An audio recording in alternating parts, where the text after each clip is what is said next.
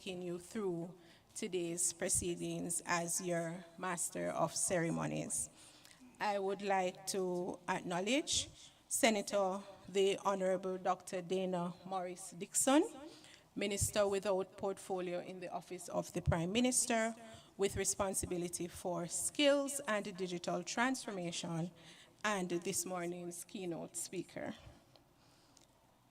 Ms. Ann Posthumo, Director of the Inter-American Center for Knowledge Development in Vocation.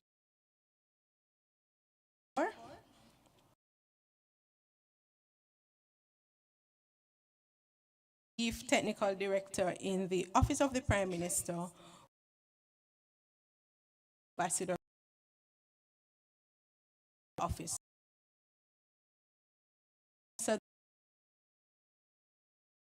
Of Trust, Mr. Henderson Eastman, Chairman of the Caribbean Association of National Training Agencies, Mr. Rafael Santos Badia, Director General, National Institute of Formation Technical Professionals, Dr. Tanisha Ingleton, our own Managing Director at the Heart NSTA Trust, other members of the ILO CINTERFOR,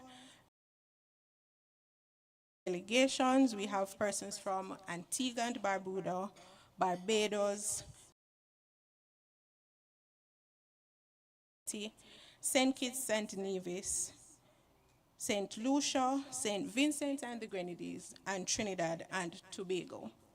Executives and staff of the Heart NSTA Trust, other special invited guests, ladies and gentlemen, members of the media, good morning.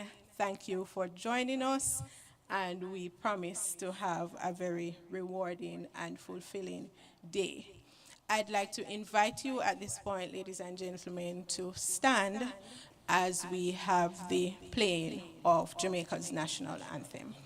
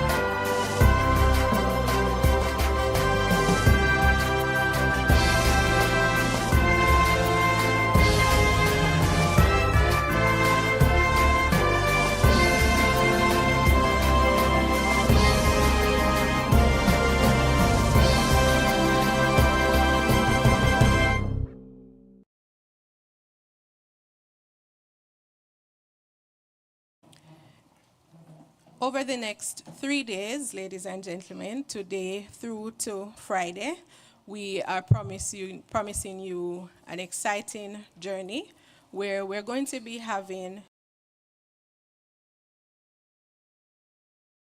education and training. We're going to be looking at how TVET can transform lives, transform economies, and how we can use that to future-proof or discussions on a wide range of topics. You will see in your program, we're going to be looking at issues such as promoting lifelong learning. We're going to be looking at digital transformation. We're going to be looking at matters around climate change and how it is that we can transform the education system. And as you have come gathered here with us this morning, we want to thank you for taking the time to be with us. We also want to thank the persons who have joined us in the virtual space. We are streaming live on our YouTube channel, Heart NSTA Trust, and we encourage persons on that space to also give us their feedback as we go throughout the day. The pleasure is mine at this time to invite our Managing Director, Dr. Tanisha Ingleton, to do the official welcome.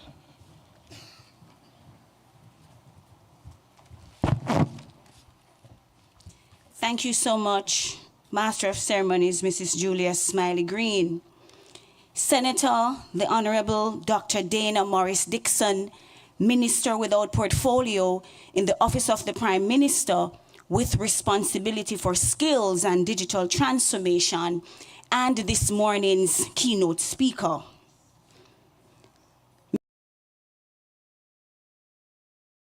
Director, represent the Office of the Prime Minister.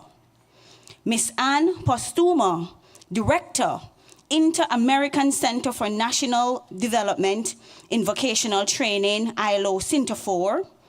Professor, the Honorable Alvin Wint, Chairman, Board of Directors, Hart NSTA Trust.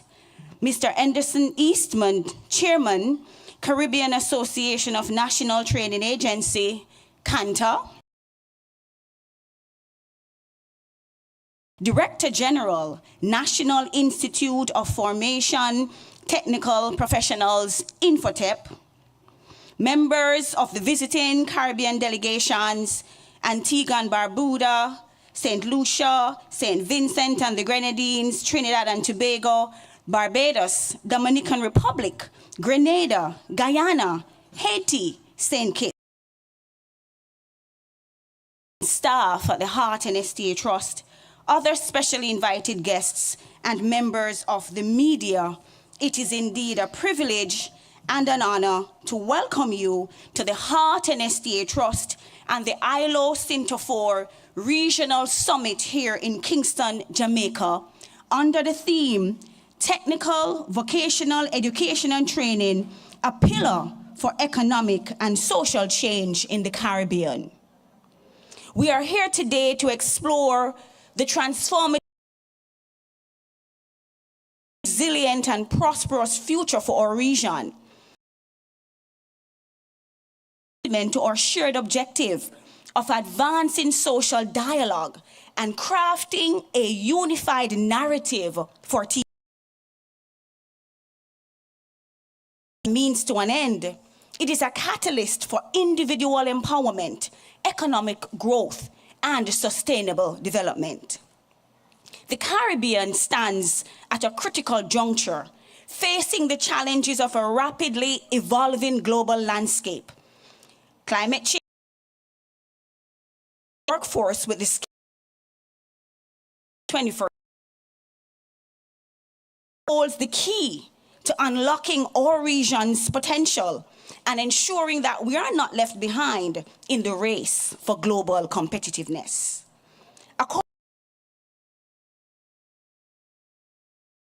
Increases earnings by 10%. Research further shows that in some economies, TVET graduates are more likely to be employed and earn higher wages than their non-TVET counterparts. This demonstrates the significant economic impact of TVET in equipping individuals with the skills and knowledge necessary for success in the workplace. Indeed, the Hart NSTA Trust is proud to have been advancing TVET for 42 years. The Hart NSTA Trust was conceptualized by former Prime Minister, the Most Honorable November 4, we celebrate 1982, we have grown institutions, 7 community training interventions, 129,000, which was 11% over target. 51,541 trainees, which We have an extraordinarily talented team.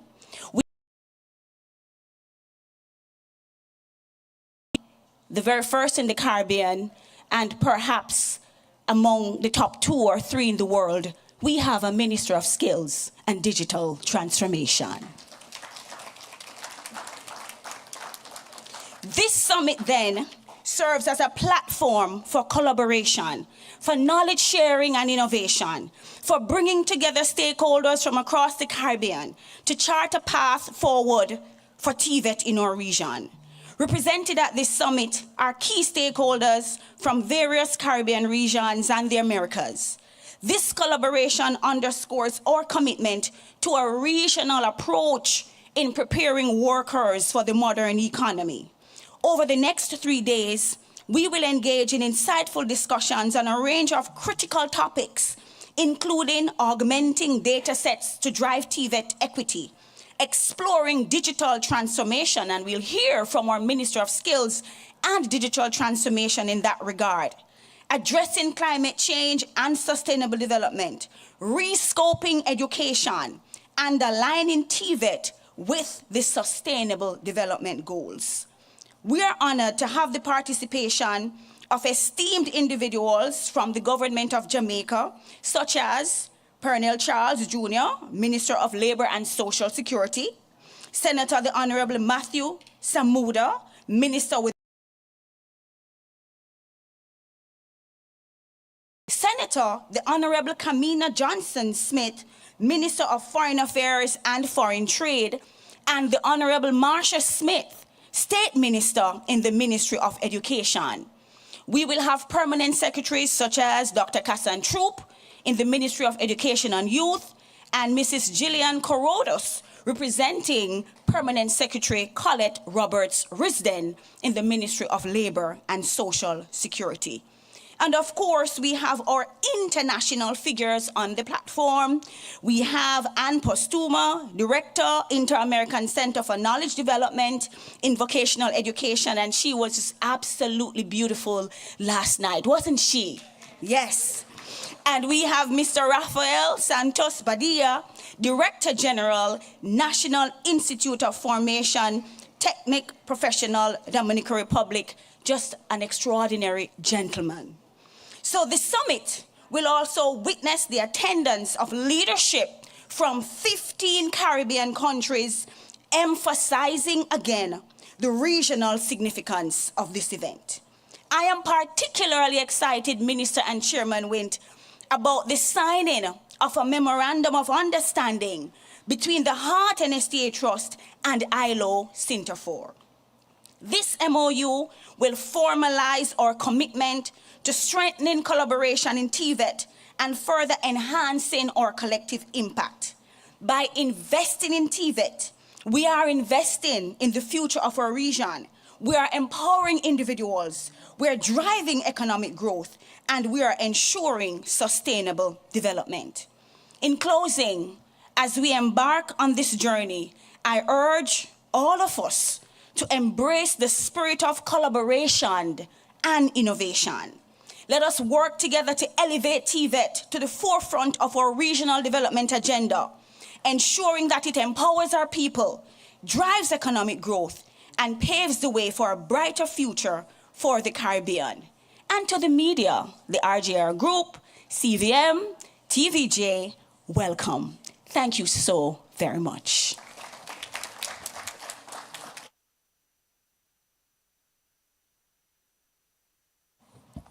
Thank you so much, MD, for those remarks that, as usual, has the audience very attentively listening to how rivetingly you deliver those remarks.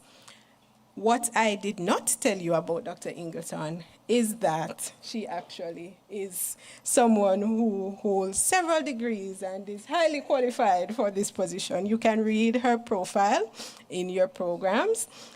She has collaborated with private and public sector entities nationally and internationally, as well as non-governmental organizations. And what I took away from her remarks was what she mentioned about TVET being a catalyst for individual development, growth, and development. And I'm hoping, ladies and gentlemen, that you too found a little takeaway that will remain with you today and for the days to come.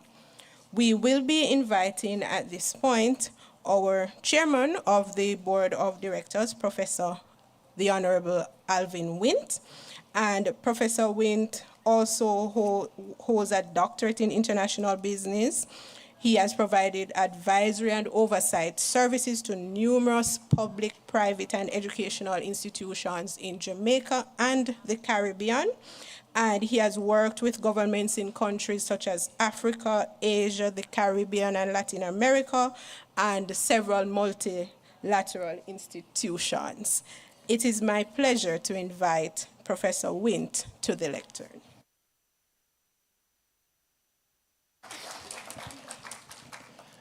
Good morning, everyone. It is such a pleasure for me to be here this morning and to bring opening remarks.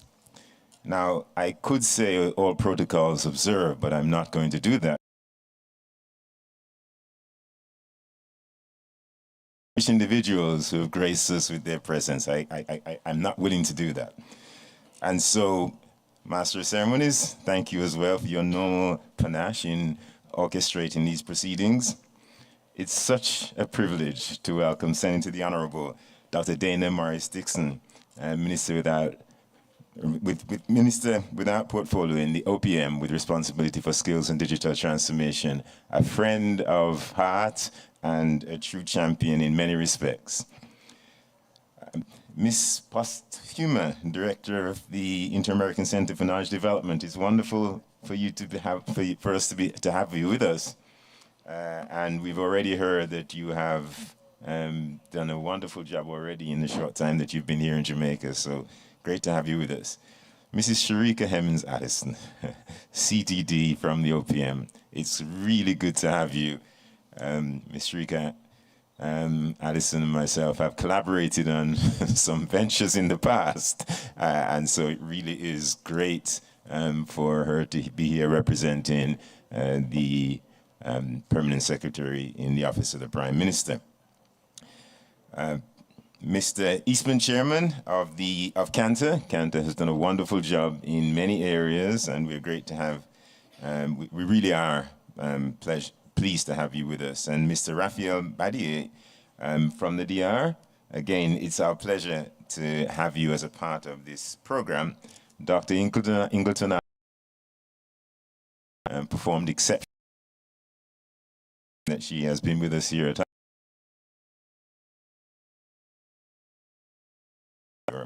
And then I really am pleased to welcome the visiting delegations from our Caribbean sister countries, and they've been mentioned. It's really important that we're able to have these regional opportunities to dialogue about important issues that confront our country. I also want to recognize executives from our other tertiary institutions in Jamaica, because again, that tertiary sector collaboration is so important. I don't know all who are in the room, but I do recognize Mrs. Susan Long-Gordon, who is here from the Northern Caribbean University and representing NCU at this function. I suspect we have others in our audience as well. You do all of the hard work, but you know yourselves, and you know that we are indebted to you for your service to the organization. We have our media with us, and media is an extremely important pillar in the process of transforming our economies. So on that subject of transforming our economies, that's what we're all so concerned about in this region. We, generally speaking, are developing countries striving to enhance the quality of life of our citizens. And as we have been doing that, one of the things that has been an important part of our platform in countries in the region for many years has been stabilizing our economies. This has been the case in Barbados, in Trinidad, in Jamaica, in the Eastern Caribbean. And as we have sought to stabilize our economies, we have found that the International Labour Organization has been an extremely important partner in this process, particularly the dialogue approach that is central to the operations of the ILO. And if I might talk a little bit about our experiences here in Jamaica, where we have had one of the more challenging processes of macroeconomic stabilization. The success that Jamaica has achieved in saying Jamaica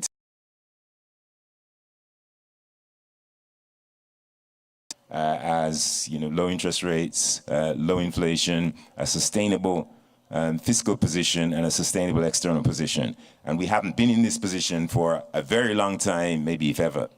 But the path that Jamaica took to get to this process of macroeconomic stabilization was driven by social dialogue, by cooperation across the major actors in the economic land space, the government, the private sector, the trade unions, and civil society. Indeed, in Jamaica, we developed what we call a quadripartite social partnership agreement that brought together all four of those actors, and we signed our first agreement in 2013, which was really right about the time that the efforts in Jamaica to stabilize the economy coalesced. I'm happy to say that currently the minister with responsibility for that partnership arrangement, who is working very, very assiduously to ensure that it continues, is, well, you've guessed it, Dr. the Honorable Dana Morris-Dixon.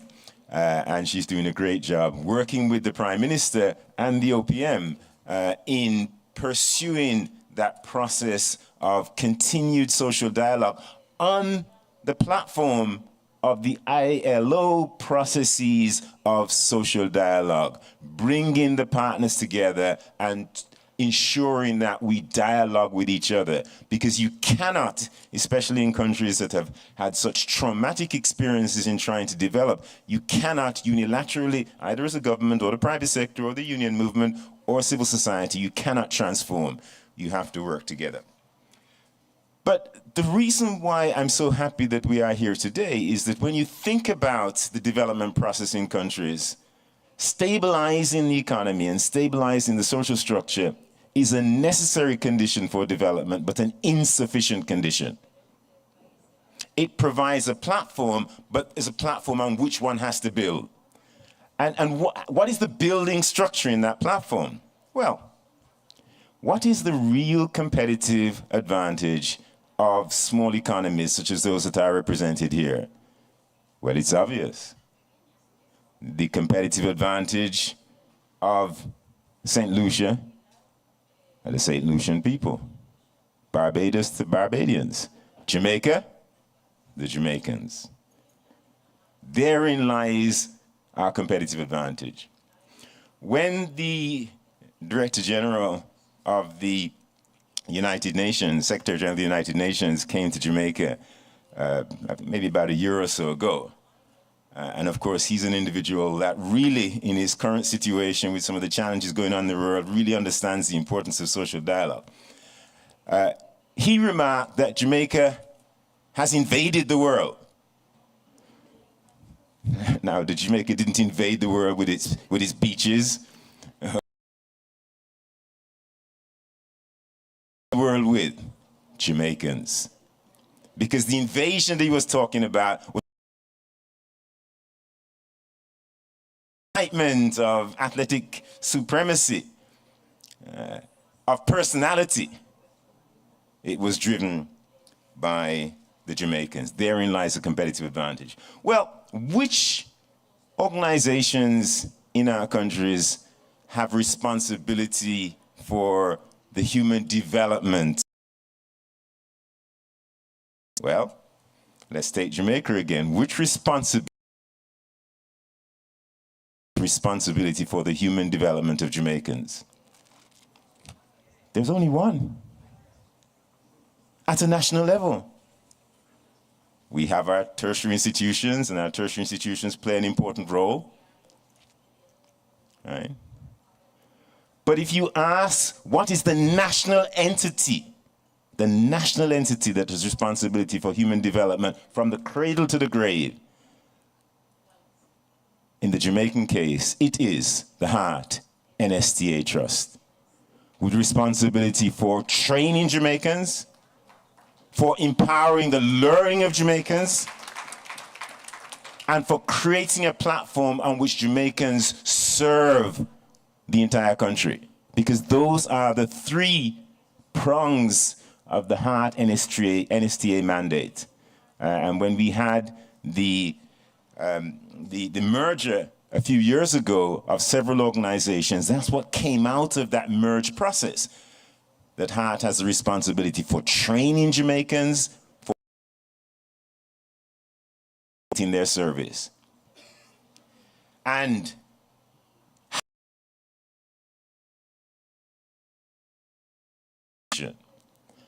transformation is critical.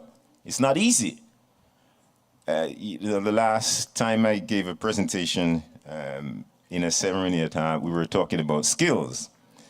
And I referenced a meeting that I had in 1988, April 18th at 10 o'clock, 1988, with a gentleman called Page McMiniman, who was a senior director of the Industrial Development Authority of Ireland.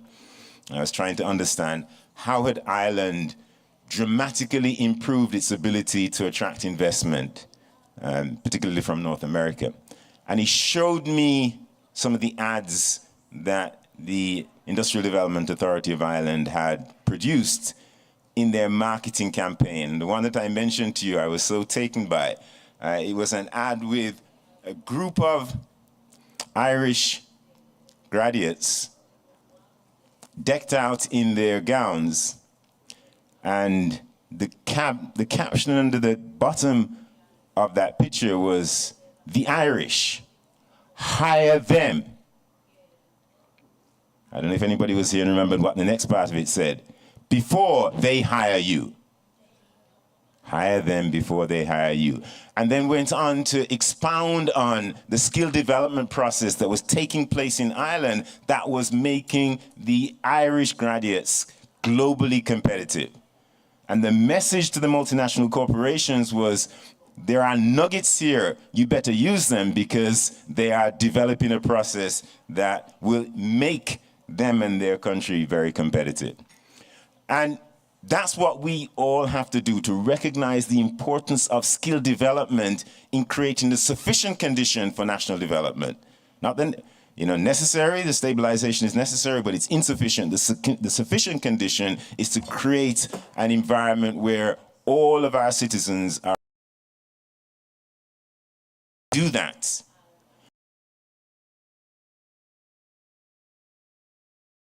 We have used, whether in Jamaica or in Barbados or in Ireland, in the partnership programs in those countries, that we have used to create stability. We do it through collaboration. We do it through dialogue. We do it through working together. And so that is our mission at Heart Now. We have had a mandate, and the minister is here, and that mandate has been, for example, that we need to develop an apprentice system in this country that is world-class. All right? Because that's a part of the process of developing our human capacity. Heart has that responsibility, but can Heart engage in that responsibility unilaterally? Absolutely not. It has to work very closely with industry, as has been the case with all successful apprenticeship programs that you've seen anywhere in the world. A very tight collaboration between government, industry, educational institutions.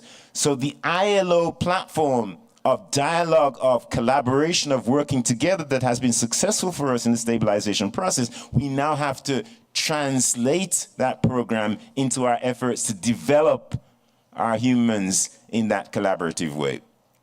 And I end by being as current as I can. So I started off from 1988, and my last note comes from a conversation that I had yesterday as I was walking through the senior common room at UWI. And two engineers approached me and they said, we understand the importance of apprenticeship activities in Jamaica. We're trained engineers. We're here to help you. Call us. You've got our numbers. Call us and allow us to be a part of that partnering process to create the human development capacity development of this country. The same is going to apply in all of our territories. We're so happy that so many countries are represented here, and that's the message that we ask you to take back. We know it's a message with which you're already very comfortable, that we have to work together in a collaborative way to improve our economies. We have to work together nationally. And part of the reason why we're so happy about today's activity is that when we work together regionally, we get the lessons from the region in relation to best practice and our international partners that we can then take back to our home environments, excited and passionate about how we're going to transform, recognizing that our transformation processes are anchored on best regional and international practice. I'm glad I was invited to give opening remarks, because otherwise you tell me this is taking too long. But when you have remarks, you get a little bit more latitude. So thank you again so very much for your presence here, and we are all united in this transformation of agenda of making our region the best in the world. I thank you so much.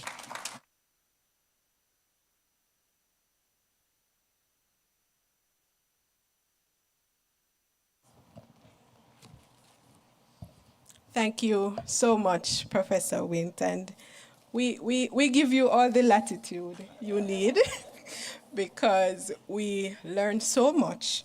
Whenever you speak, you always give us some history, take us through to the, and we are grateful for how to do that. You spoke about the importance of social dialogue and bringing partners together, government, private sector, civil society. And I think we can testify that we have those persons in the room. So we are doing well in that regard. What also struck me was how you were able to recall that ad from way back. I won't even say how old I was at the time, except to say a very tender age. And I do believe that is something that we could look into at the heart and to say,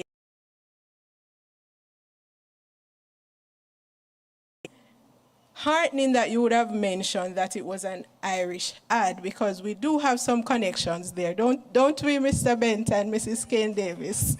Through the World Skills International Network, we do have contacts with World Skills Ireland, and I'm sure they will be able to assist us if we were to approach them to continue that dialogue about how we can do some more promotions around TVET and how that drives the economy. So thank you for that, Chairman, and for also bringing us back to April 18, 1988 at 10 o'clock. Thank you so much for your delivery. Ladies and gentlemen, we are going to have a series of remarks now from 3 of our partners who will be delivering remarks. You may need the assistance of technology to aid you for 1 or 2 of these remarks. You do have those devices on your tables, so when we get to that point, you just take one up. There is a button in the middle to turn it on, middle at the top, for you to turn those devices on. If you need Spanish, you go to channel 2, and you do that with the buttons to the right. If you need English, you go to channel 1. If you need to adjust your volume, you go to the left of the device, and you will have that volume control there. We are now going to be having remarks from the chairman of CANTA, Mr.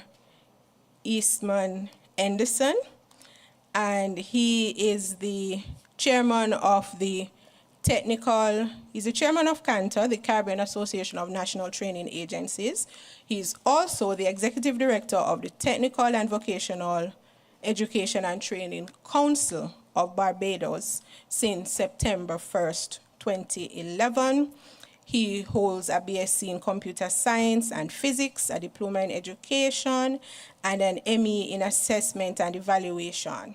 He is strategic, analytic, and a critical thinking individual, and considers one of his main strengths to be consensus building. Isn't that something we need in a summit like this? So let us welcome at this point Mr. Eastman, chairman of CANTA, to deliver his remarks.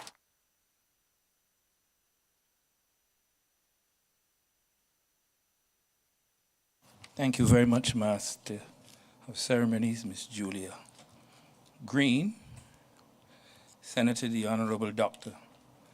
Dana Morris Dixon, Minister without Portfolio, Office of the Prime Minister with responsibility for skills and digital transformation, Ms. Ann Posuma, the Director of ILO CINTERFOR, Mrs. Sharika Himmins Allison, Chief Technical Director, represented Ambassador Rocky Mead, Permanent Secretary in the Office of the Prime Minister,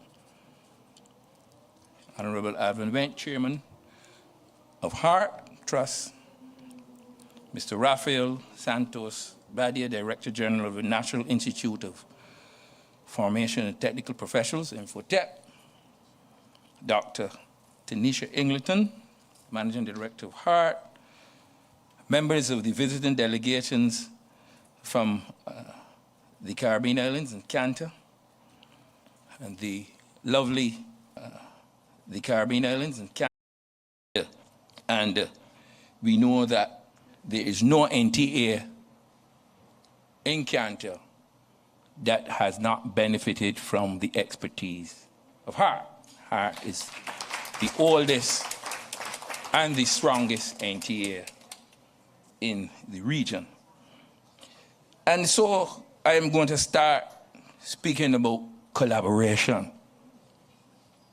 And I remember talking about that 2 weeks ago in Grenada at the CANTA meeting, and undergird the collaboration that is needed.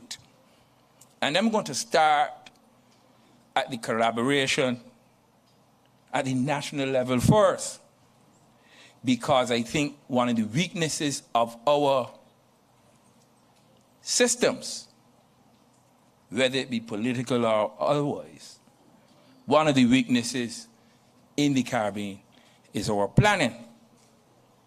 I don't think that we take enough time to have that social dialogue. And therefore, the work of TVET providers, the role that is assigned to TVET providers and policymakers is extended now, because I think that we have to have a greater role promoting and influencing the policymakers as to how we should go into deep planning, and that TVET providers and policymakers should have a key role at that planning table. Because if the planning is not right,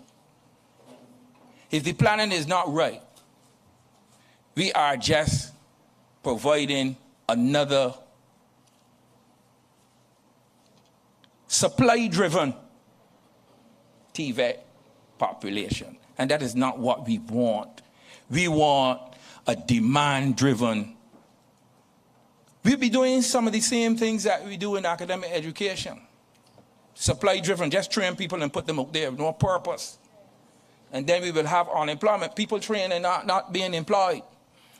We have to have a demand-driven system, it has to start with the planning. And therefore, we are weak in this region on planning, especially sectorial planning. Because we have a range of countries at different levels across. And we are expanding now. We have our brothers from Haiti. We have people from Suriname. And we have been doing some good work now with Infotech. TVET Council has a MOU with, we've been doing work with him for over 2 years. And collaboration is necessary at the national level on how we plan. That will tell us if we are to do our work properly. We need to know how many people you want in a sector and at what level. Until we can get to that, we are still having elements of supply-driven technical education. We have to deepen that planning. We go further. We have to go further in that closeness with industry, not only within the nation, but beyond, because in the Caribbean, we supply workers for other places. It is historical, and I don't think it's going to stop. Now, if we want to attract investors, we need to tell them what we have. We have to have the resource capacity to do that. All that is involved. And of course, funding. The battle for TVET funding. TVET funding is still up in the air. You might have a good funding system here in Jamaica. But we still need to convince others down south that you need to relook at the models of funding. Inadequacy of funding. You can't train people for tomorrow's world on old equipment. You have to bring it close to the market. And so, because of the situation in the Caribbean, we find ourselves at this stage where if you look at all the countries in the region, right now, there's a lot of discussion on education reform, right across the region, because we recognize that the colonial education system is not fit for purpose anymore. Because of our situation where the television, the social media, etc., our people are more exposed to the world, and their taste for life and life standards now has changed. Young people want cars early and good cars to drive. They want to be able to go on vacation. They want to be able to spend money and live. That is the expectation and the pressure being put on our policymakers. Yes, Minister. Because we have a standard, especially a Western standard of living, that they see things, they want to live that kind of life, and early. Some of them are putting demands on their parents too for the money. But they can't live that kind of life if there's no work. And if we continue to go along without creating those futures. And that is why I'm saying that TVET policymakers got to get involved in planning, because it's just not about training and certification. It is about working together with the policymakers and industry and the investment bodies in the countries to bring this all together. We have to have a better understanding of what is going on, not only nationally, regionally, but worldwide. We have to have that scan. We have to know where the business is, where the world is going, where the jobs will be at, and decide what part of each sector we are going to aim for. How much money we want to make, how much people we can train, and we need to get the funding for it. So the education reform of the region now is about that. It is about how do we reshape our institutions, both primary, in some cases pre-primary, secondary, as well as tertiary. And I know that in all of those educational reform movements and discussions, TVET is at the center of the discussion. But yes, TVET calls for money. In the budget in Barbados, I know they're holding some town hall meetings. And on the headline, some of the people in the audience asked the Director of Education Reform and the Minister, what is the budget for this education reform? What is the budget? Can you do all of this one time? Can you afford now to outfit technical schools? Where are you going to get this money from? So that is the center of the discussion. This is the background with which we hear with all these collaborators. And it's lovely to see all the collaborators together, the ILO, county agencies, HART, Infotep, all the players here together. But there needs to be a sense of urgency towards action. You know, sometimes we get together and we can talk very sweet, pretty talk, but it's results we want, because the young people want results. The young people in the region want to see action, and they ask a lot of questions. So our role must be deeper, and I will hope that when we come out of this discussion over the next 3 days, we have something on which we can have common ground as a method to go forward, and projects, etc., for the region. Because we in the English-speaking Caribbean, some of us are now getting to know the Spanish-speaking world. A lot of us are not well-traveled. Some of the Caribbean people know downtown Miami and downtown New York better than they know the capital 90 miles away. And we have, through South-South cooperation, which is South America and Latin America, the Spanish-speaking world, there's a lot that we can learn there and collaborate with. And then, we have a whole continent to the east, Africa. When I leave here Saturday, I travel to Africa Monday. I've been invited by Carl to give a keynote presentation on how we collaborate and harmonize standards. They want the TVET regulators. They want to learn from us how we harmonize the standards, how we go about collaborating on TVET. Would you believe that? We're talking about massive economies like Kenya and those. They want to learn. They're still trying to, and they're working through CAL. And that is the link that we have.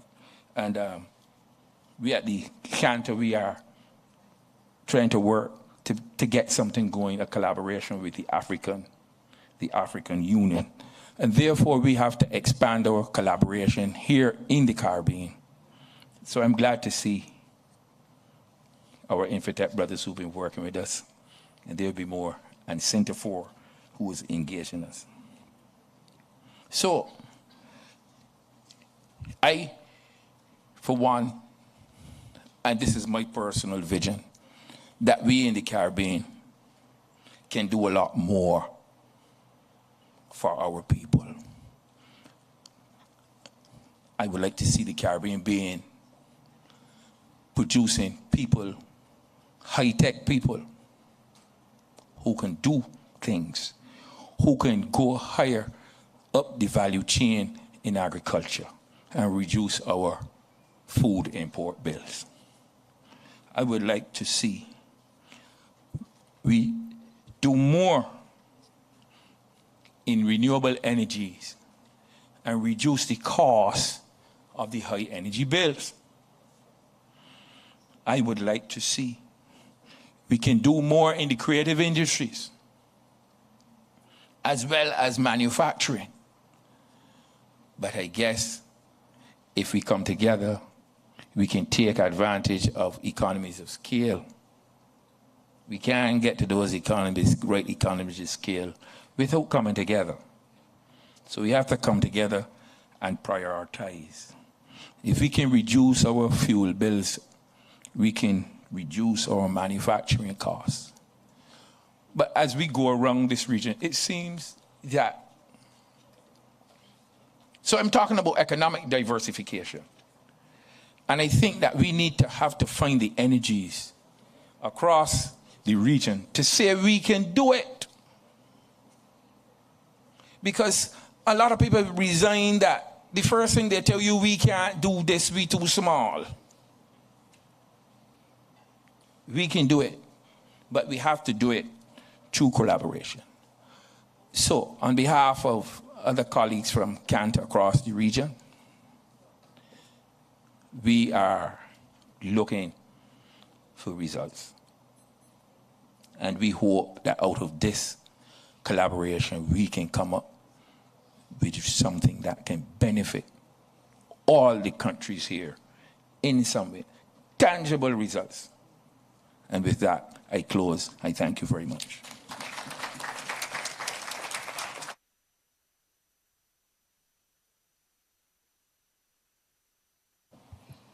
Thank you so much, Mr. Eastman, for those remarks. You would have encouraged us to collaborate more and strengthen planning. And you also spoke about the importance of doing that scan of the world to determine where we are going and what jobs will be needed. And I want to brag a little bit because we're doing a very good job at that at heart. And I want to use the opportunity to acknowledge Mrs. Alison Birch Cooper, who is our Director for Research and Development. I know she's here with some members of her team. And they work very diligently, ladies and gentlemen, in doing just that. Scanning the environment, looking at the jobs that we need, preparing us for the sectors that we need to be training for. And if you want to learn more about that, you can visit lmip.heart-nsta.org because all the publications that can guide you in that area are available there.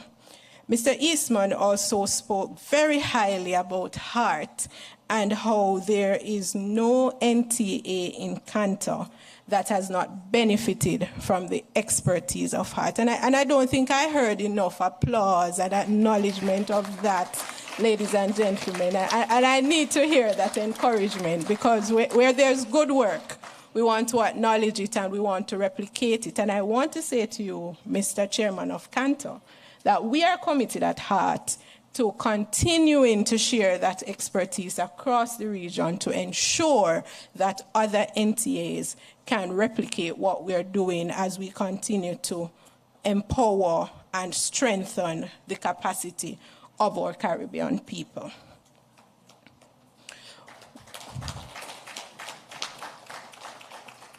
We are moving now, ladies and gentlemen, to remarks from Mr. Rafael Santos Badia, Director General of the National Institute of Formation Technique Professional.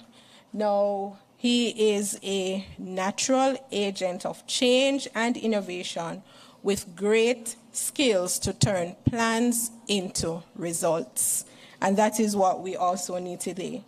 He's a teacher with extensive knowledge and global vision of local and international education systems.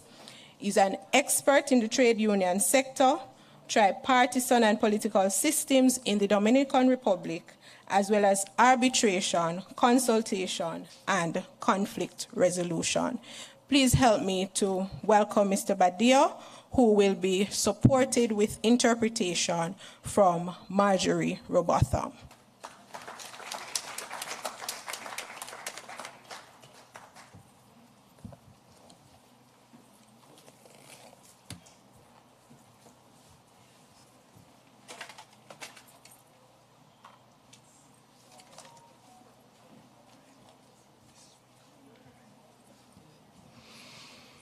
Okay. Yeah.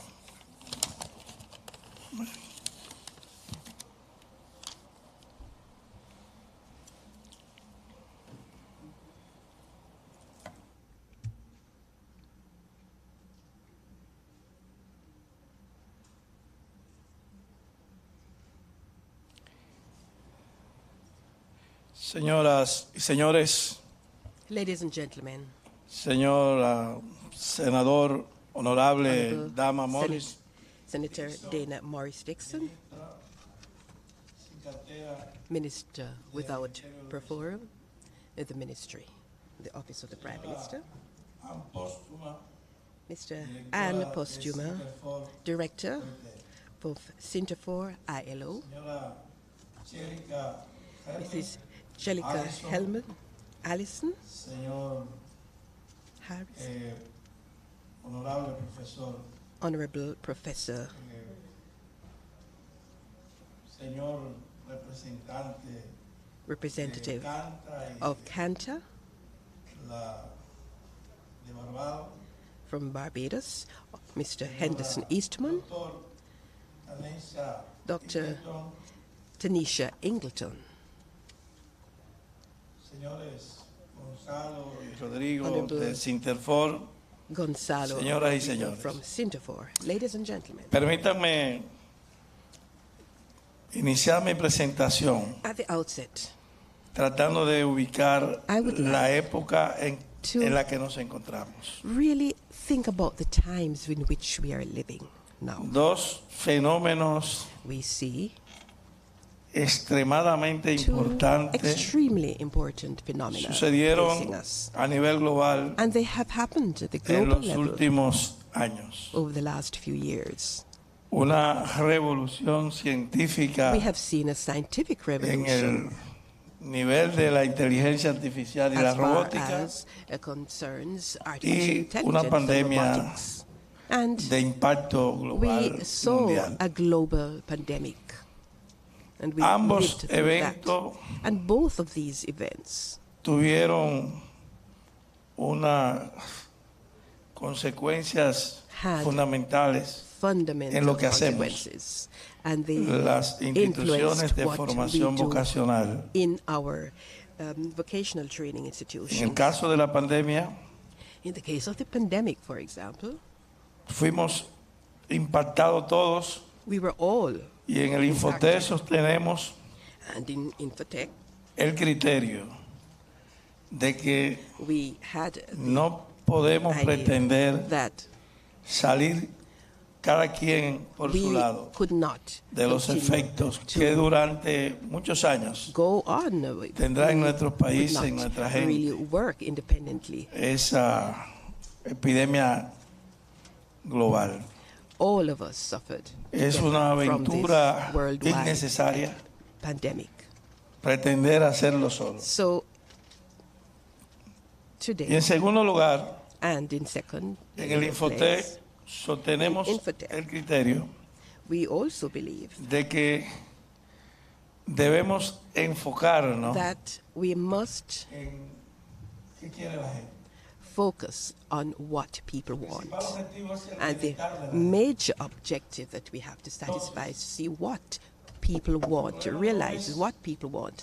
So the problem is not training a lot of people, but we have to ensure that those who are trained receive decent work. Es un enfoque And that is the focus that we have. diferente, It is a different approach. no necesariamente propio de nosotros, sino It is not necessarily restricted to us, que es Interfor. but it is part of CINTERFOR, and which was reaffirmed in the last conference that was held recently in the Dominican Republic. And that is the global general focus. And that is the first thing that I want to say. We're not trying to be superheroes or Superman. Solos no podemos. We cannot work and we cannot live up to the Lo challenges segundo es in isolation. que And the nosotros second aspect entramos is a la that gran historia de la centralidad. we are now coming into a time of centrality. In fact, we are on the threshold of a second industrial revolution. We had, for example, the discovery of various cultures, of different cultures, but the centralized world of that time, in the time which we had feudalism and slavery, for example, And when the colonizers came to the Caribbean, there were peoples that had their own culture, they had their history, but these were not necessarily recognized or appreciated. So we started to develop a relationship with our colonizers, and we forgot about the relationship that we needed to have to develop within and among ourselves. 5 centuries is quite long. For 5 centuries we have looked towards the metropolis, and everything of the pre-Columbian trade, for example, pre-colonial trade and relationships that existed between the tribes that lived in those times. All of this was substituted. There is an illustrious Dominican work that is called writer called Juan Bosch, and he said the Caribbean is an imperial frontier from Christopher Columbus to Fidel Castro. It talks about all the variety of cultures and all the variety of cultures and histories that we represent in the Caribbean. We have been enriched by other cultures, and we in turn have enriched these other cultures.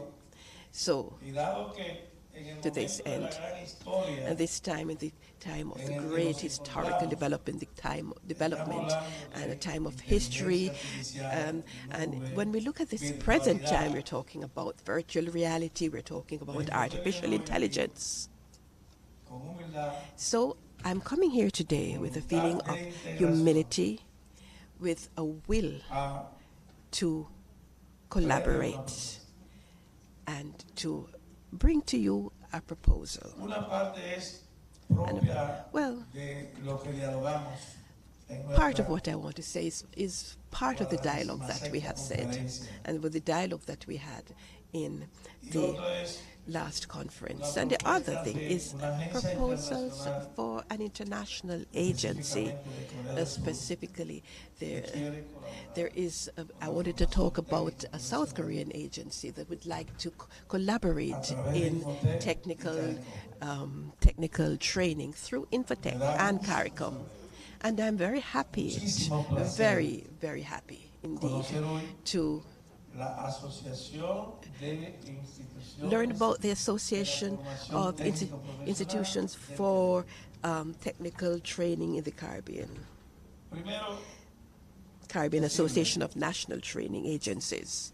I must say that this revolution, this technological revolution, bring about major changes in the way we produce and we live and how we work.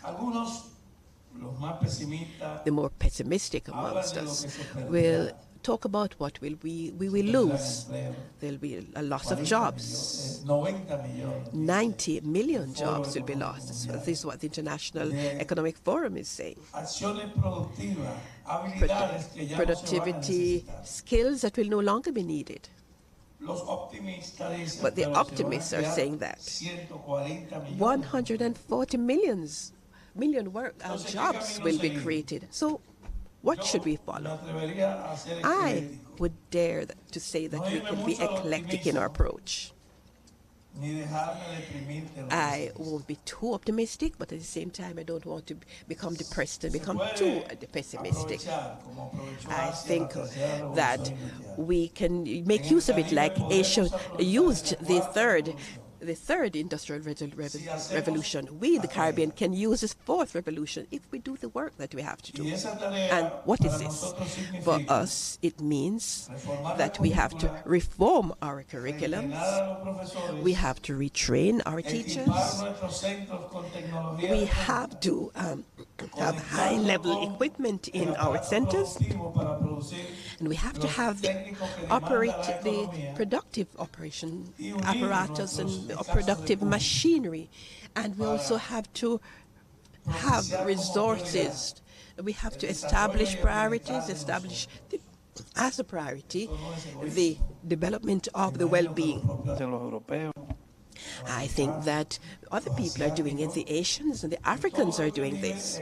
Anyone who lives in a sub-region is aware of this. In the sub-region of the Caribbean, therefore, where we do have a limitation, we have to recognize this. That is a language barrier. That is the limitation. But it is not insurmountable, an insurmountable obstacle. I'm going to try to be brief, but I have to recount personal experience. In 1977, in April, I, for the first and last time, I was in a situation where I still don't talk English, but at that time I met a group of workers and we spoke for a whole night. We spent a whole night talking. Each person talking is in his own language. And we used to write letters and we even drew pictures and symbols to try to communicate with each other. And it was wonderful. 15 days later, I had to come back here.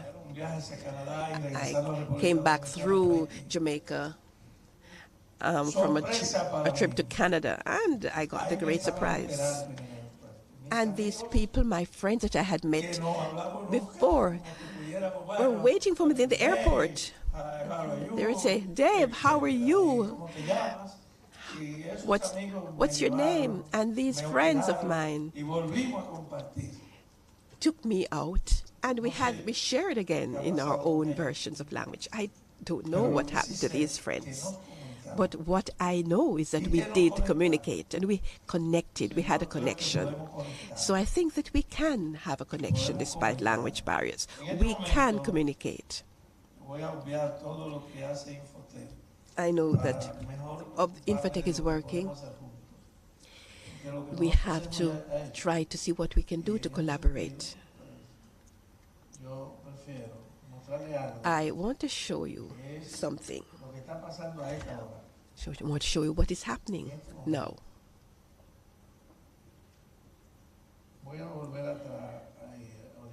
Let me just go back a bit. I just want to show you something here. This is a group of apprentices. They come from Colombia, and they are now in my province, which is called Hermanas Minaval. And they're working in Infotech Center. They're having a training on gastronomy and hotel management, tourism. That is cooperation. And very soon we're going to be having a group of friends of ours from the Caribbean. And they will continue with this cooperation effort, bilateral cooperation.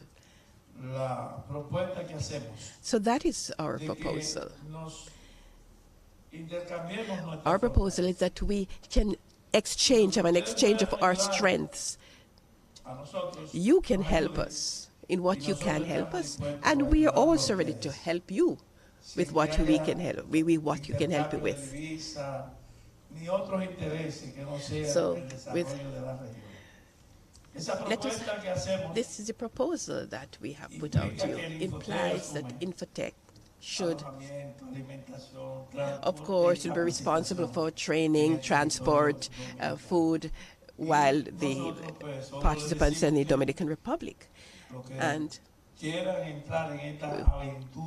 if you're interested in coming into this post-COVID-19 adventure, let us coordinate. Let us set dates.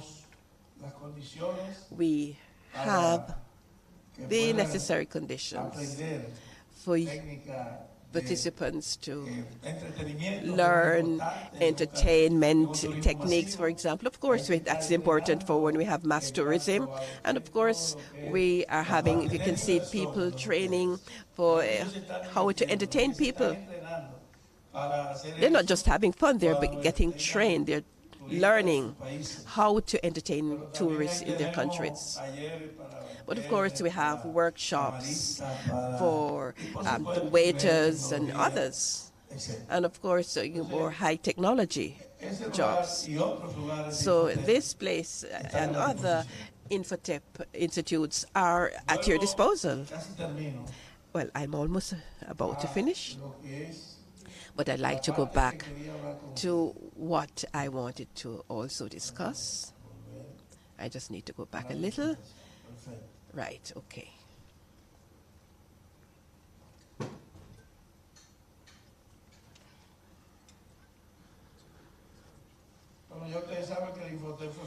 Well, you know that Infotep was founded in 1980, and over these 43 countries, we have trained 3,500,000 people. We have had about 11 million certificates have been distributed. But the COICA agency in South Korea is proposing for us to have a partnership to train technical personnel from Dominican Republic and CARICOM countries. This is a program to have for a 5-year course from 2025 to 2029. And the local budget is $13 million of technical cooperation that is not reimbursable. And it will be given to the South Korean government through the COICA. And this is to extend the national labor force, the middle level, to work in rural as well and urban areas in the Dominican Republic as well as the member countries of CARICOM. So we aim to have direct training for 375 leaders, heads of directors, and trainers for TVET workers from Dominican Republic and CARICOM, and this will be of benefit to 117,257 students from TVET institutions in this region. We're talking about indirect beneficiaries of 3,240 students from TVET institutions from the member countries of CARICOM. In other words, the Dominican Republic, which should be from which the project would be coordinated, and then of course 3,240 from the Caribbean, from CARICOM countries, and the result is to have a more integrated training system which would be oriented towards demand and which more in line with the requirements of for skills at the medium level, formal and informal economy in ITC, electricity, air conditioning skills, as well as motor automotive skills. Of course, the result would be have a greater level. We want to have gender equity in all of this, so that we could have greater participation from women. And the experience that we're having, the feedback has been positive, and almost 70% of people who are graduating are heads of households. And this brings well-being to many households, of course, and our friends from South Korea. Let's see if you agree. Because you agree with us, because we do have the same problems. For many years, women have been marginalized and considered to be inferior. Perhaps this does not happen in Jamaica, because I think that we can see that women are heads of institutions, are leaders. But there has been quite a bit of historical discrimination against women in our country. So we also all want to also promote tourism in all of our countries, have tourism as a major work and generator of employment. So we have to have training in the areas that are most relevant for the industry, for the formal and non-formal industry. We want to have better training for the TVET trainers in Dominican Republic and the countries of the Caribbean.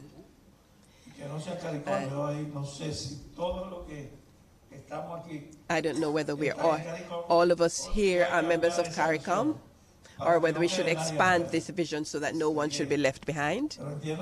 But I do understand that in the Caribbean, we're all members of CARICOM. So this is something we have to look at. We have to set up a technical group. We also want to have modernization of equipment and the training institutions. We have to modernize all of the equipment. In the Dominican Republic, we have, I showed you one, but we also have another one in another province, which deals with 70% of tourism in Dominican Republic.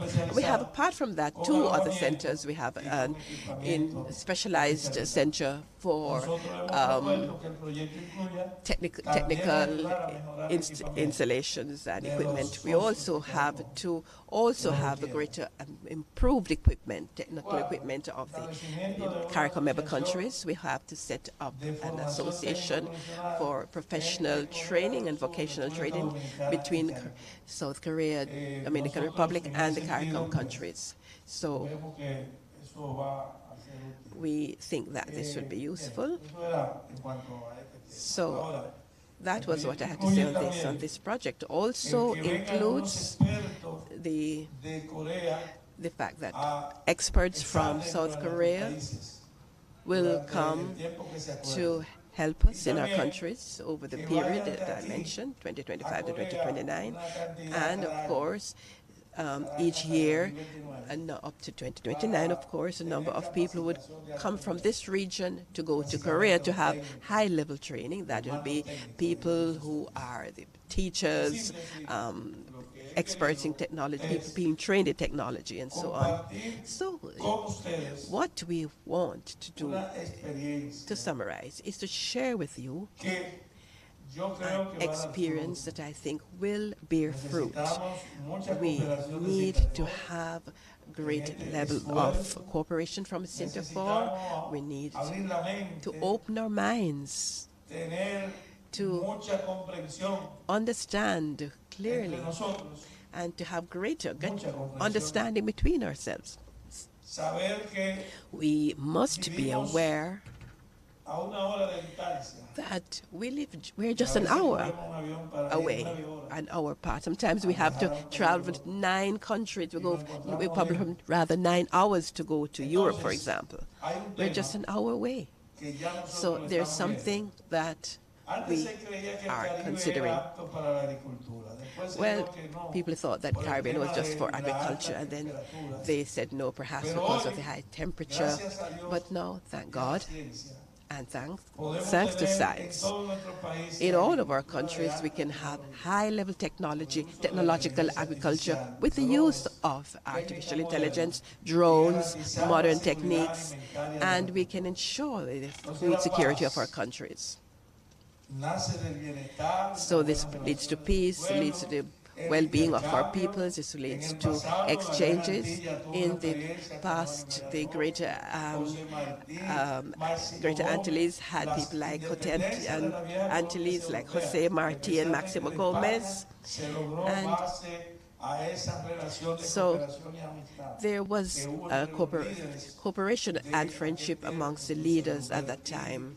Toussaint Louverture and other people, from other countries, Dessalines, Toussaint Louverture, Maria de Osco, de Caristo Garcia, Martí, and others. So what I'm saying is that we have history that brings us together. And finally, we have a possibility. In fact, a lot of this training can be done virtually.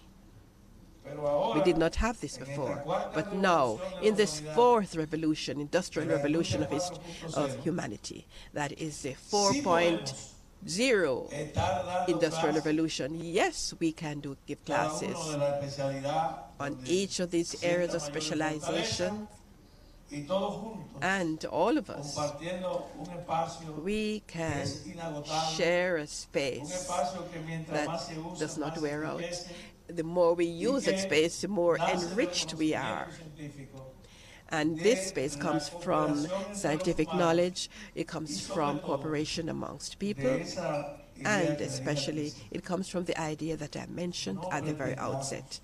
enfrentar o Let separar us not try to consecuencias deal with de the consequences of the times that we're living separately. Procuremos We have to do it beneficio together. mutuo Working together, we hagamos can have de esta mutual relación benefit. Let us ensure una that this estrategia relationship that we para are building is a construir un strategy mercado to build caribeño a Caribbean en el cual market haya where empleo, we will have work, circulación de riqueza, a circulation bienestar of y, wealth, por supuesto, well-being, excelentes and of relaciones course, con los que ayer excellent fueron relations colonizadores. with Siempre those que who were our respeten nuestra colonizers of dignidad yesterday, as long as they respect our dignity and collaborate with us in our efforts. Thank you.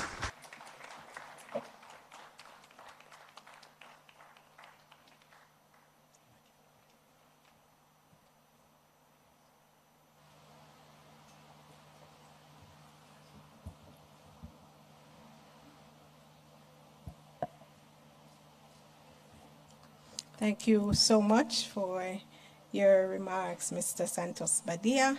You would have given us quite a few nuggets in your presentation. You spoke about the journey from colonialism to present and how we are now faced with the reality, virtual reality, and artificial intelligence.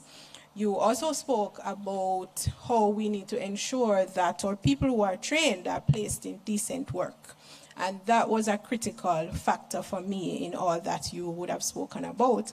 And I also want to use the opportunity to mention that that is something we take great pride in doing at the Heart NSTA Trust. Through our job placement services, we are ensuring that our trainees are placed in work that is decent in all aspects. And also we would support our MSMEs and startups with trainee grants that have been able to see some of them establishing and strengthening their businesses. We would have spent approximately $45 million doing just that in the last fiscal year. And before I go to the next presenter, ladies and gentlemen, I want to pause to acknowledge the Honorable Marcia Smith, Minister of State in the Ministry of Education and Youth, who has joined us. Thank you so much, Minister, for being here. Our next presenter, ladies and gentlemen, is Anne Postuma, who is the Director for ILO CINTERFOR. She has worked for more than 20 years at ILO, both in Geneva and Latin America. Her experience ranges from the production of research, analysis, tools and courses to policy recommendations and technical cooperations in activities such as vocational training and employment policies, especially youth employment, quality apprentices, informality and sectoral trends, and developing collaborations with the different ILO sectors. Ladies and gentlemen, please welcome Anne Postuma to deliver her remarks.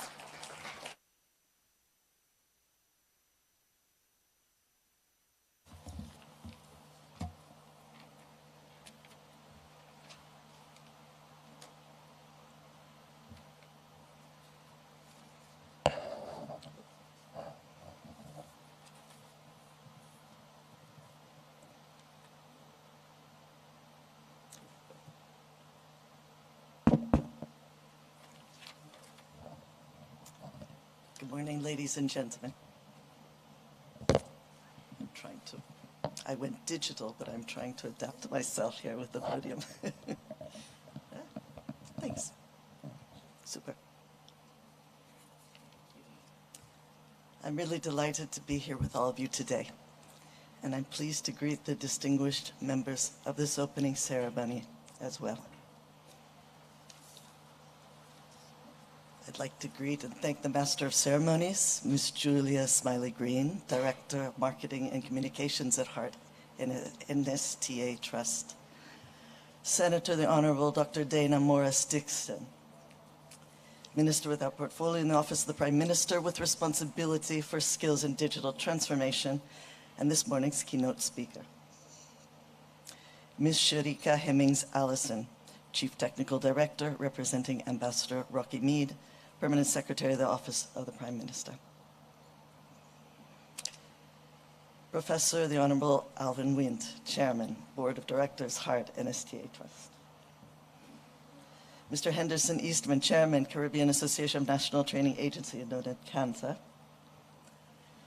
Mr. Rafael Santos Padilla, Director General, National Institute of Formation Technical Professionals in Infotech. Dr. Tanisha Ingleton, Managing Director of HART NSTA Trust. Members of the visiting Caribbean delegations from the various countries, Antigua and Barbados, Dominican Republic, Grenada, Guyana, Haiti, St. Kitts Nevis, St. Lucia, St. Vincent and the Grenadines, and Trinidad and Tobago. What a wonderful group that we have here today. It's really a pleasure to be here with all of you. Executives and staff of HART NSTA Trust, and other specially invited guests and members of the media.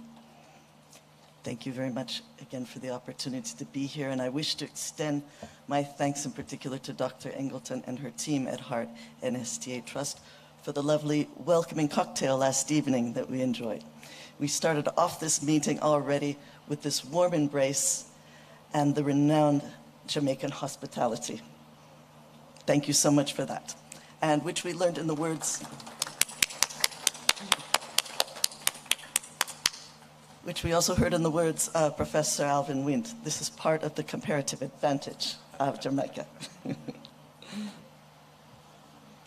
I'm really grateful for the invitation to speak at this inauguration ceremony and for the opportunity for ILO CINTERFOR to have collaborated in this event by providing technical assistance. This historical relationship that exists between ILO CINTERFOR and HART NSTA Trust has sustained over time as a strong and fruitful interaction. It's enabled ILO CINTERFOR team to provide technical assistance to HART and its training activities in Jamaica. But it's also enabled the CINTERFOR team to lead to positive impacts for other TVET institutions in the Caribbean through the leadership of HART. This is a vital example of how we fulfill our mandate at ILO CINTERFOR, which is to coordinate a network of TVET institutions that operate throughout the Latin American and Caribbean region, and also including Spain and Portugal. This is through this network, we provide technical assistance to these institutions by building capacity of member institutions, and by promoting and strengthening horizontal collaboration between them around key areas in the world of technical and vocational education and training. We work to build the capacity of those who provide the training. This is our core mandate, and you are our core actors here in this meeting. I'd like to cite a few important activities that we've conducted jointly just more recently. We held a sub-regional meeting on TVET that was held at the end of 2019, here also in Kingston, together with HART. And it was in person. Most fortunately, it was held just prior to the global pandemic, so we slipped in right before that struck us all. And on the basis of this ongoing collaboration and also taking advantage of the face-to-face meeting that we'd had in 2019, it was possible then, because of this rooted collaboration, to shift to virtuality and to virtual participation in various activities such as the TVET conference that was held in 2020. And then we also took another step forward by collaborating and innovating in conducting an online course on quality apprenticeships that involved tripartite groups from 5 countries in the English-speaking Caribbean. My point here in citing these several examples is to emphasize that these are not isolated events in time. There are ripple effects. These are generated from each of these collaborative events, And then together we have a cumulative and joint process of working together that benefits Jamaica and also those spillovers of benefits to other TVET institutions in the region. So thus, during the pandemic, this existing and vibrant relationship enabled us to shift, adjust, and sustain that collaboration even throughout the health crisis. But in a similar way, if we're looking forward and hearing the words of other speakers who have been in this opening ceremony, I know that same vibrant relationship will enable us to navigate these major transformations that are currently underway in the world of work, and to which people have already made reference.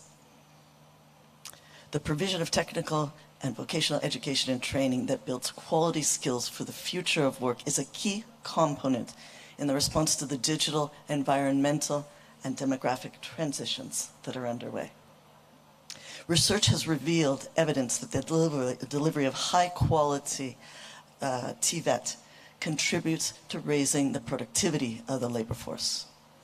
Moreover, skilling of workers, and particularly with attention to youth, this will also help to retain talent for Jamaica and for other countries in the region. Through our discussions with other institutions, we know that in the Caribbean, other TVET institutions, as well as HEART, they share many issues in common.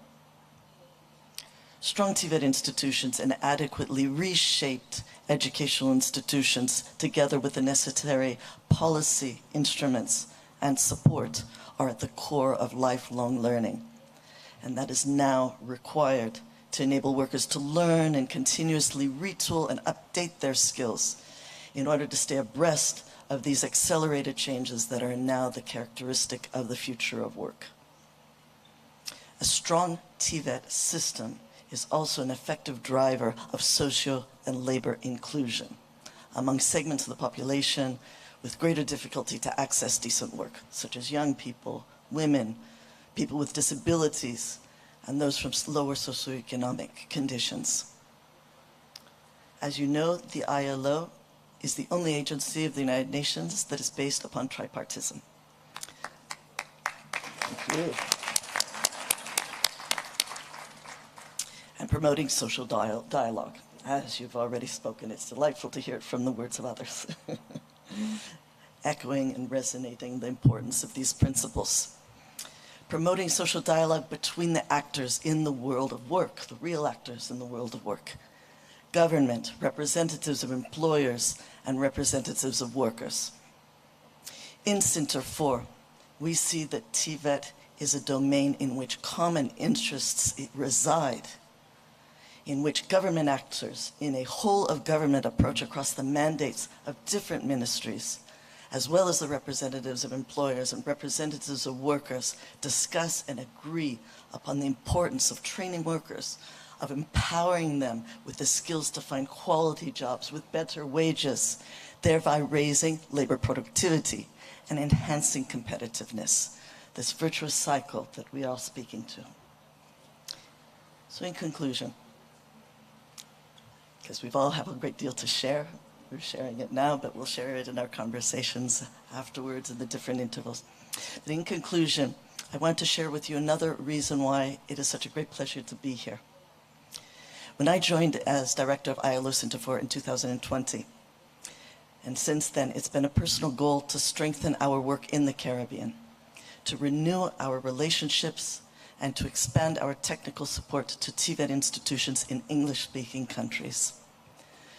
During the pandemic, we sought to reach out through the digital platform at ILO CINTERFOR to offer the activities that I mentioned earlier in my words. And more recently, during the 46th Technical Committee meeting that was held recently in the Dominican Republic last month in October, hand in hand, and with thanks to our hosts and partners at Infotep with Director General Professor Rafael Santos Padilla. We're all present here in this room. We were able to hold a meeting of representatives of English-speaking TVET institutions that were present at the Technical Committee meeting. And during that exchange, we identified key areas of common concern, which provided a basis for the agenda, actually, of this meeting that we're having in these 2.5 days. Finally, I'm excited for the possibility to strengthen our ties with a regional organization such as CANTA, and also provides us with a great deal of enthusiasm and issues to be discussed here in these next 2.5 days. So together with my colleagues Gonzalo Grania and Rodrigo Filgueira, we look forward to listening, learning from you all, and exchanging ideas during these next days together. Thank you very much again to HART for the partnership and collaboration in this very promising event. Thank you.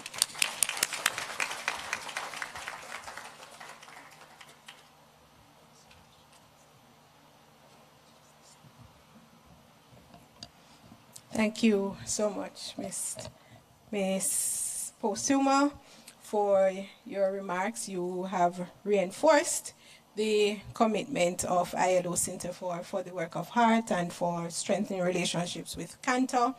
And also you would have spoken about the importance of the delivery of high-quality TVET in building the productivity of the workforce. Thank you so much for those remarks. We are at the point, ladies and gentlemen, where we are going to be hearing from our keynote speaker. She is Senator, the Honorable Dr. Dana Morris Dixon, Minister without portfolio in the Office of the Prime Minister with responsibility for skills and digital transformation. She is a 2004 Fulbright Scholar. She holds a BSc in Economics, MSc in Government, PhD in International Studies. She has served as a senior executive of the Jamaica National Group and also served as managing director of JN General Insurance Limited. She has executed numerous large-scale strategic projects, including the launch of the first Caribbean bank to be authorized in the United Kingdom in 2020, as well as the reorganization of the Jamaica National Group that created JN Bank and the new group structure in 2017.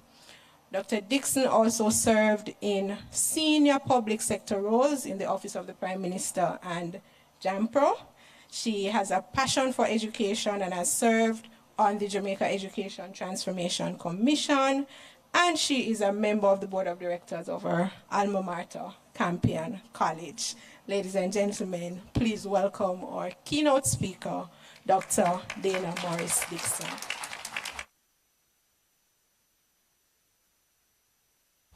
Thank you. Getting closer to me. Thank you very much, Madam MC. I know you've been listening to a lot of speakers, and I know I'm up a little over an hour late, but we'll get through this. We are Caribbean people, we do like to talk. And that's good because you had a lot of experts up here this morning, and so you didn't just get one keynote, you got many keynotes. So you got a lot of really good information this morning. And so I want to start by acknowledging all of the wonderful people who are here. Miss Ann Postuma, Director of the Inter-American Center for Knowledge Development in Vocational Training, ILO CINTERFOR, and ILO works quite closely with the government of Jamaica on so many things, and so it's really good to see you here in your capacity in terms of skills development, and I'm sure we're gonna be able to get to have some good conversations about how we can collaborate. Mrs. Sharika Hemmings Allison, she's the Chief Technical Director who's representing our Permanent Secretary, Ambassador Rocky Mead. She is the real person in the Office of the Prime Minister doing all the work behind the scenes. If she says she's going to do something, she gets it done. So I rely on her a lot.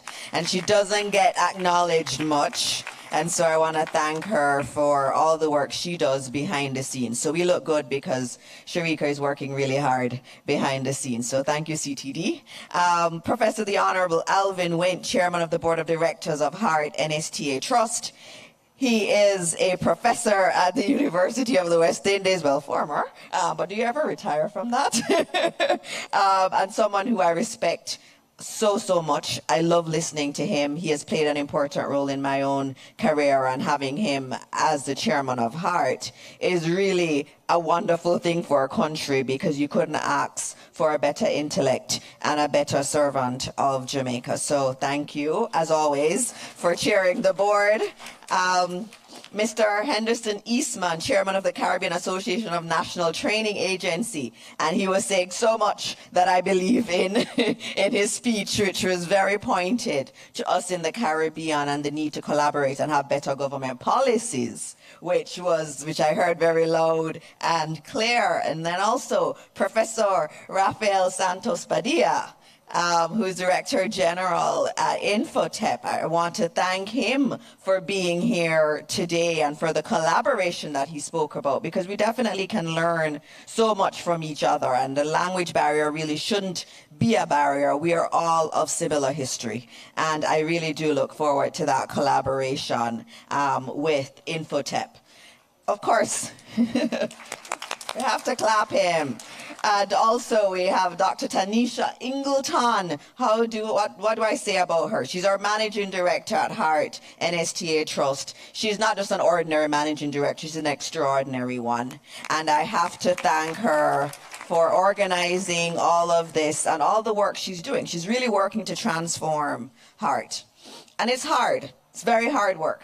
Transformation is never easy. And so her job is not easy, but I do acknowledge all the work she is putting into it, and she never says no, and she's just working really tirelessly. And again, a very important public servant that we have in her.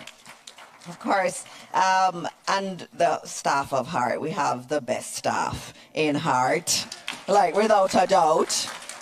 And you've already seen their hospitality, and it will only get better as you are here. And I want to welcome all of you visiting from all over the Caribbean, Antigua and Barbuda, Barbados, Dominican Republic, Grenada, Guyana, Haiti, St. Kitts and Nevis, St. Lucia, St. Vincent and the Grenadines, and Trinidad and Tobago. And it was nice to look on the list and say, I've been to every single one of these countries. So that's really good.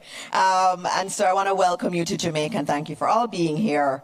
Our other specially invited guests, and everybody is really specially invited, or members of the media, it's always wonderful to see you, and thank you for being here and getting the message out. So the theme of these 3 days is technical vocational education and training as a pillar of economic and social change in the Caribbean. That's a powerful theme, and it resonates profoundly with our collective mission to shape a future where vocational education stands as a cornerstone of development and prosperity in our region. The Caribbean is rich in diversity and talent, but we're at a pivotal juncture.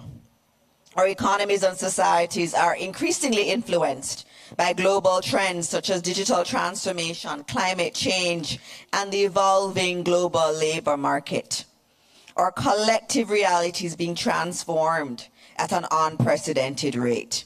In this landscape, I tell you, technical vocational education and training emerges not just as an educational pathway, but as a strategic tool for empowerment, economic diversification, and sustainable development. Our current TVET systems, and especially in Jamaica, we know it's robust, but it has to evolve, and all of our TVET systems have to evolve to meet these challenges. We need to prepare our workforce not just for the jobs of today, but for those of tomorrow. And that is really, really central, and that's where the planning comes in, and that's where the policy development comes in. So over the next few days, we're going to be delving into a lot of these crucial topics for the advancement of TVET in our region. We'll be exploring how augmenting data sets can drive TVET equity, enhance labor productivity, and provide crucial insights for policy and practice. The digital transformation and unstoppable force presents both challenges and opportunities as well. It demands that we rethink our approaches and embrace innovative teaching and learning modalities. The teaching methods of the past will not work today. Climate change and sustainable development are intertwined with our future. As Caribbean nations, we are acutely aware of the impact of environmental changes, even though we're not the ones that have caused a lot of this climate change. We are disproportionately affected by it. And we have to recognize that and accept that. And TVET is actually very much integrated into that, because what we have to do is to ensure that our workforce is resilient, adaptable, and capable of contributing to sustainable solutions. Now, for me as the Minister for Skills and Digital Transformation, I want to share some insights and strategies on how we can revolutionize our approach to technical and vocational education and training in the face of a rapidly changing world. Jamaica's approach to this transformation is multifaceted. It begins with policy initiatives that prioritize skill development, digital literacy, and continuous learning. Now, obviously, my own role as Minister of Skills tells you how important we see skills development in Jamaica. It is central. So even though you may look and say, Hart is very advanced compared to where we are, we actually think there's much more work to do. And there is a lot of work to do. And that is why we have done that symbolic gesture of having a minister with responsibility for skills, because it says to the world that Jamaica is serious about skills development, and we understand that skills development is central to any kind of future that Jamaica is going to have. And so that is where you start, the policy at the policy level, at the cabinet level. Whenever a topic comes up, I'm always asking, where is Hart in this? Where is the skills development element to this? It is very important that TVET gets the kind of recognition that it needs in terms of being a key pillar for the development of our countries. We are pioneering innovative teaching methodologies that blend traditional learning with digital tools, ensuring that our programs are more accessible, relevant, and engaging. Just 1 week ago, I think, I was at another event, and you had all of the Hart, some of the Hart equipment here. I was doing virtual welding. I was learning it. And it was fascinating to see that beautiful piece of technology, which is not cheap. It's expensive. Investing in TVET for the future is not going to be cheap, but we're going to have to do it. And it was so fascinating that, you prevent waste because you're not using all of the material. It's virtual. You're preparing students because in other parts of the world, they do virtual welding. And so what we're saying is to our children that you have the same technology that someone in the developed world has access to. You are learning on that material. As I was learning, it was telling me what I was doing right and what I was doing wrong. It said my hand didn't have the right angle as I was welding, and I could do it over and over again and improve my skills in welding. And that's what we need. And that's what we're saying to our young people, that we have to do things differently. You have to feel like you're a part of this evolving world. This world is very different. And our Caribbean children should not feel that they don't have the tools. They don't have the same access to technology as others in other parts of the world have.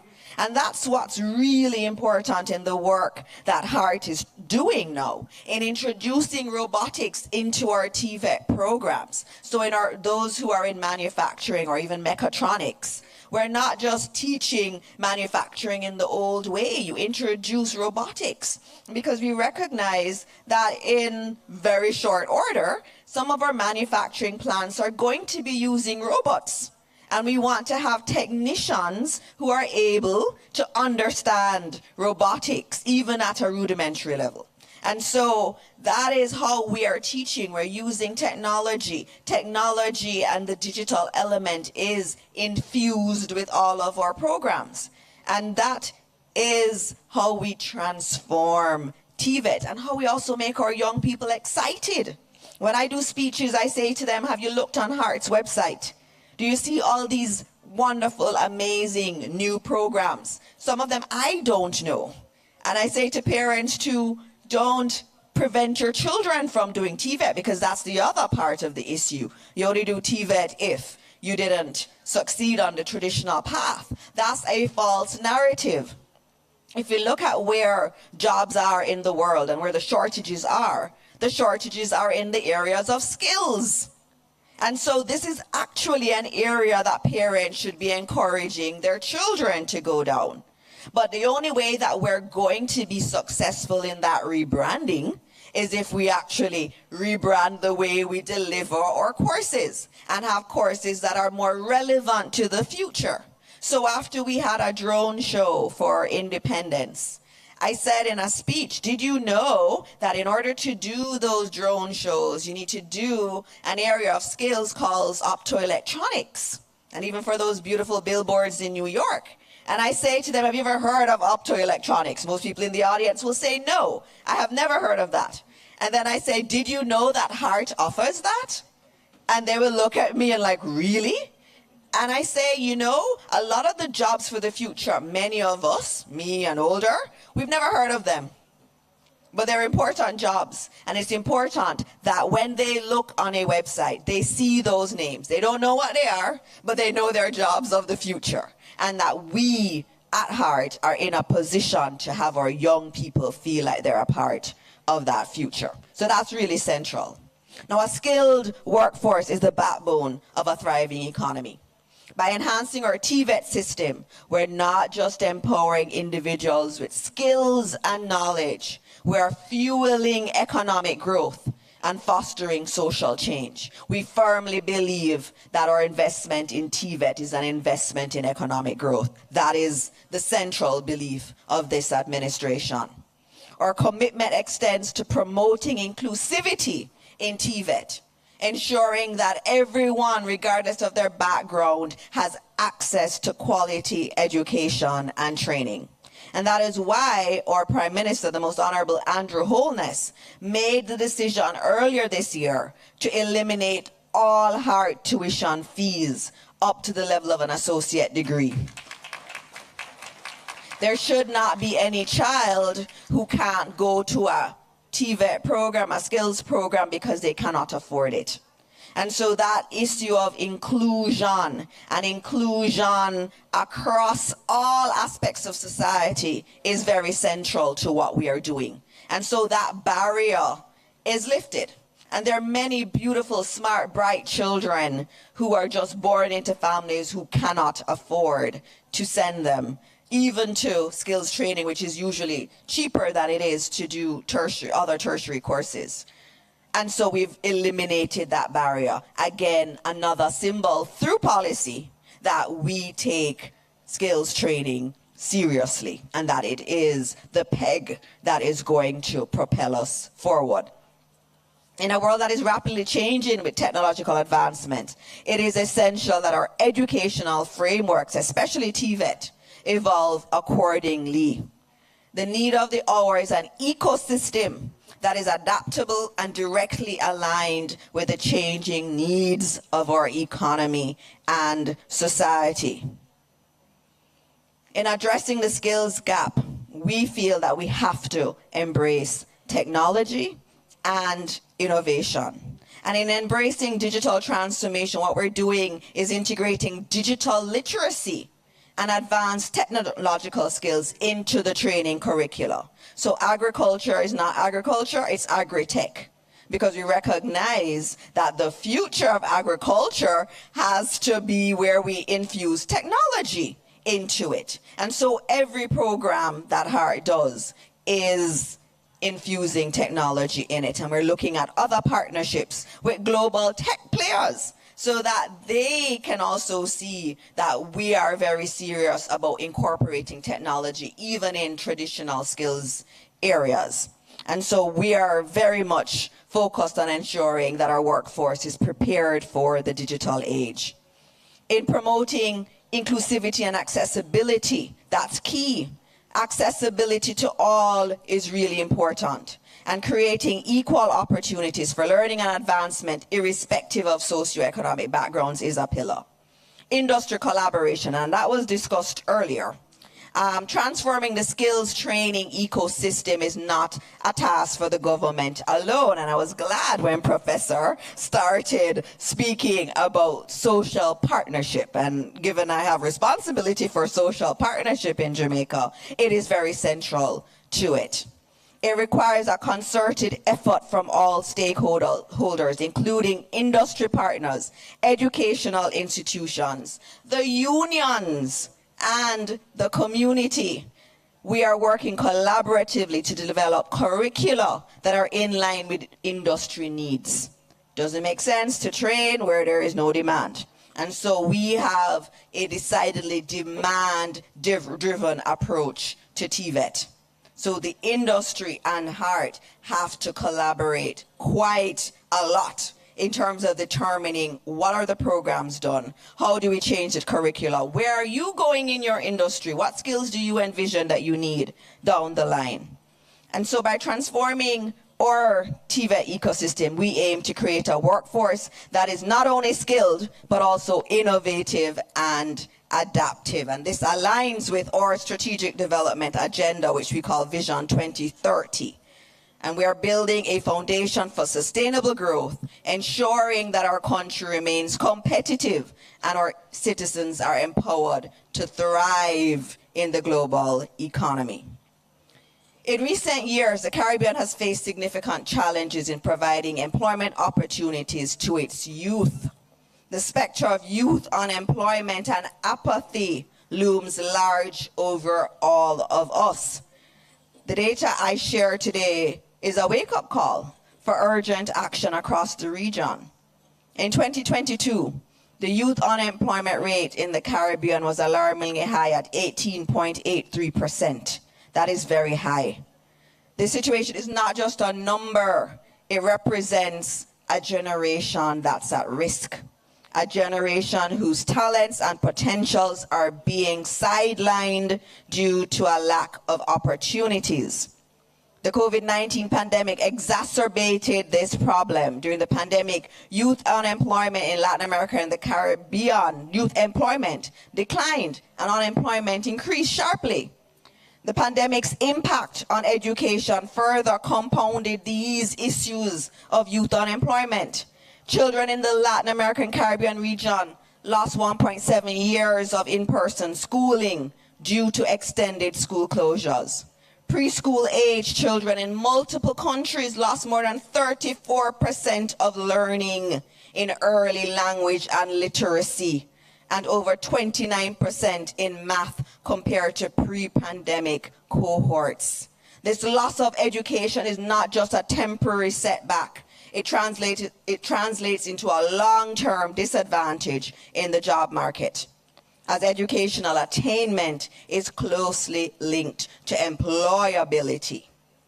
Youth unemployment is not merely an economic issue, it's a social one. It can lead to increased vulnerability to social vices, mental health issues, and reduced life satisfaction.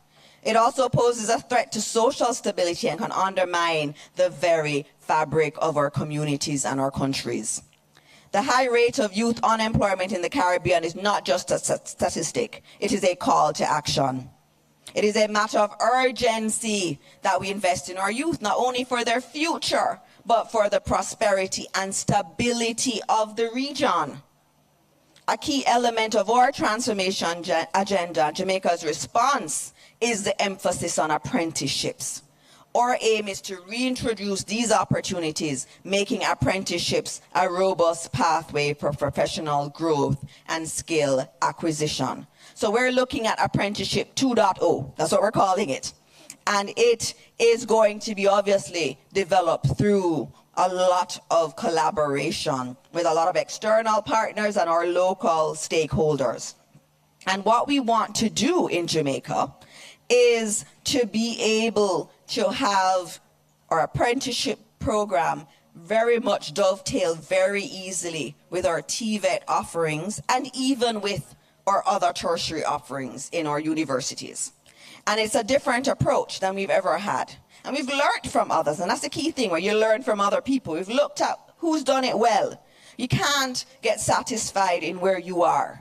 Yes, if others say you're good, that's not good enough. There is still always another level to go. And we've looked at other countries. We've looked at what the UK has done. We've looked at what has been done in Germany, for example, and seen how apprenticeships are such an important part of their system.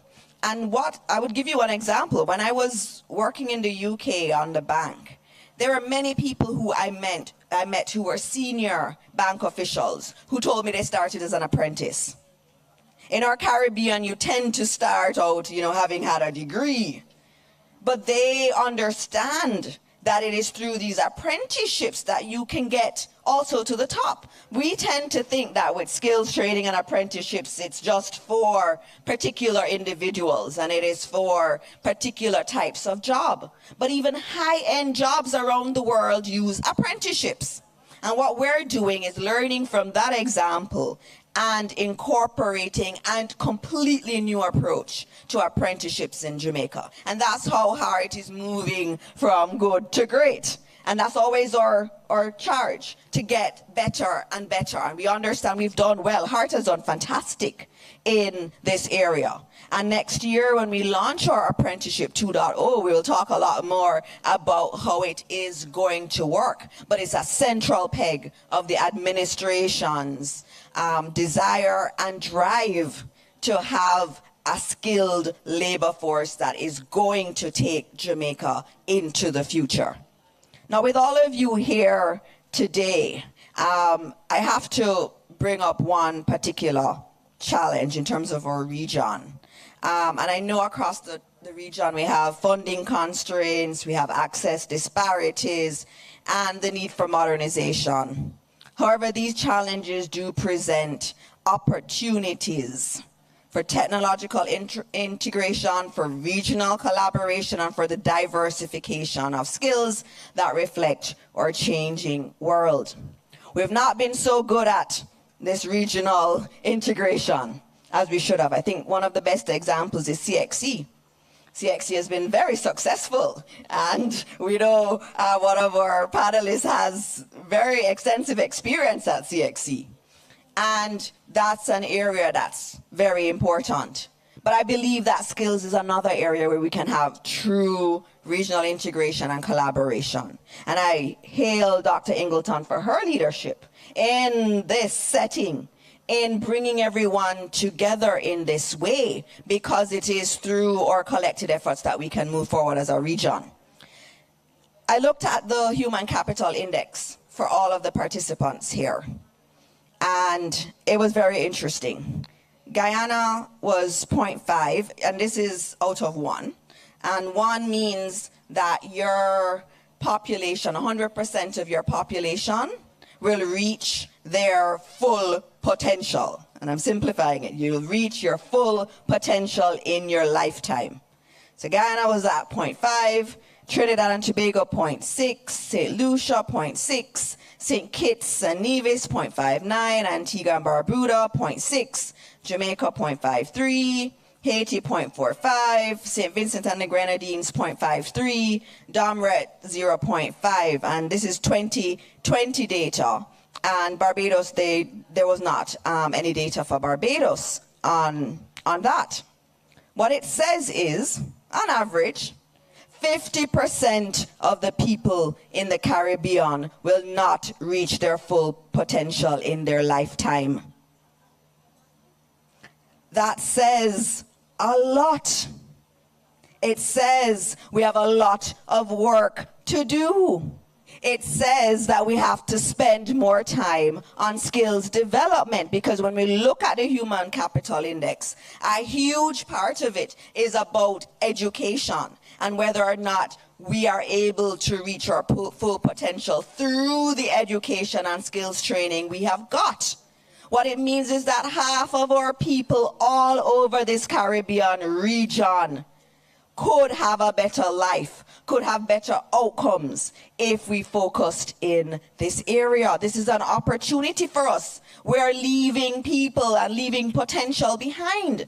So when we talk about, we want to have more growth and want to see more development in the region, we can't get it if only 50% of our people reach their full potential, or most people reach 50% of their full potential.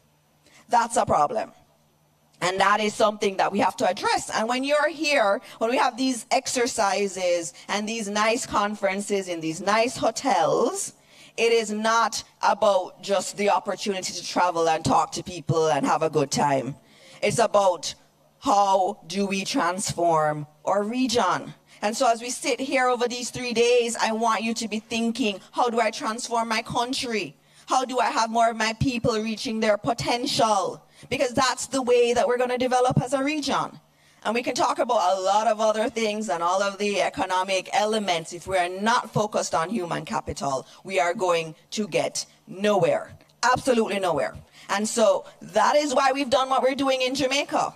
We are focused on this because we recognize that it is the only way forward. We cannot have a country that is successful if everybody is not successful. And 50% of our people reaching their potential is not success in our eyes. And that's why we're putting all this effort into heart. That's why we're spending the money on the equipment. It's not cheap.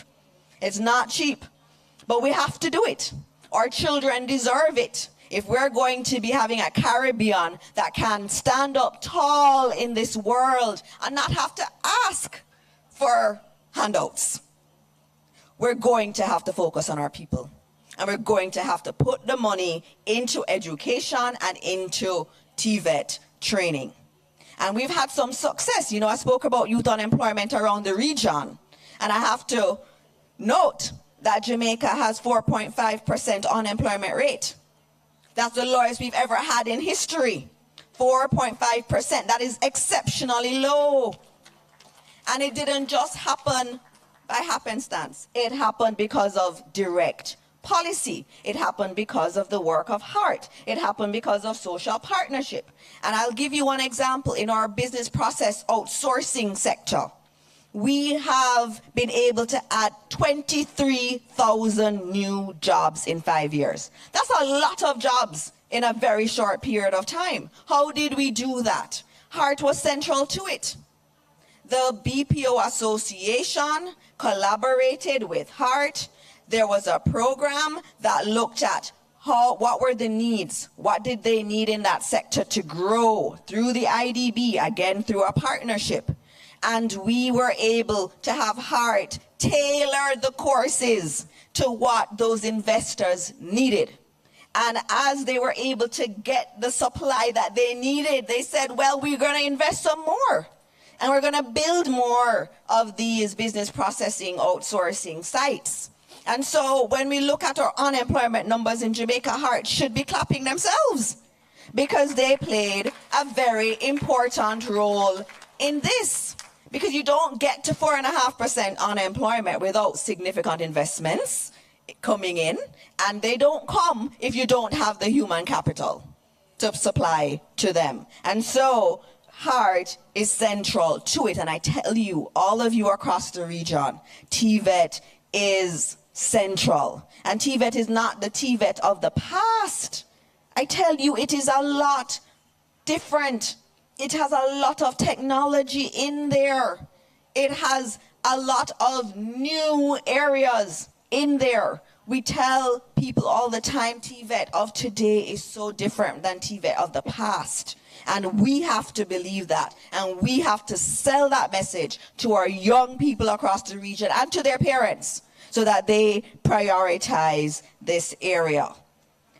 Now, in conclusion, I'll stop here as we engage in these discussions. Let us remember that the core of TVET is its people, the learners who aspire for a better future. Yes, they aspire for the cars and they aspire for it early. And I say to them, when I go to speak to young people, I say, how many of you want to be rich? They all put up their hand. And I say, your route to wealth is through TVET. And then they look at me incredulously. And then I explain what I'm saying. And I explain what the salaries are like in certain sectors. And they're like, whoa, what should I do? Which course should I take? And I say, go on heart. And I say to them, stop spending all your time mindlessly looking at TikTok.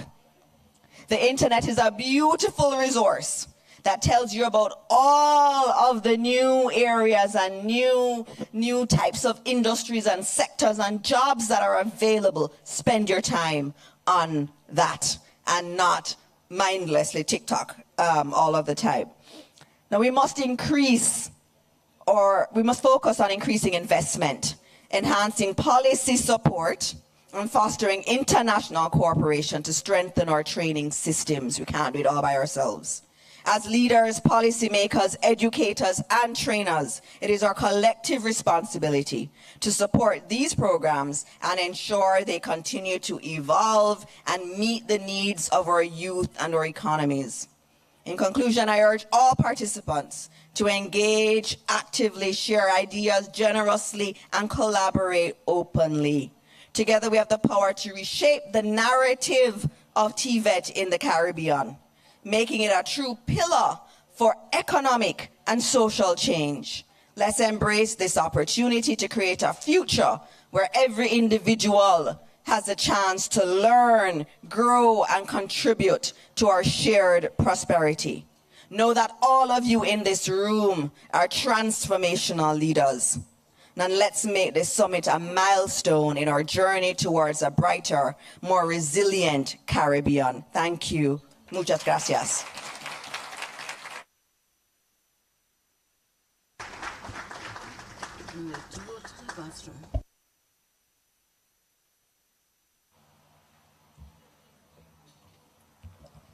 Thank you so much, Muchísimas Minister. gracias. You've said so much. Usted ha dicho You tanto. sound like an ambassador for heart.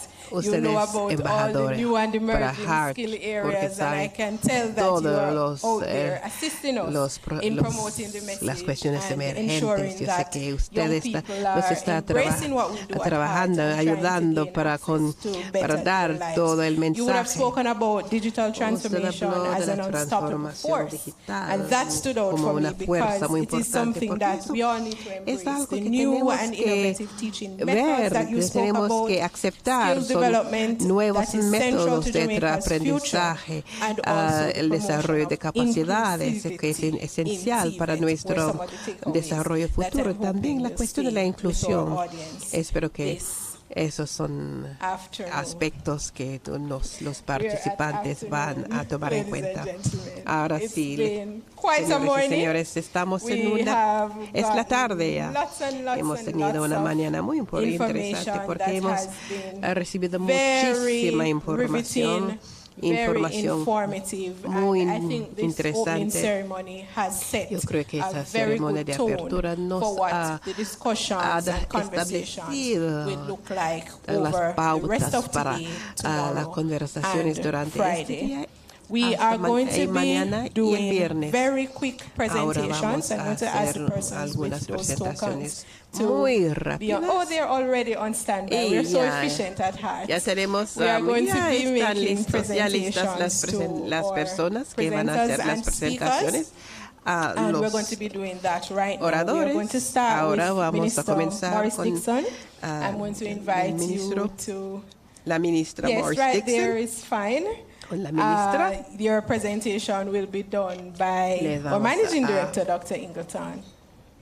La directora, Dr. Ingleton, la doctora Ingleton va a presentar el regalo para la ministra. Dr. Ingleton is going to stay for La one doctora more, Ingleton and that va a hacer otra presentation is going to presentación be to our chairman, a Professor nuestro Alvin Wint, presidente, Chair. Yes, we el have to profesor show Alvin some Wint, appreciation to you quien as well. apreciamos mucho.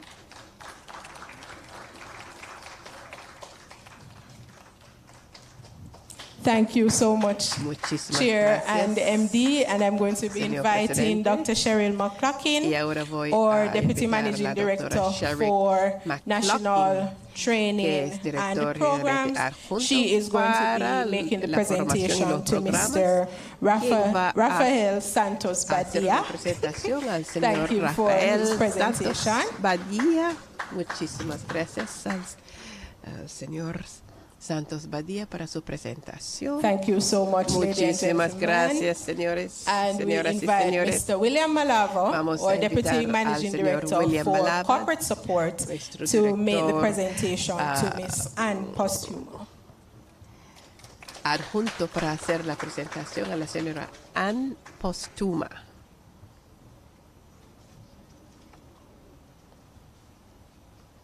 Dr. Monday, you are up next. Doctora Monde o doctora Monde. Thank you so much. Dr. Marcia Rowe Amonde, or Senior Director for Standards, Doctora Curriculum and Marcia Learning Rowe Resources, Amonde will be making the va a hacer presentation la to presentación, va a Mr. presentar un regalo Eastman, al the señor chairman of Eastman, CANTA. el presidente de CANTA.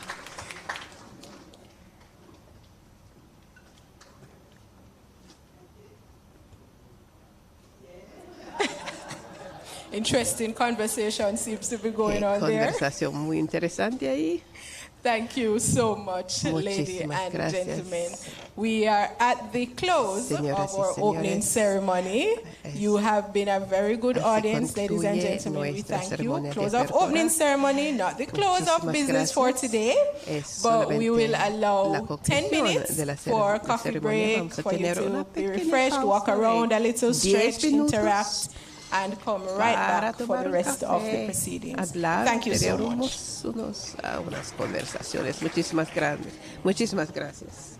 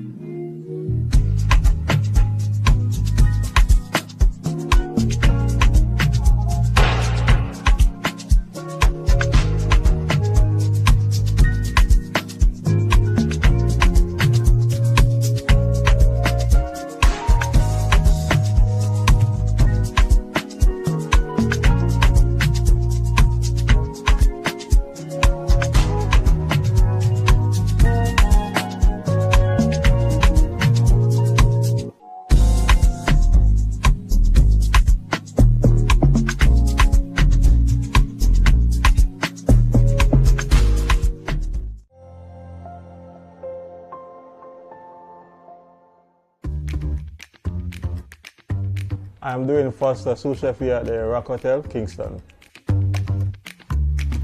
I started in the industry as a steward, working at the all-inclusive hotel on the North Coast, watching pots and pan. It was rough work, hard work. I worked there, I worked my way up until I started travel and the overseas work program for over 10 years. We gained valuable experience from being a pastry cook to a banquet cook. And back here in Jamaica, I came back, started working at various restaurants and catering company. Then here I am today, a sous chef at the Rock Hotel. Hi, my name is Wale Williams, Executive Chef for Rock Hotel Kingston.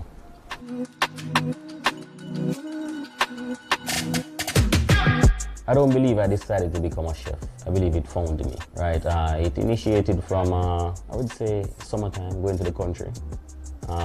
Grandmother got me exposed to making banana fritters and fell in love with the flavor of banana fritters. So back home, back in Spanish Town after summer, I just started taking every ripe banana, making fritters at home, you know, and from making banana fritters almost every other day, the passion just sink in and it just evolved from there, you know. It was just a passion for me after going in the industry and every day and see these chefs and see how they prepare those food and the reaction from the customers on a daily basis.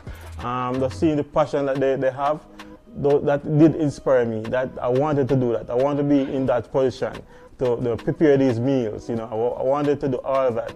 So that's what I think really pushed me to become a chef and continue to be the person I am right now in the industry. I did some programs at Heart where it's a commercial food preparation level 1, followed by that the commis chef, which is level 2, you know, and then I jump into the next program, which is a certified chef de partie, which is level 3, right, which basically align me to what the industry looks at as a supervisor, right, both locally and internationally. But it's all professional certification courses that is accepted within the industry. As I always say, you started from the bottom and you work your way up.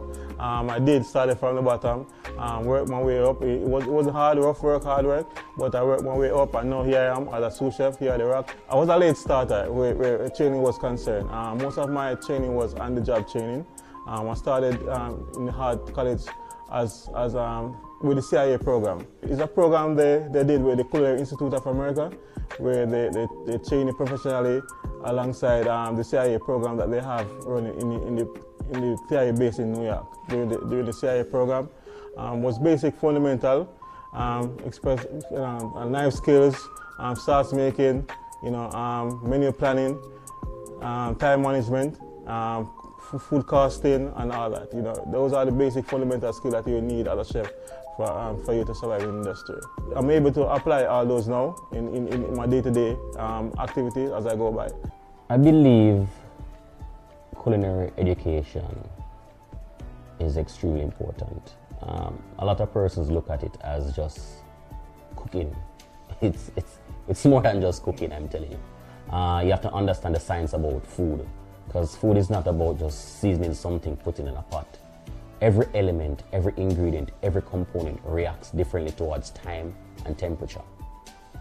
You understand me? You have certain aromatics, if it's exposed to specific amount of temperature, too high, too low, the flavor, the nutritive value is either eliminated or doesn't get that time to come out and impact the dish accordingly. And there are multiple stages how you can get things done. Learning the formalities of culinary, it solidifies that foundation that you can step and excel and transform and evolve any aspect of anything within the craft. I implore any young person or any person within there, age is just a number. Once you have the knack for it, the love, the passion, where else to go? Heart. That's where I'm at.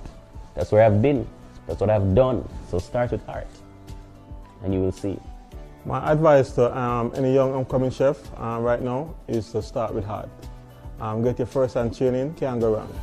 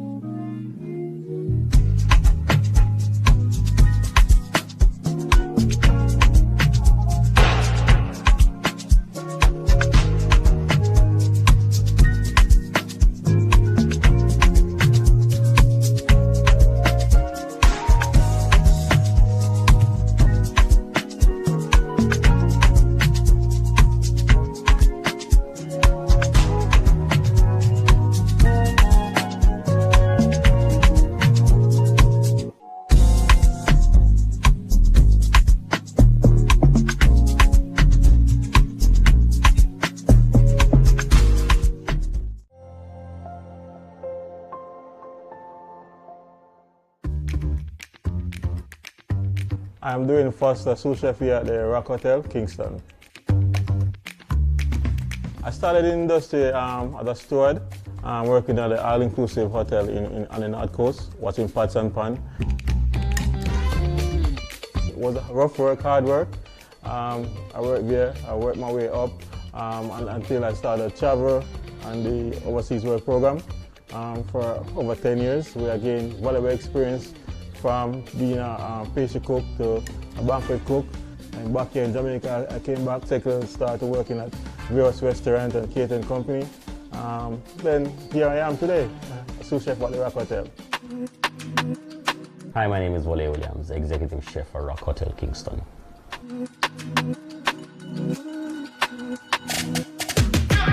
I don't believe I decided to become a chef. I believe it found me, right? It initiated from, I would say, summertime, going to the country. Grandmother got me exposed to making banana fritters and fell in love with the flavor of banana fritters. So back home, back in Spanish Town after summer, I just started taking every ripe banana, making fritters at home, you know, and from making banana fritters almost every other day, the passion just sink in and it just evolved from there, you know. It was just a passion for me after going in the industry and every day and see these chefs and see how they prepare those food and the reaction from the customers on a daily basis. Just seeing the passion that they have, that did inspire me, that I wanted to do that. I wanted to be in that position to prepare these meals, you know. I wanted to do all of that.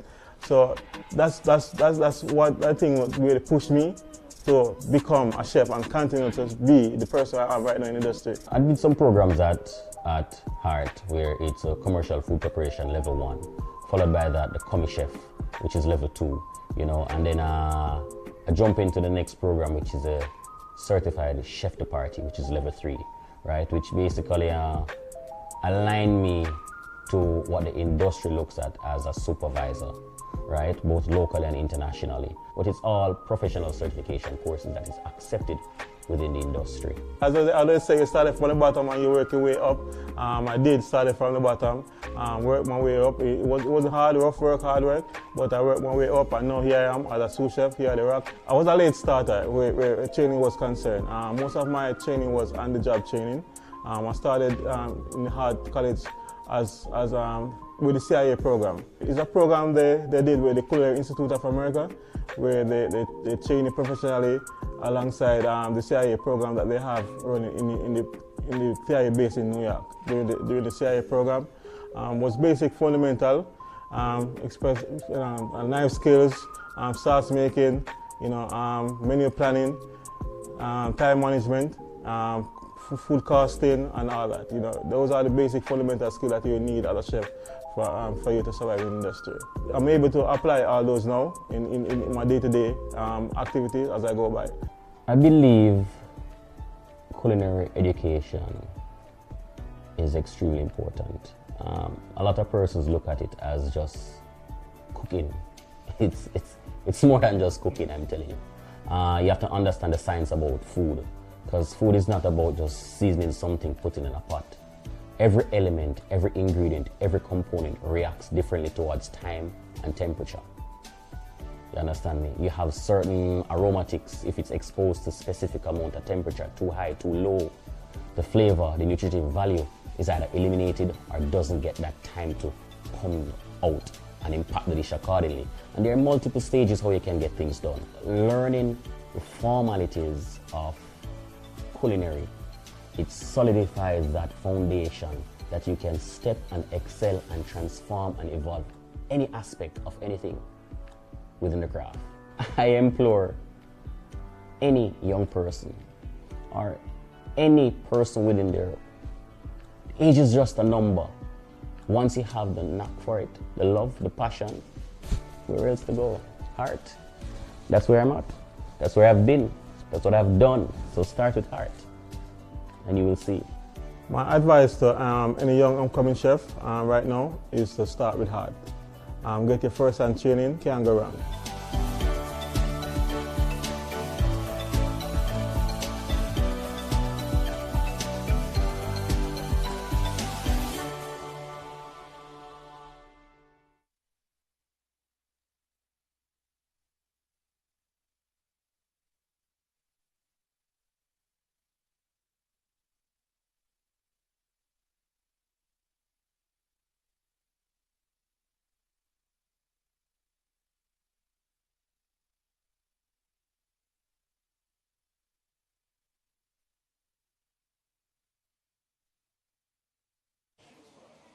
Ladies and gentlemen, you have been very cooperative, and I thank you for the cooperation.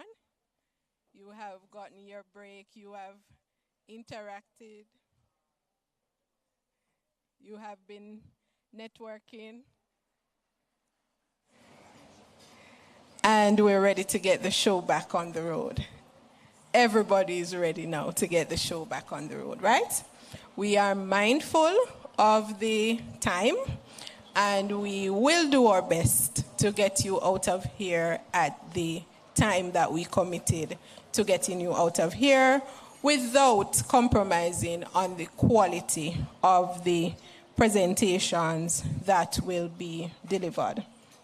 So I invite you now to take your seats, get resettled so that we can continue the conversations. And we are moving now to a section of our program that is going to be looking at the ILO recommendation on quality apprenticeship, number 208.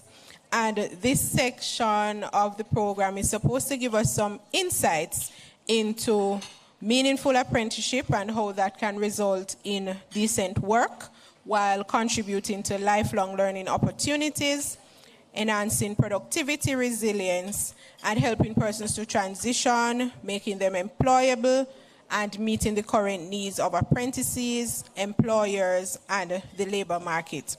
The session is expected to put forward valuable perspectives to promote access to quality apprenticeships to facilitate the successful transition from informal to the formal economy. And to take us through this recommendation from the ILO, we're going to be having Mr. Gonzalo Graner, who is the program officer at ILO CINTERFOR, where he has worked for nearly 20 years. His work has focused on research and documentation, social dialogue in and on vocational training in Latin America and the Caribbean, as well as the capacity building of social partners for their qualified participation in instances of institutionalized social dialogue on vocational training and employment policies. Let's welcome Mr. Graner to the lecture.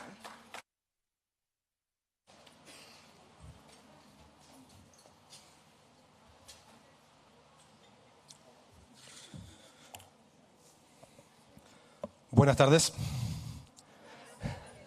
Good afternoon to you all. It's my pleasure to be here this afternoon with you. I have to tell that I'm really inspired with all the speakers that we just heard to. And I have to confess that I was tempted to switch the topic of my presentation to that of social dialogue, particularly listening to the first interventions. But then I realized that when we're speaking about quality apprenticeships in the ILO, we're speaking about the same thing. And we will come to that now. As presented, I'm going to try to walk you through the main features of the ILO recommendation 208 on quality apprenticeships, recently adopted at the International Labour Conference in Switzerland, Geneva, this year, in June. So, as you know, the ILO is the home of tripartism. It's the only UN agency that has a tripartite governance system. And at the ILO, we approve and adopt international labor standards. These international labor standards take the form of international labor conventions or international labor recommendations. The difference is that conventions, while they have been ratified by countries, they create obligations. It's mandatory for the countries that ratify the conventions. While when we're speaking about recommendations, it's, as its name says, it provides guidance, orientations, it provides recommendations for policy design, for legal reform, but the content is not mandatory. So I'm going to present to you the main features and components of this recommendation. I will not have time to go through all the contents because it's, as you will see, it's quite long. And I hope to, through this presentation, to inspire and guide some discussions at the national level regarding apprenticeships. Now, there's a background and the rationale behind adopting these recommendations. And from the preamble of the recommendation, you will see that there are issues and challenges that were mentioned by the speakers in the opening ceremony. Issues such as global unemployment and underemployment rates continue to be high, and as was indicated, particularly among youth, inequality in the labor market, and is suffered by vulnerable groups. There are rapid transformations, of course, in the world of work, and these transformations exacerbate skills mismatches and skills shortages, right? So continuous skilling, reskilling, and upskilling contributes to promoting full, productive, and freely chosen employment and decent work for all. This issue of decent work was, of course, mentioned by Professor Santos in his speech earlier today, the importance of having good quality jobs. And, of course, quality apprenticeships can help in this regard. And they can lead, as I said, to decent work, contribute to effective and efficient responses to the world of work challenges, and provide lifelong opportunities to enhance productivity, resilience, and employability. So when we're looking at quality apprenticeships, we're looking both at the demand and the supply side. We're looking at companies, but also looking at the working population, at the working force.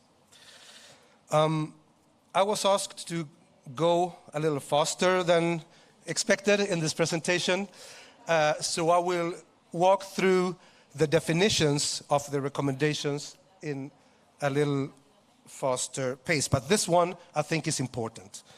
What is meant by apprenticeships in the context of this recommendation? Let me tell you, I see some of you taking pictures of the PPT slides. We will share the slides with you so that you will have them available on the platform and so you can focus on what we are saying. So apprenticeship should be understood as a form of education and training that is governed by an apprenticeship agreement. This is key. An apprenticeship agreement, in some countries, an apprenticeship contract that enables an apprentice to acquire the competencies required to work in an occupation. Right? So apprenticeships leads to certification for a certain occupation through structured and remunerated or otherwise financially compensated training consisting of both on-the-job and off-the-job learning that leads to a recognized qualification. So these are the key components of our ILO definition, right? Education and training, apprenticeship agreement, on-the-job, off-the-job learning that leads to a qualification. Other important definitions in the recommendation are these of intermediaries, of pre-apprenticeships, and I will come back to this particular topic later on, and the issue of recognition of prior learning. All these concepts are defined in the recommendation, which is a tool, as I said, which is available to our tripartite constituents to work with to inspire national policy.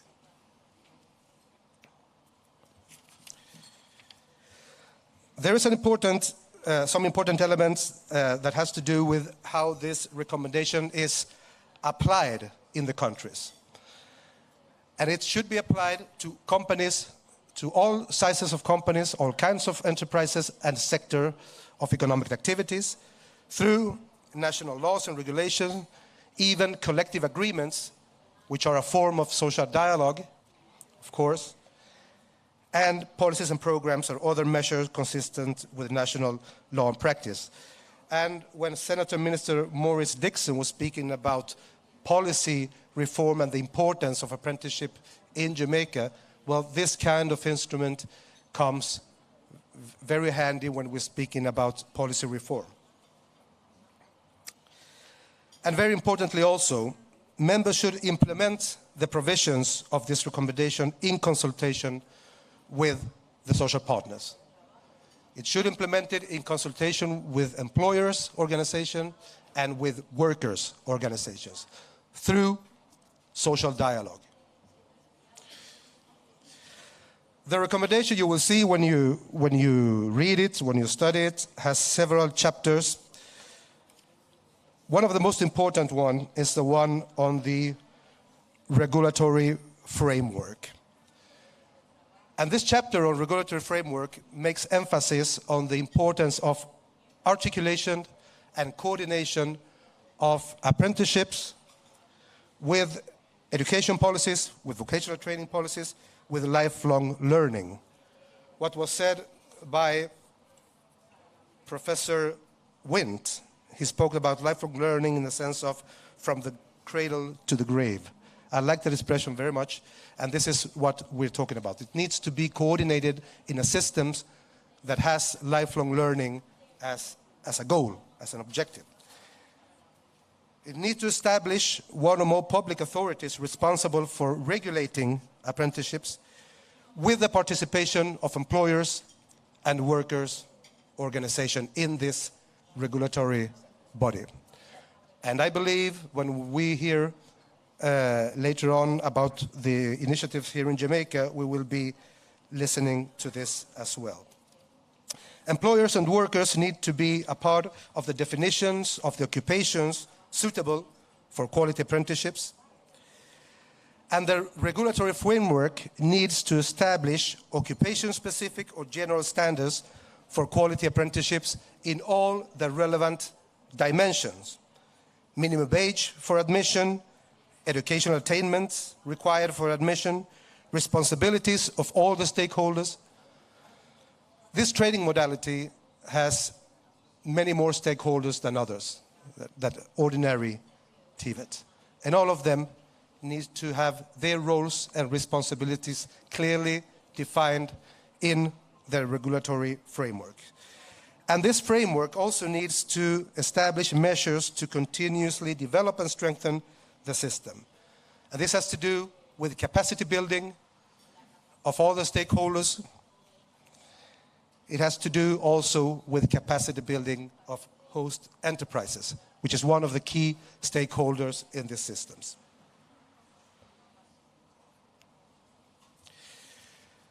There is an important chapter on the protection of apprentices. Due to the time constraints, I won't be going into the details. But as I said, these labor standards are adopted in a tripartite manner at the international labor conferences. And during the discussions that led to the adoption of this recommendation, the issue of the protection of apprentices required lots and rich discussions, where employers, trade unions, and governments were exchanging and discussing the dimension that this protection entails. And most importantly, apprentices need to be respected in their fundamental principles and rights at work. This was a key element. As you know, the ILO has a set of standards that recognize principles and rights at work for all workers, and these should cover the apprentices as well. The apprenticeship agreement is another key feature of the recommendation. What needs to come in this agreement? This agreement needs to consider many dimensions that are key for the protection of the apprentice and for establishing the roles and responsibilities also of the key stakeholders, but particularly the apprentices, the host companies, and in some cases also the national TVET institution where they are a third party also signing the agreements.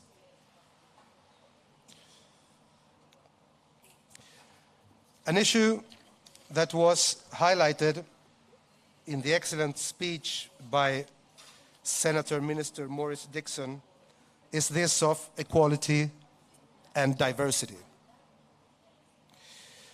So the recommendation states that members should take measures to promote equality, diversity, and social inclusion in apprenticeships. The measure that was implemented here in Jamaica of eliminating the fees for many trainees is one way. When we're speaking about apprenticeships, depending on where in our national qualification framework we want to place these apprenticeships, we need to consider the issue of pre-apprenticeships.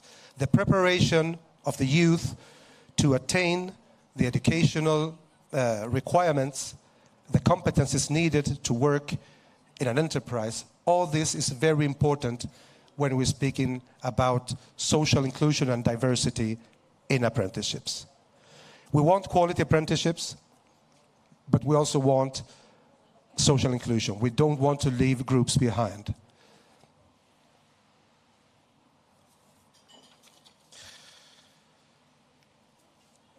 I promised to make my presentation shorter because of time, but I want to discuss a few issues of particular interest in our region.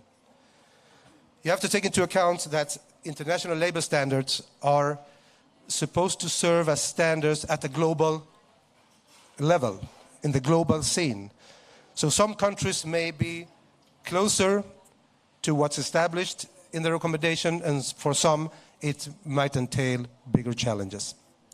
But here are some of the key issues that I think are important to consider when reading recommendation on quality apprenticeships and making it make sense in our context. The first one is that the ILO has several international labor standards regarding TVETs. And other two very important standards are Recommendation 195 and Convention 142. So when reading about skills systems and skills policies, my belief is that we need to combine the specifics of apprenticeships of Recommendation 208 with the general framework laid out in Convention 142 and Recommendation 195. Social dialogue needs to be strengthened in our region in TVET issues, both at the governance level, at the national level, but also at the sectoral level. For instance, through sector skills councils, which is a useful tool, but there are other means also of promoting sectoral social dialogue in the skills arena and in the apprenticeships arena. What we see in CINTERFOR throughout the region is that oftentimes the engagement of employers, of companies, enterprises, is one of the bottlenecks that we face when trying to expand the apprenticeship programs, the dual training programs. And for employers to buy in, thank you, for employers to buy in, there needs to be clarity and certainty in the regulatory framework. There can't be doubts about obligations, roles, and responsibility of the stakeholders and what they are committing to when accepting an apprentice in order for particular the employer sector to buy in and to open up their companies to receive apprentices. So this is key. Also in our region, if we look at our productive fabric, SMEs have an important share. Small and medium-sized enterprises comprise a large proportion of our companies and of our employment. Hence, we need to have support services in particular for this kind of enterprises. Training of teachers and in-company tutors or mentors are one of the key elements to have quality apprenticeships programs functioning. This role is one of the key roles, I would say, in dual training, in apprenticeship programs. So we need to invest in training, in capacity building, in certifying the tutors in the companies and the trainers and the teachers in the training centers. Linked to this is the issue of quality assurance, mechanisms, and continuous improvement of the system.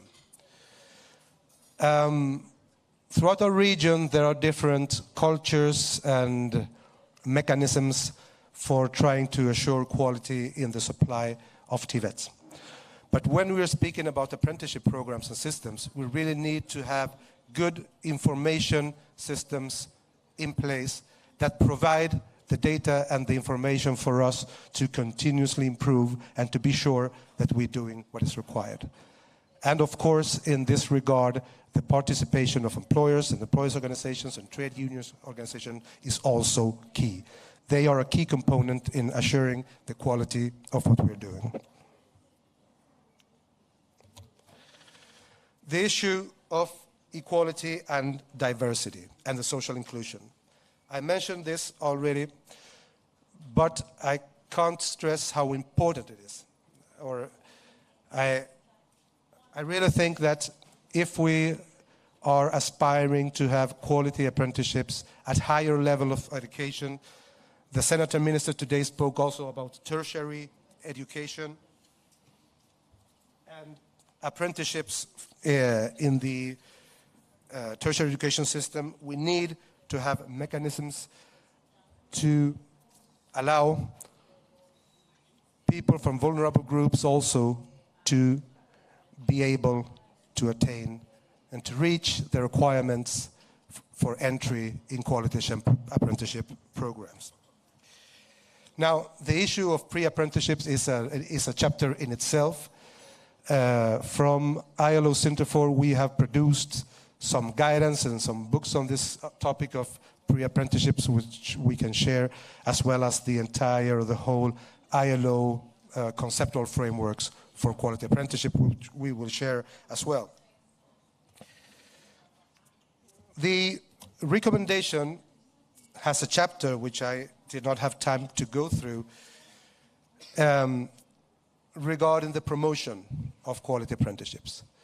It is imperative that from the TVET system and in alliance with the social partners, that we do promote these training modality.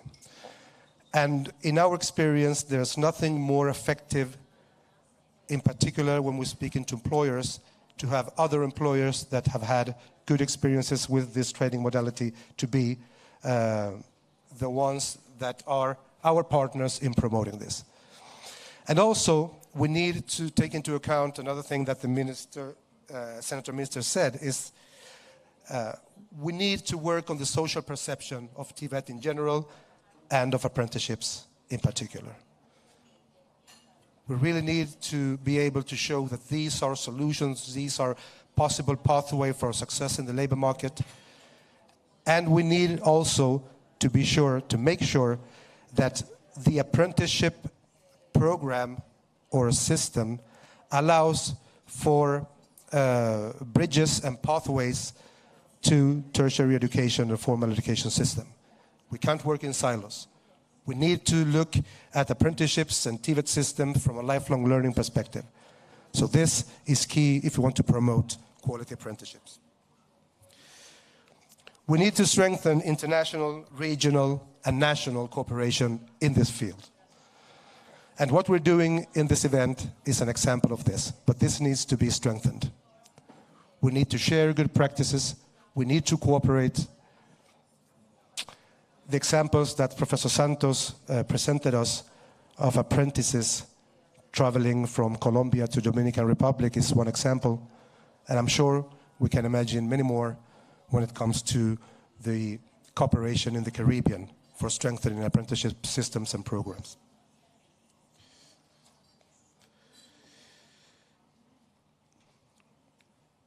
Oh, sorry, this was not meant. I have two more issues. I really urge you to read and to study this recommendation 205 of the ILO. You can find it if you Google it, you will find it immediately. Please take into consideration that these recommendations are supposed to provide guidance, orientations to countries, but that they are not mandatory. And when we read it, we might feel we are so far away from the standards put forward in this recommendation.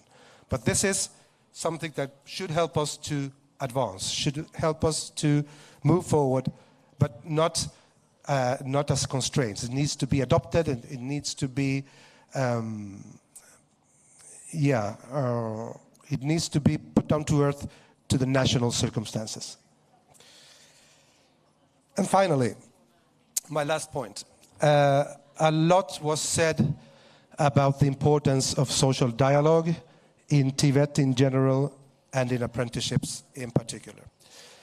Now, there are certain preconditions, I would say, for TVET to be an object of subject matter of social dialogue. One of these preconditions is that TVET needs to be an important part of the agenda of the social partners. So employers and workers really need to feel that this is something of their concern. This is something that should be a part of the social dialogue. This is something that should be a part of their interactions among themselves, employers and workers, and also, of course, with governments. And capacity building is also important in this regard, because these are spaces, the sectoral state councils, the national governing bodies, which are both political as they are technical. So we need to have representation, and we need to have capacity building among the representations, the representatives of the social partners. So in the time that I've got, this is what I wanted to share. Of course, if there are questions or comments, or someone wants to discuss certain features of the recommendation afterwards, I am available, and thank you very much for your attention.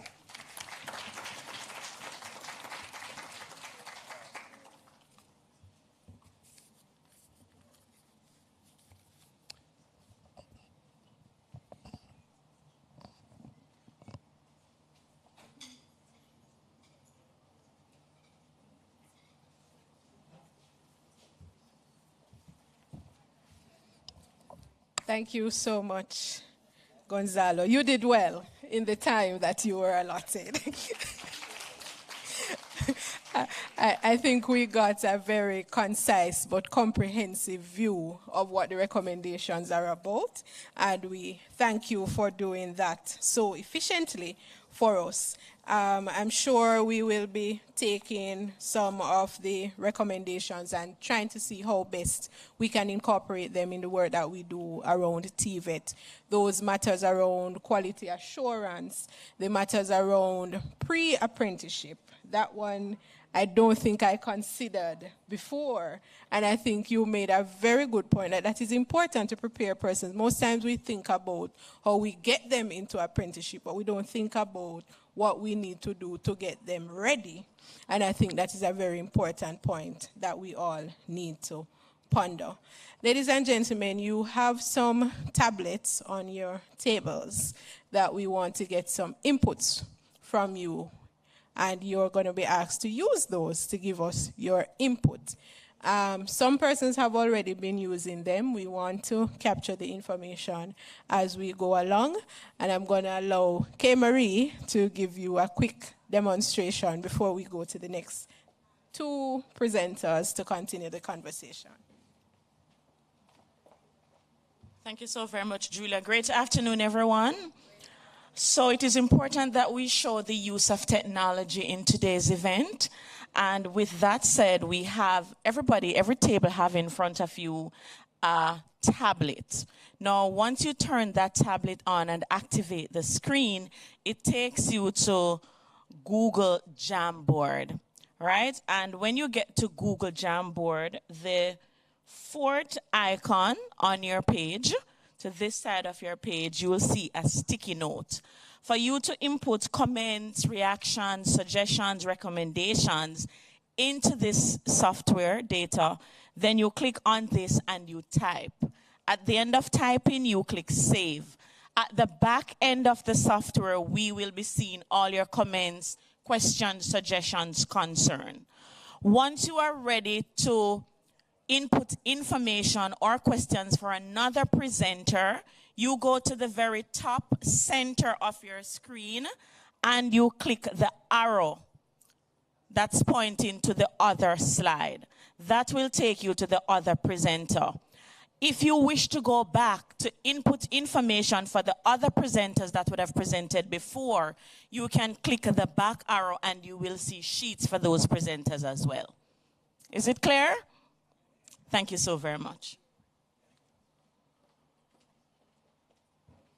Thank you so much. We pride ourselves on teamwork in heart. So thank you, K. Marie, for so ably explaining how we're going to be using the technology today to ensure that we capture your inputs in real time.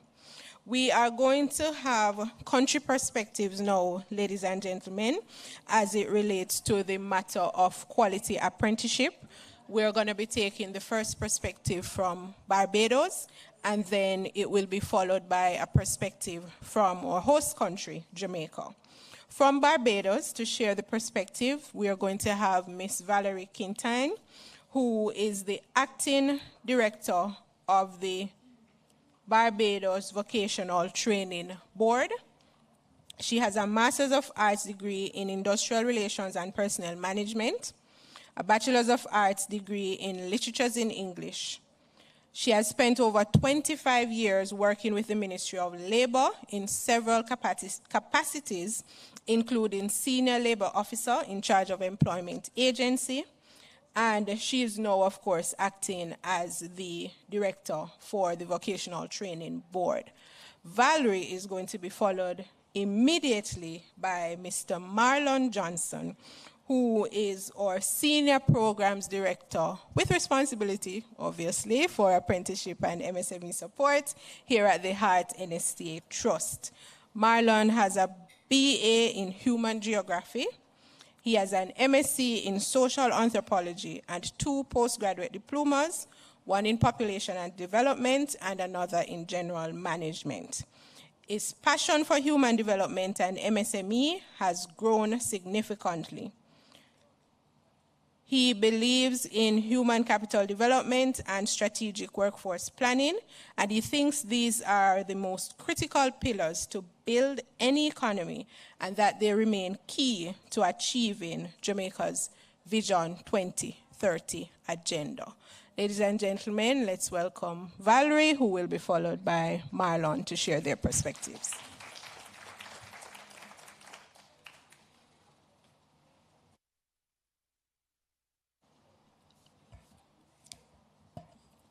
Thank you, Master of Ceremonies. And in the interest of time and standing on the protocol already established, good day, ladies and gentlemen.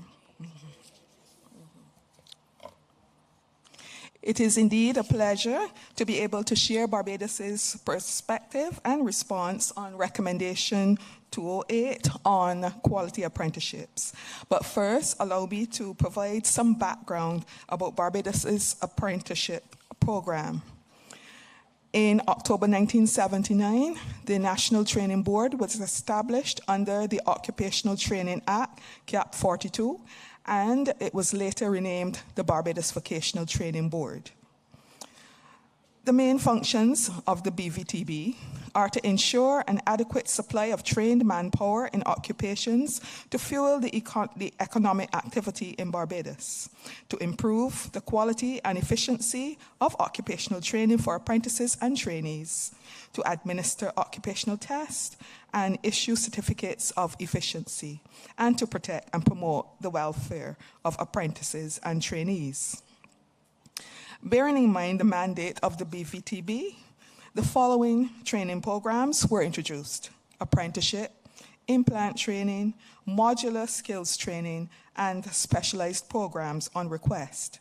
Apprenticeship, the flagship program of the BVTB, was introduced in 1982. The Barbados Vocational Training Board is a statutory organization under the aegis of the Ministry of Education, Technological and Vocational Training, and has been mandated to manage and oversee the apprenticeship system. The BVTB is the only institution with the legal authority to administer apprenticeships in Barbados. the Technical Vocational Education and Training TVET Council, the policy arm of technical and vocational training, is responsible for managing the quality of vocational trades and skill-based training, while the Barbados Accreditation Council, BAC, which is also regulated by the Ministry of Education, is responsible for ensuring the quality of tertiary education by providing the standards for the registration of institutions and for the accreditation of programs and institutions. As of October 2023, there were 112 active apprentices and 53 employers participating under the 13 registered schemes of training offered. These comprised of air conditioning, refrigeration, carpentry, electrical installation, masonry, plumbing, solar water heating technology, mechanical engineering, welding and metal fabrication, joinery, automotive and light commercial vehicle engineering, vehicle body repair, and cosmetology. Technical committees are used for the development of the schemes of training, and these schemes are the completed guidelines for apprenticeship training created through utilizing the DACUM or developing a curriculum process. The Barbados model of apprenticeship training involves the delivery of both practical and theoretical components.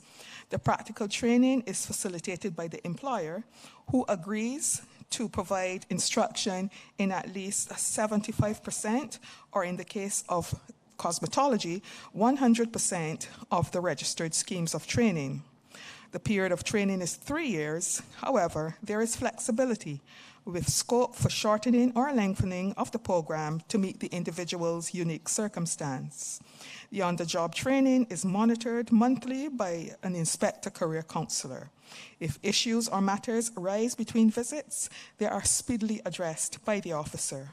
Practical training records are submitted every 6 months by the employer to the supervisor of the apprentice. Concurrently with the practical component, 2 levels of theoretical training are delivered in the day release format by our training partner. This format is applicable to all occupational areas with the exception of cosmetology, which is delivered in-house at one of our training facilities. In years 2 and 3, during placement in the salon, apprentices undergo further theoretical training. The benchmark for all theoretical training is 50%. Quality assurance is determined through established processes and standards outlined in the Occupational Training Act, with oversight from the Tripartite Board of Management. The financial compensation for apprentices is referred to in the official contract of apprenticeship, which is the regulation in the statutory instruments of the Occupational Training Act. The wage structure for an apprentice is a minimum percentage of the journeyman's pay at 45% in the first year, 55% in the second year, and 75% in the third year of training. As an incentive for employers who participate in the apprenticeship program, the wages paid to an apprentice are reimbursed on a declining scale based on the percentage of 50% in the first year, 40% in the second year, and 25% in the third year, calculated on the gross wage.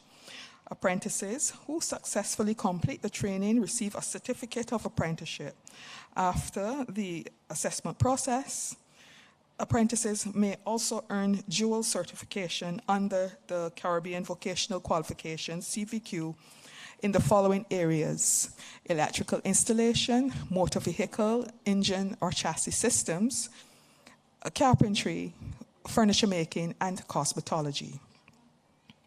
Now I move to Barbados' perspective on Recommendation 208. Sometimes, as small developing island states, we aspire to the greatness we see exhibited by first world countries. In this case, I refer to the leaders of apprenticeship training. Therefore, reviewing the ILO recommendation number 208 has reinvigorated the team and me, as it highlights the fact that several of the suggestions outlined are already a part of our formal apprenticeship structure. This means we are on the right path. Barbados has a formal quality apprenticeship system with substantial government oversight and a robust legislative framework. For example, each apprentice is assigned to an inspector career counselor whose main role is to ensure compliance with the Occupational Training Act. In Barbados, the only stipulations to participate in the apprenticeship program are that persons under 18 years of age must have a parent or guardian co-sign the contract of apprenticeship.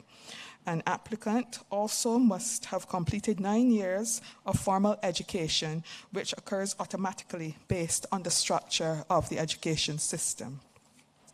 If that apprentice is under the age of 18, he or she must provide a medical certificate to ensure physical capability. Entry into the apprenticeship program is also available to non-nationals, provided that they have requisite documentation for studying in Barbados and have acquired the approval of the Director of Training. The inspectors promote, monitor apprenticeship training, plan and facilitate events and seminars for apprentices and employers. In addition, inspectors provide assistance to employers and apprentices in legal, human resources, industrial relations, and financial matters to navigate the apprenticeship program. One of the main events facilitated is the mentorship sessions for apprentices, where the focus is on topics outside of training, such as financial advice, leadership, sexual harassment legislation, work ethics, and work-life balance, among others. The inspectorate is supervised by a senior inspector who regulates apprenticeship training and is the focal point for our training partners. Additionally, the senior inspector reviews apprentice files for quality assessment and readiness for certification. All apprenticeship files eligible for certification must withstand the scrutiny of the certification committee, comprised of the BVTB's registrar, the testing and measurement officer, and a curriculum development officer. The senior inspector also attends these certification meetings for the purpose of adding context or additional information as required. The senior inspector does not have a vote in the granting of the certificates, thereby maintaining transparency in the process. Apprentices are protected by the contractual agreement they sign, which identifies the roles and responsibilities of each of the parties to the contract. And this is enforceable by the BVTB through its inspectorate, as outlined under the Occupational Training Act. These written contracts were created in consultation with the representative employers and workers organizations to ensure consistency, uniformity, and compliance. They are signed at the beginning of the training period and registered by the BVTB. Under these agreements, various conditions are met, inclusive of indicating where the on-the-job training will occur, the apprenticeship duration, and the remuneration structure. Protection is further granted as several pieces of legislation, such as the Employment Rights Act 2012, Holidays with Pay Act, the Minimum Wage Order 2021, and so on, govern working conditions, thereby entitling apprentices to the same rights as employees. Apprentices are granted freedom of association and can seek advice from the Labor Department and other worker representatives. Our planned improvements coming out of Recommendation 208.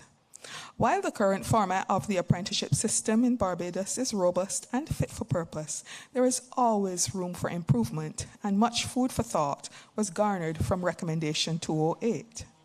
With respect to our apprenticeship contract, additional details should be circulated, such as the frequency of compensation, hours of work specific to the sponsoring organization, rest and break times, holidays and leave, social security, dispute resolution mechanisms, and the termination of the agreement.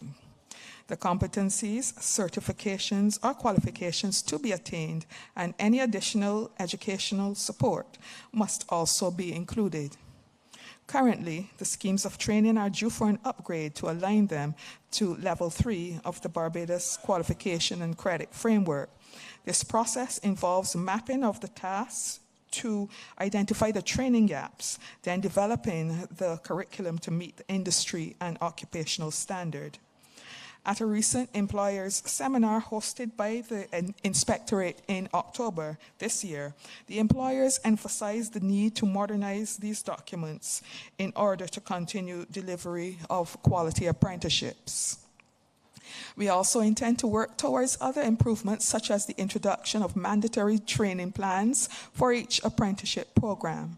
The training plan serves as a comprehensive guide for both apprentices and employers, detailing the skills, knowledge, and competencies that the apprentice is expected to acquire during the training period.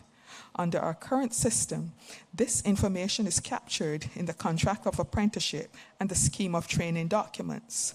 Creating training plans would place all of the information together in one place, making it easily accessible for all parties. We also intend to reactivate the technical committees for apprenticeship programs, which initially comprised employers, a BVTB board member, and a representative from a theoretical training institution. In future, we will include an inspector and a union representative, as these committees support the design, implementation, monitoring, and evaluation of quality apprenticeship programs. Furthermore, technical committees will be involved in the development of competency and qualification standards, as well as participating in assignments. The BVTB will also look toward conducting apprenticeship audits at least every 5 years. An apprenticeship audit refers to a systematic examination or review of apprenticeship program to assess its effectiveness, compliance, and regulations, and overall quality. The goal is to ensure that the program is meeting its objectives, providing valuable learning experiences for apprentices, and adhering to established standards and procedures.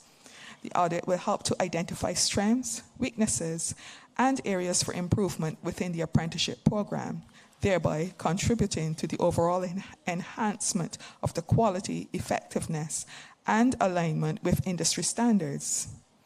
The BVTB plans to make representation to the Ministry of Education, Technological and Vocational Education and Training for funding to promote equality, diversity, and inclusion, as well as providing assistance to employers to make the necessary adjustments to facilitate training.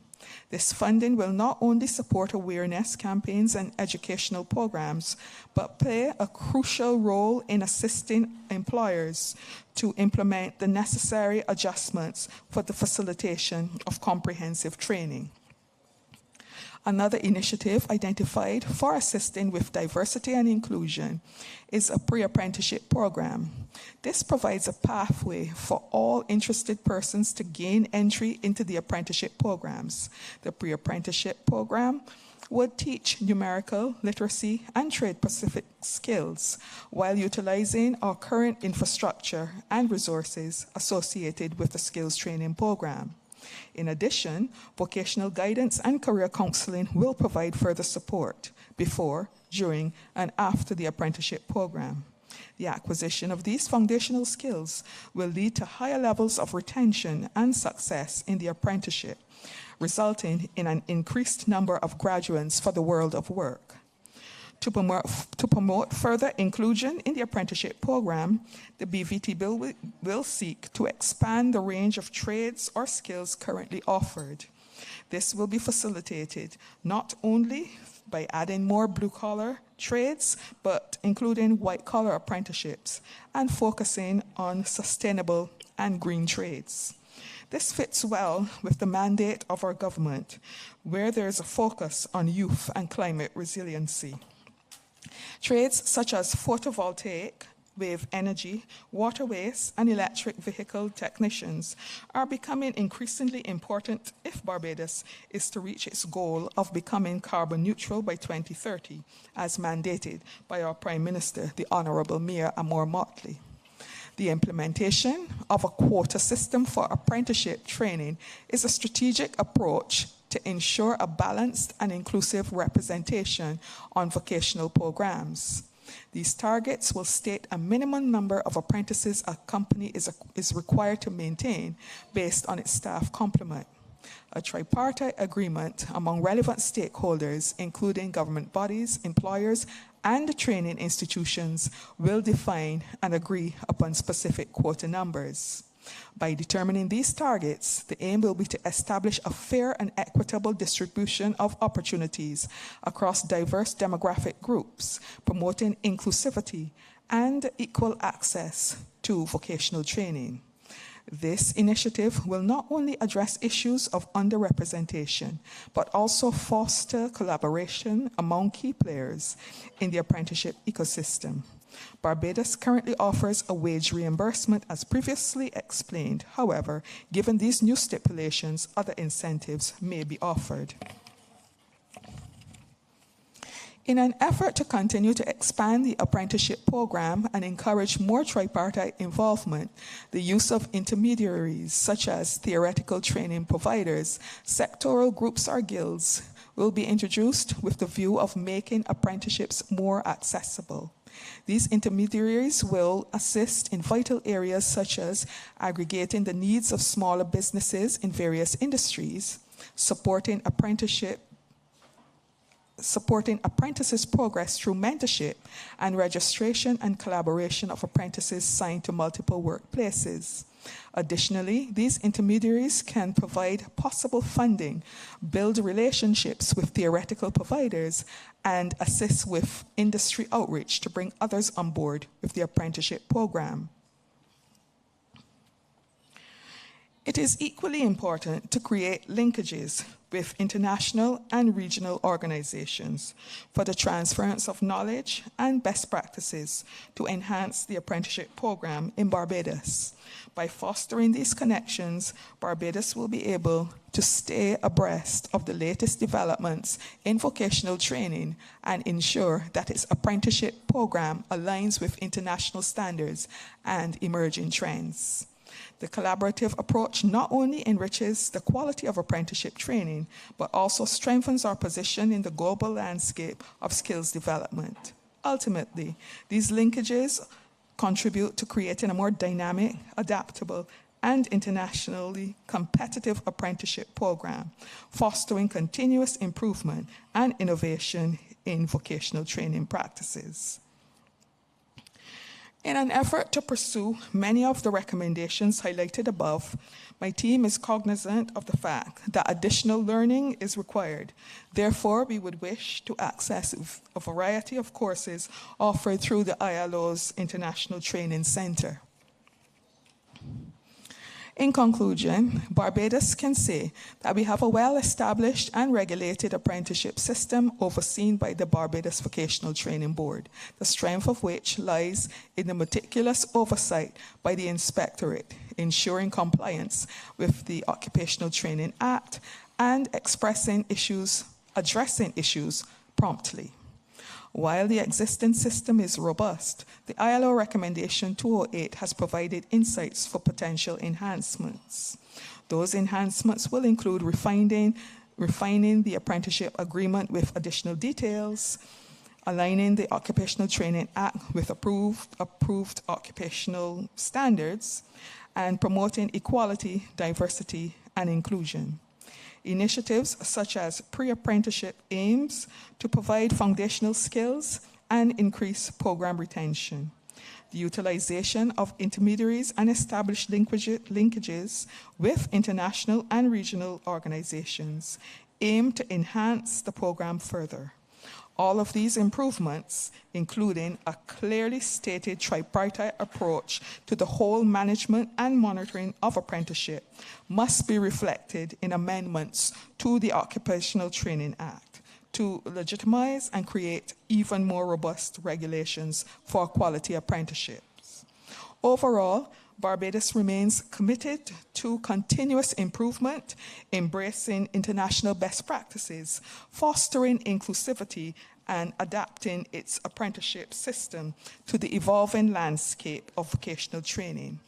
Recommendation 208 on quality apprenticeships apprenticeships, therefore, serves as a roadmap for refining and fortifying our apprenticeship program. Thank you.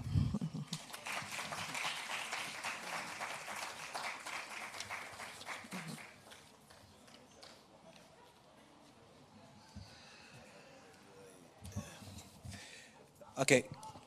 Good afternoon, everyone. I'm quite aware that, Madam Chair, my time is condensed, very much so condensed. I'm also quite aware that whether by choice or by design, I stand between everyone and lunch. So I'll seek to hasten my steps or my speech while ensuring the quality exists, as Madam Chair indicated. I will lead the conversation, but before I go there, I must say thank you to my colleagues from ILO CINTERFOR for the guidance and the technical support Gonzalo and team would have provided over the years. And please clap them. Because up to this morning, I was involved in a course titled Upgrading Informal Apprenticeship, and I'll tell you more about that, being done out of Europe, guided and led by ILO. So I couldn't go further and not say thank. I must also thank my colleagues at IDB and from SAGE, because they are all part of our success, as I'll explain as I go forward, and the role they have played to make the Jamaica, and by extension Heart NSTA Trust, develop a very robust, agile apprenticeship system. Now, my presentation quickly will look at apprenticeship in the historical context. We look at the present state, and of course, we look at the future state, because our minister mentioned earlier that we are moving to apprenticeship 2.0. Beautiful. I won't go into the definition. Just understand that it's critical, and our apprenticeship system, there are some key features. There must be a contract. Our 2019 Act speaks to the contract between the firm and the apprentice.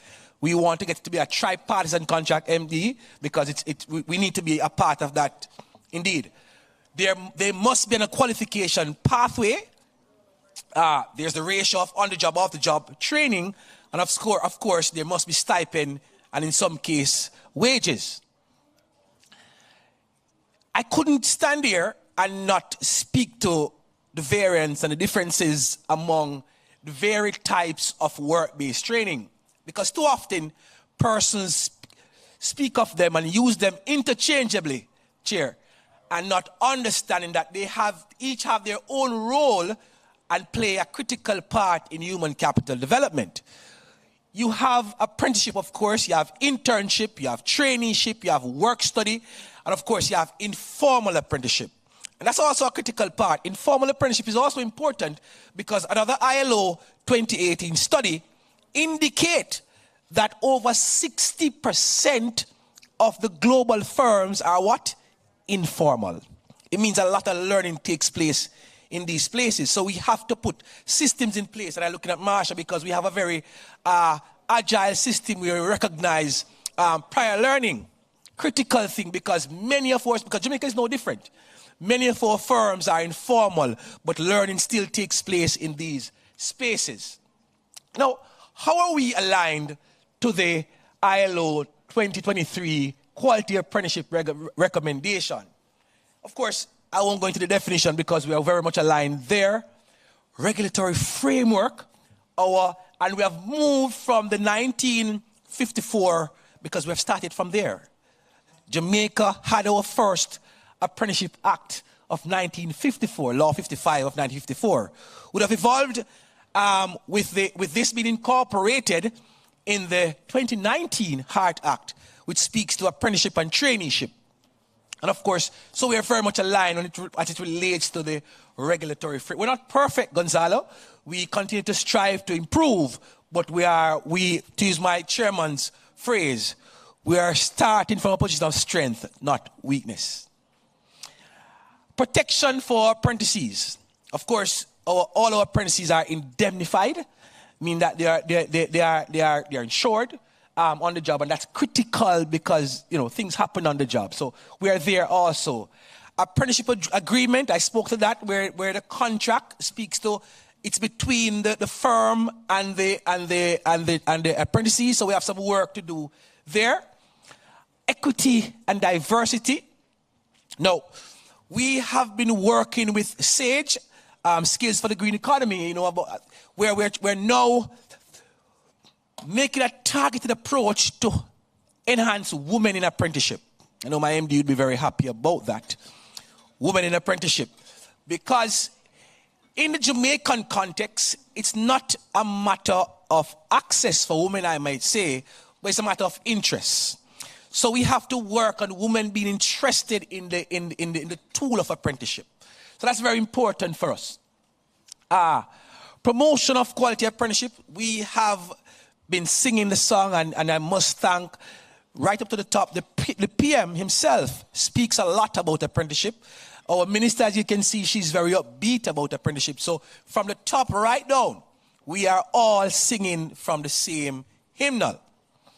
I won't go into the historical context because I think I made mention of that before. I won't go into our existing model because since our merger, we would have, of course, persons would have known that the trust would have merged a couple of years ago, where the Legacy Heart NTA, the National Youth Service, the Apprenticeship Board, and of course the Jamaica Foundation for Lifelong Learning would have merged.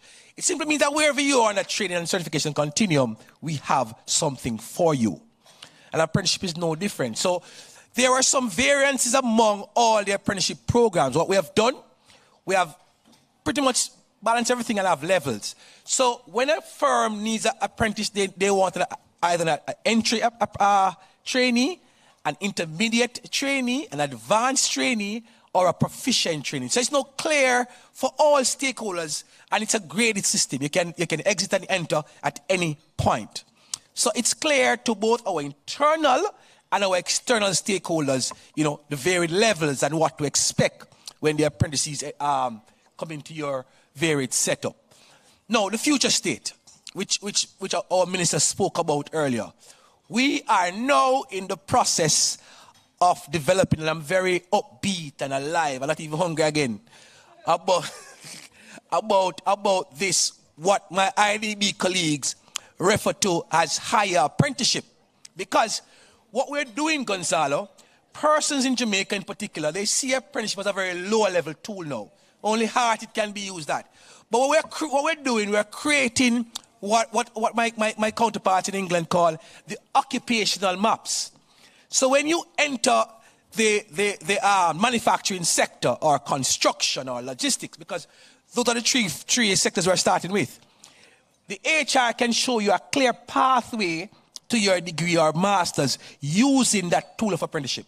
So we're now incorporating not only a heart, but we're incorporating the community colleges, all the post-secondary, the universities in this entire apprenticeship conversation. And this, for me, is huge because even our own Mexican colleagues trying to understand and learn from us in terms of how this will, and we are Jamaica, and I'm very proud, MD, of this. Jamaica will be the pioneers in this hemisphere as to this higher apprenticeship process.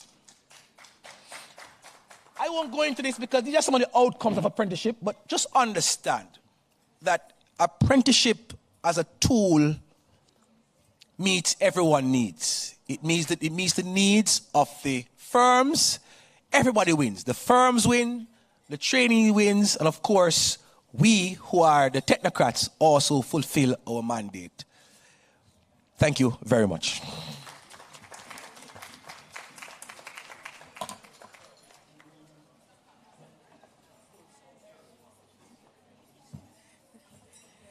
Thank you so much, Marlon. And before you, Valerie, I don't know if everybody else will agree with you that they're no longer hungry, Marlon. You may be standing alone in that regard. But I want to thank you for the perspectives, the two country perspectives that have been shared.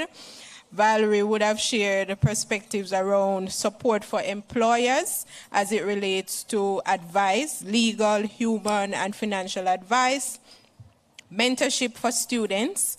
She interestingly spoke about how Barbados is already incorporating recommendations from the Quality Apprenticeship number 208, and also spoke about inclusivity. I think that was a theme that came out a lot in what Valerie would have shared. Marlon took us through aspects related to work-based training, protection for our apprentices, targeted approach for women in apprenticeship, and the different levels and requirements as it relates to entry into the apprenticeship program.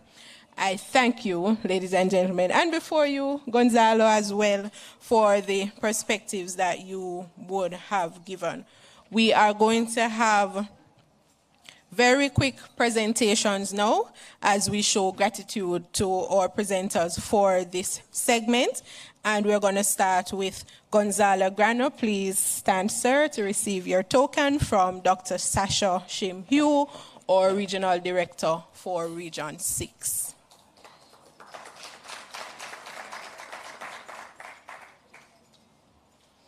And we're going to be inviting Dr. Aston Spencer, Regional Director for Region 2.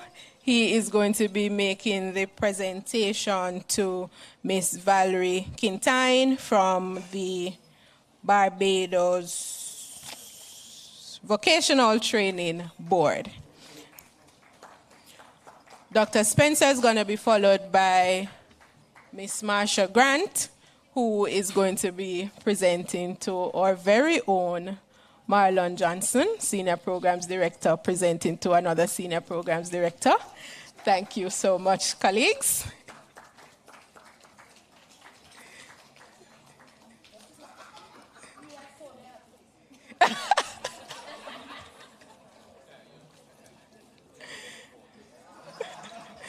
Thank you very much, ladies and gentlemen, for your time and contributions thus far. We are going to be proceeding now to lunch, and after lunch, we will get into our final segment for today. Oh, during lunch, before you go, Mr. Saxophonist, let me tell the audience who you are. We're going to be entertained during lunch by saxophonist Taquane Bowen, right? And he is supported by Michael Mesado. Now, both of these gentlemen are recipients of our TVET scholarships that we have provided at Heart. We would have awarded 125 such scholarships this year. And these are two of the recipients who are second-year students at the Edna Manley College of the Visual and Performing Arts, who are impacting our creative industries. So enjoy the entertainment over lunch, ladies and gentlemen.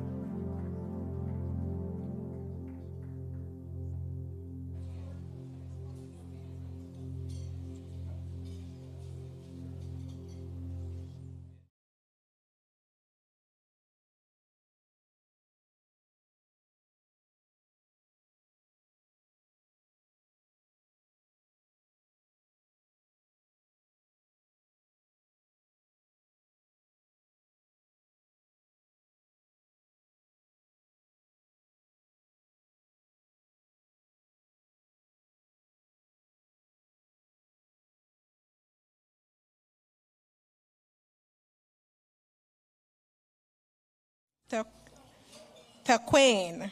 I'm still trying to get accustomed to that name. Taquain and Michael. Were you entertained, ladies and gentlemen? I certainly was. And I can see that you're echoing the sentiments. We have young men who are doing great things in TVET, and we're very, very proud of their accomplishments. We are going to continue the program at this time, and we are moving to a segment that looks at promoting lifelong learning and social inclusion. This segment is going to be focused on lifelong learning as an essential part of personal and professional development, and it aims to keep people current so they can become adapted to life and the economic landscape, both of which are highly dynamic. It seeks to create job security, open new doors, and give workers the skills they need to thrive in their chosen field. Our presenter for this segment is our Deputy Managing Director for National Training and Programs, Dr. Cheryl McCloughin, who has over 20 years' experience in higher education and training systems locally and internationally. She is responsible for providing strategic and operational direction for services focused on engagement and training of learners and facilitating employment opportunities for them in keeping with the mandate of the Trust. Dr. McCloughin has a Master's of Education. She has a Doctor in Philosophy in Curriculum and Instruction. And she is going to come to the lectern now, ladies and gentlemen, to take us through promoting lifelong learning and social inclusion.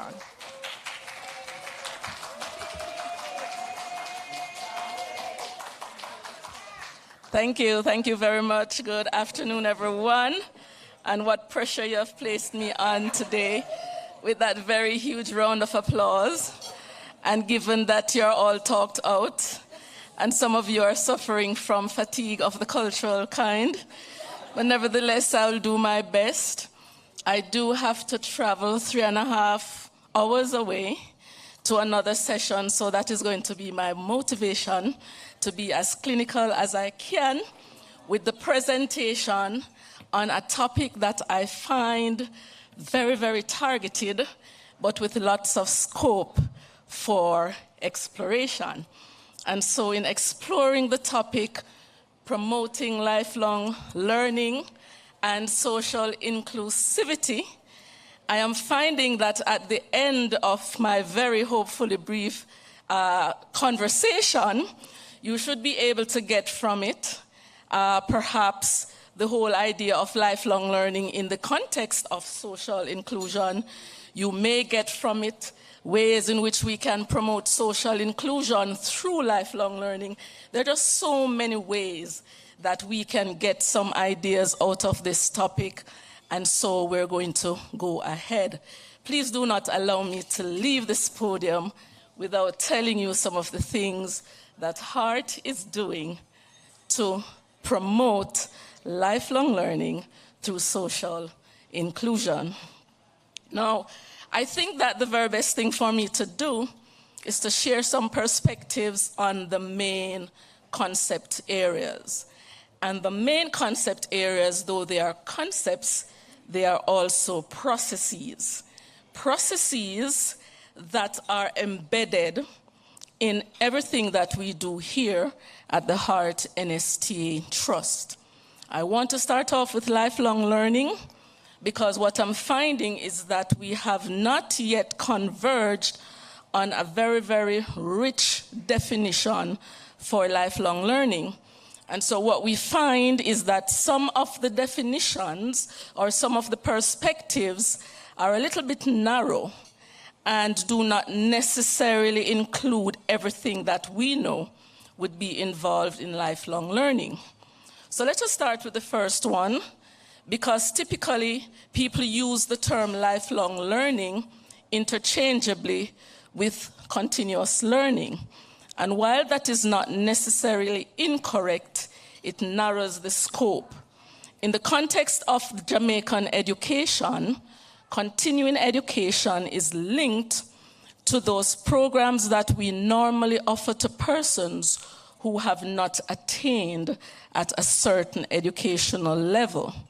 And so for me personally, when I was doing my A-levels at a community college, there was a continuing ed program, and it was understood to be for those persons who still have some CXCs to catch up on. This narrows it, and what it also does is that it gives a negative connotation to the term continuous learning and lifelong learning. And that problem persists today, even so that when we try to promote our programs here at Heart, there are persons in society who believe that they have already attained, they have their terminal degrees, and they believe that they know enough, and they do not need to come to Heart to learn anything. So I'm hoping that today we will broaden our scope in terms of the definition of lifelong learning. In some other areas, you will learn of lifelong learning being everything that you learn outside of a formal education system. Again, that is not incorrect, but it narrows the scope because you get the impression that what you learn inside of a formal education system is not considered to be lifelong learning. There's also the notion, and that's perhaps coming off of a term that we normally use, that Jamaican Foundation for Lifelong Learning, and what that represents to our culture, the whole idea of adult learning, and not only learning in the broad scope, but learning about literacy and numeracy. Again, that is not incorrect, but it narrows the scope. And so what I would like to present to you today, what I would like to submit today, is that lifelong learning is not one of those things that we offer. It is a process.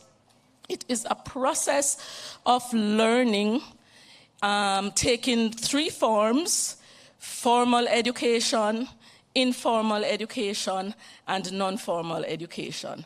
And while I would love to perhaps go a little bit further in all the different types, the typologies, as far as learning is concerned, I want you to leave knowing that everything you learn, and I could say from birth to death, but then when I think about it, even babies before they are born, they learn how to adapt to their situation to the point that when they are born knowing how to cry, when to cry, what to cry for. They are born with an advanced level of psychology to the point where they are able to manipulate mommy and daddy to give them everything that they need. So it stands to reason to me that babies, even in the womb, they find ways to learn. And so I am tempted today to say that learning, lifelong learning, begins at conception, perhaps, but it goes from the womb to the grave. That is what lifelong learning represents. Lifelong learning, therefore, should be a culture. It should be so embedded into our psyche that we would always want to be learning. We will stop using terms like terminal degrees, because terminal degrees suggest that there's an end to everything. Now, I want to put that a little bit in the context of social inclusion. Social inclusion, and that's not a difficult one to define because I'm not finding a lot of variance in the literature as far as social inclusion is concerned. Social inclusion is best defined if we look a little bit first at social exclusion. And for social exclusion, you find where certain subsets of society are marginalized, are on the fringe of society because they are not able to participate fully into the economic activities in particular, but also the social activities of a given country. Now, many times they are excluded because of disabilities. They may be excluded because of poverty. They may be excluded because of the lack of skill. They may be excluded because they are migrants and they are not used really to what is happening in society. They may be on the fringe because they are incarcerated and they are locked up in the jail. As long as they are not able to fully participate in society and in the economy, they are considered to be socially excluded. And so any program having to do with social inclusion must be looking at skilling, upskilling, reskilling these persons, getting them to learn new skills in order to adjust and to adapt. Now, many times we have educated persons, well-educated, well-schooled, with more degrees than a thermometer, but somehow they are excluded by virtue of the fact that they have not upskilled themselves in order to fit into the changing economy. And so, you know, the other day I was reading an article that spoke about the 20 most useless degrees in 2023, and I was devastated to find that all 4 of my degrees, ladies and gentlemen,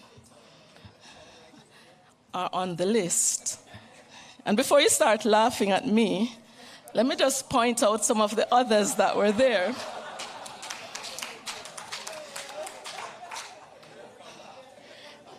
Advertising, computer science. Did I hear computer science being read out by a speaker, a speaker this morning having computer science? Education, colleagues, education is considered to be one of the most useless degrees in 2023. So you can imagine how devastated I was after spending all that time and effort and energy. But let me tell you what comforted me, Dr. Shimhugh and Miss Marsha over there. What comforted me was the fact that even though I have 4 useless degrees, I'm kind of comfortable with that now, I am still able to participate in society and in the economy, in the economy. And that is because over the many years of my life, I have skilled, I have upskilled, I'm reskilled. And that is why I'm standing here. I do not have to depend, Mr. Marlon, on a sugar daddy because I am able to pay my bills because I have developed the skills. And so what I'm encouraging all of us to do today is to recognize the transitions and the shifts that we are going through globally. We started off with an agrarian economy, agriculture, that started from the beginning. God created Adam. Adam was a farmer. Adam got into crop production. He got the animals to take care of. He went into animal husbandry. We went on, we had the fishermen, and so they were catching fish. Not even the aquaculture, but the fisheries. Because of that agrarian economy, there were different skill sets that were developed to support the agrarian economy. And so we had persons who made the nets. We had the persons who found different ways to do the different things. That economy stayed for a very, very long time before it transitioned into an industrial economy. Now, the industrial economy is driven by the Industrial Revolution, as you know. And this is happening at a very, very, very fast pace. And so we started off the Industrial Revolution with the first one, which was about steam, and it was also about water power, and this enabled the mechanization of production processes. And so we have now people who were moving from the fields and from the farm, they were moving into the factories. They could not just move in the factories like that. There had to be a sustained period of reskilling and teaching some of the farmers who chose to move from the farm into the factory the new skills that were required at that point. As time went on, we had Industry 2.0. Industry 2.0 was now more about the rise of electricity. Now you had mass manufacturing techniques. You had a certain level of automation going on in the factories. People are now having to reskill. That is the whole idea, ladies and gentlemen, of lifelong learning. Understanding that if you are going to be paying your bills, you are going to have to be able to actively participate in the economy. Industry 3.0, that came as the digital revolution with information technology. We now opened up to the World Wide Web, and we started to learn a lot more.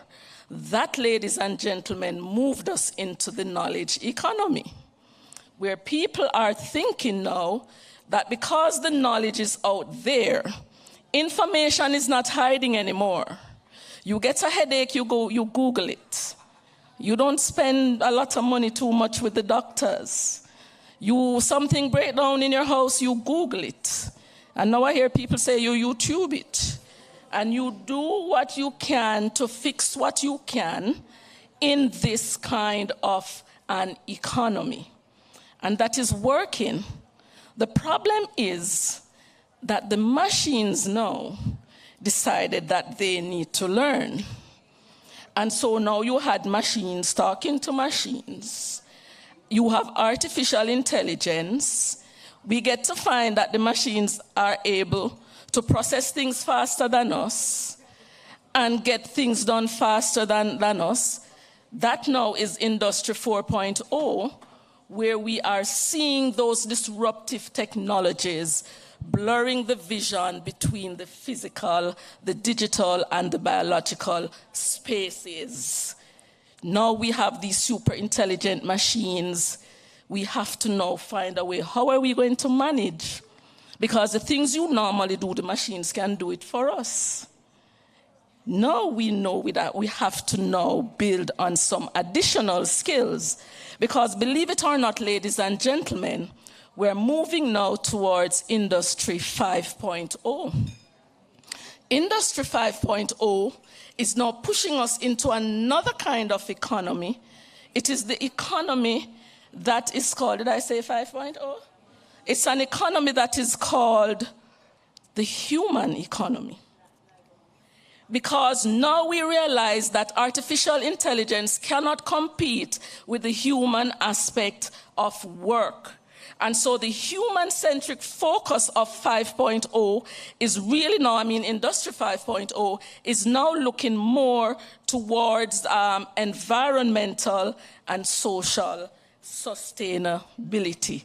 It's now mission-driven rather than profit-driven. And we're talking about the sub-economies such as the creative economy and the green economy. You're going to be hearing a lot more about this now. And as we are speaking, I'm sure that our ILO colleagues can tell you that we are now moving towards reskilling a huge section of the population to deal with these green jobs. This is just how it is going. This is how quickly the time is moving. This is how quickly we have the different revolutions, and so we have to get with it. I know that I have to get with it with my 4 useless degrees. I have to get with it. Let me get quickly to what HEART is doing to ensure that lifelong learning, and I won't be able to say everything because I'm already running out of time, but I think one of the first things that we have done as an organization is to ensure, and this of course came from government, this free tuition up to level 4, that is one of the largest and most impactful thing that we can do as an organization to ensure or to promote social inclusion. We have our empowerment program that treat with the disabled community. We focus or we target roughly 300 of them every financial year. We have programs for the social reintegration of offenders. For this financial year alone, more than 70 inmates across 4 different institutions have been trained in data entry processing, dancehall dance. I'm telling you, we're doing everything. Classical music.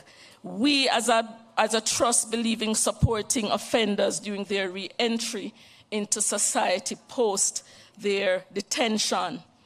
We have done training and certification for over 20 individuals from Caribbean Center for the Deaf. Our TVET scholarships we have offered to just over 120 individuals from nationwide. 2 of them are people with disabilities. We have graduated scores of individuals over the age of 50.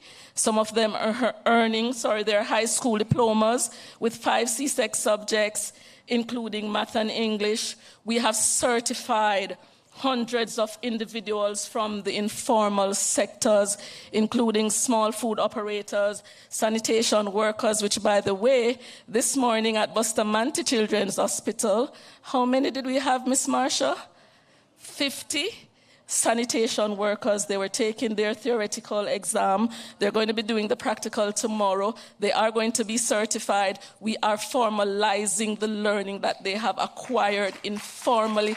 This is what we do as far as lifelong learning is concerned.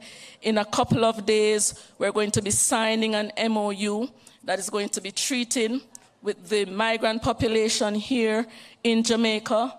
And we are going to be moving quickly ahead, Dr. Ingleton, on programs of similar nature. We do have a population of Cubans coming in. We do have Dominican Republics. We do have Chinese people coming in.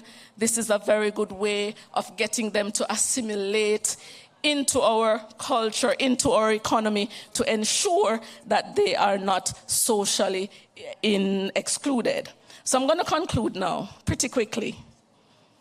Lifelong learning overcomes social exclusion, which obstructs the development of equitable and democratic societies in so many countries. It provides the enabling factors without which people cannot profit from vocational education and training. It transforms cultural differences into intercultural assets.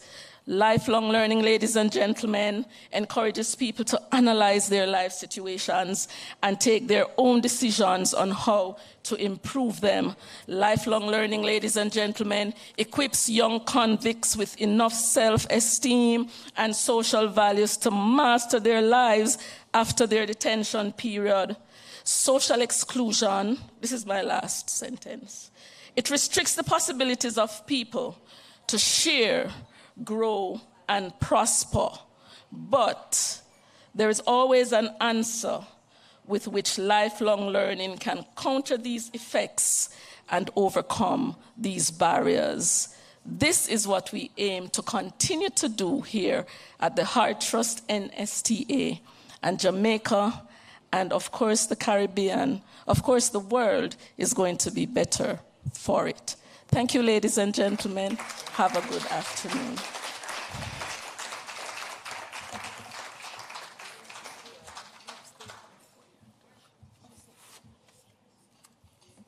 Thank you so much, Dr. McCracken, for that very riveting presentation. I feel proud to be associated with HEART. Anybody else feels proud to be associated with HEART?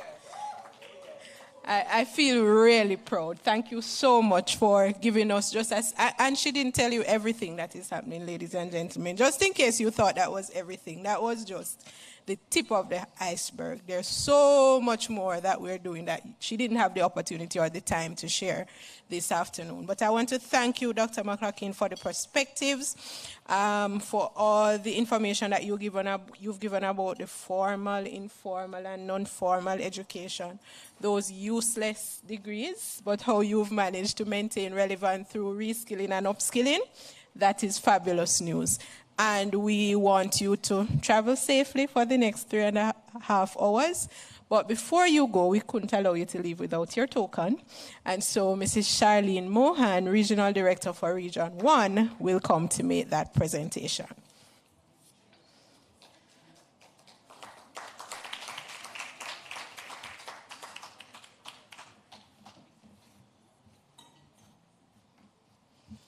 Thank you so much, ladies. We are moving, ladies and gentlemen, to the next discussion segment. And this one is going to be focused on skills need anticipation and looking at concept and methodology.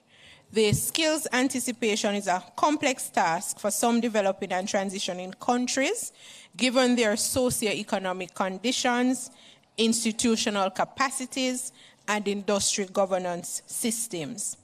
Many developing countries have limited or siloed labor market information, and more effort and investment are needed to build coordinated, robust information systems.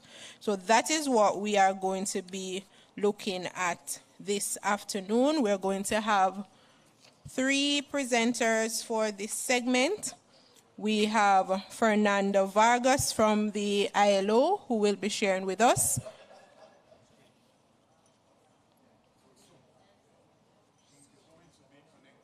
He's going to be connecting virtually. So we're going to start with Ms. Alison Birch-Cooper, who is our Director for Research and Development at the HEART NSTA Trust. She has over 18 years. Allow me to properly introduce her, please. She has over 18 years. I know we're excited for our colleagues. I'm excited too. She has over 18 years of experience in labor market research, sectoral assessments, and program monitoring and evaluation. She holds a master's degree in economic development policies with a specialization in economic policies. She has a bachelor's degree in management studies and statistics, and Alison is a critical thinker. Let's hear it for Mrs. Alison Birch-Cooper, Director of Research and Development at the HEART NSTA Trust.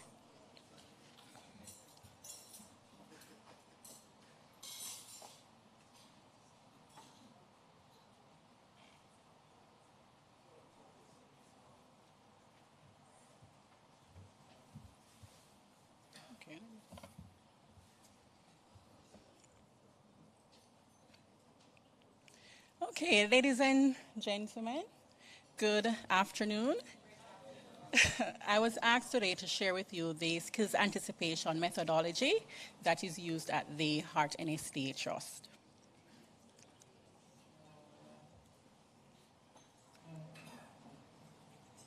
Okay, and in doing so, we'll be looking at the methodology, but I'll also be looking at our experience and the challenges that we face in carrying out this methodology. So what is skills anticipation? Skills anticipation is really activities that are done strategically to determine the future labor market needs. And there are usually 3 methods in anticipating skills. You have quantitative, qualitative, and mixed. Now, let us speak about the quantitative.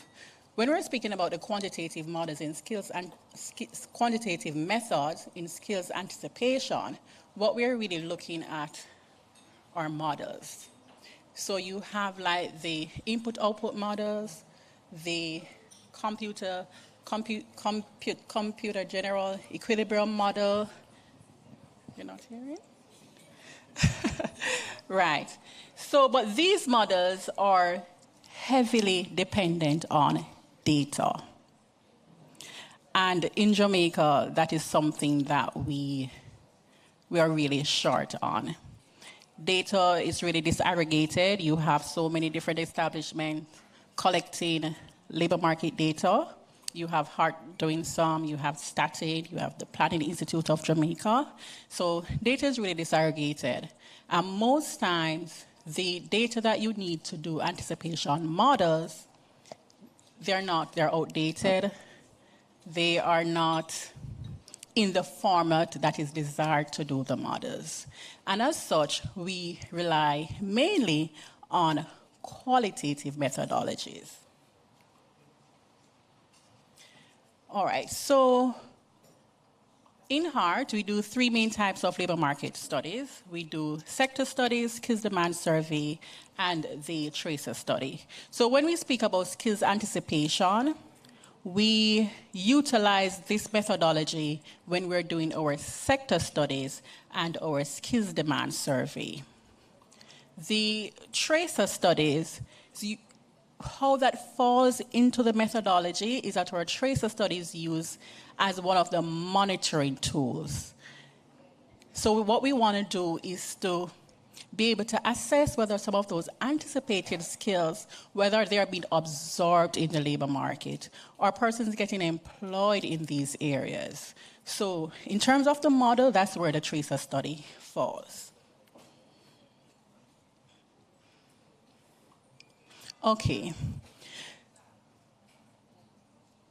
All right, so that's cut off. All right, so in terms of our skills anticipation model, it's benchmarked with the Sinai Prospective model, which is a model that was promoted by the International Labour Organization. And in doing so, one of the first things we do is we would have done the environmental scan. Having done the environmental scan, you want to identify technologies, emerging technologies, anticipated technologies that will impact the sector. Having identified those technologies, the next thing we do is to share these technologies with the stakeholders so that there can be some consensus as to the main technologies that will impact the sector. Having done that, we want to look at the organizational perspective. That is looking at changes in the organizational structure. Or the growth to take place within organizations? Is it that we're going to have some organizations closing? Are there new investments to come in stream? So we want to look at that sort of scenario as well. When you look at those scenarios, the next step is to look at how these impact the occupations. Right? So we're looking at whether there are any changes in the competencies within the occupations, and you want to document those changes.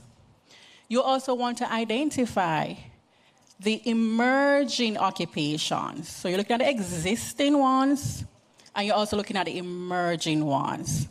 So a company may say the next 5 years, I'm going to, let's use AI. I am going to be using mainly AI.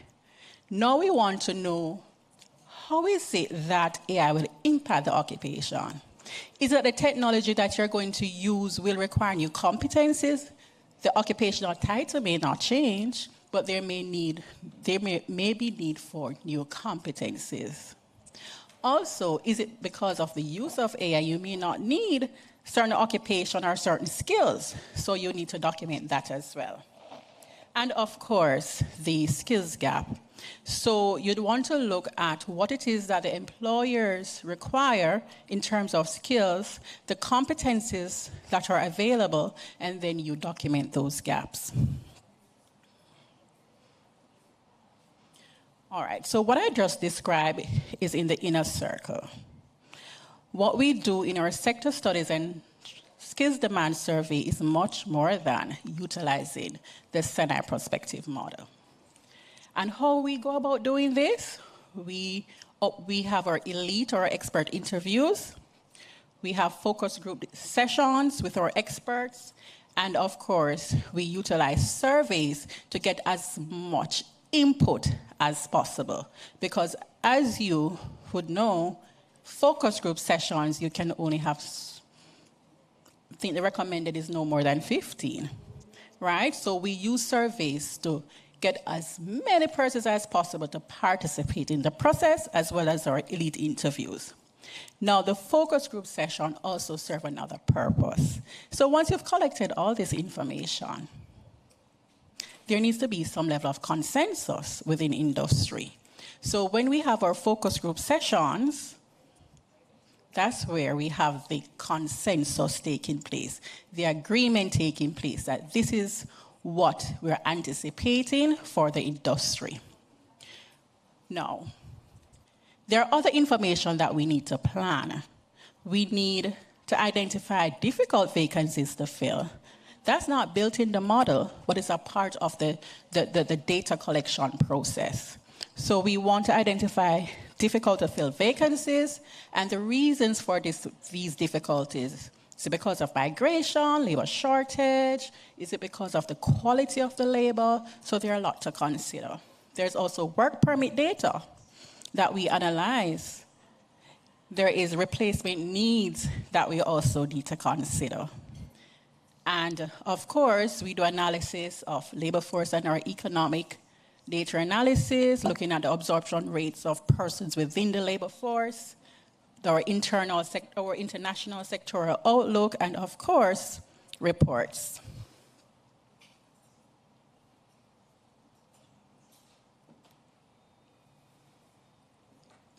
All right, so let's talk a little bit about the information that we garner from this methodology. We are able to speak about the emerging and anticipated technologies.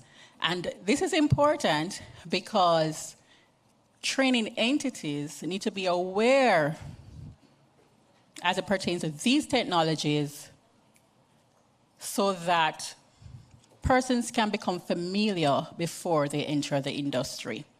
There's also emerging and anticipated occupations, not only the occupations, but also the skills.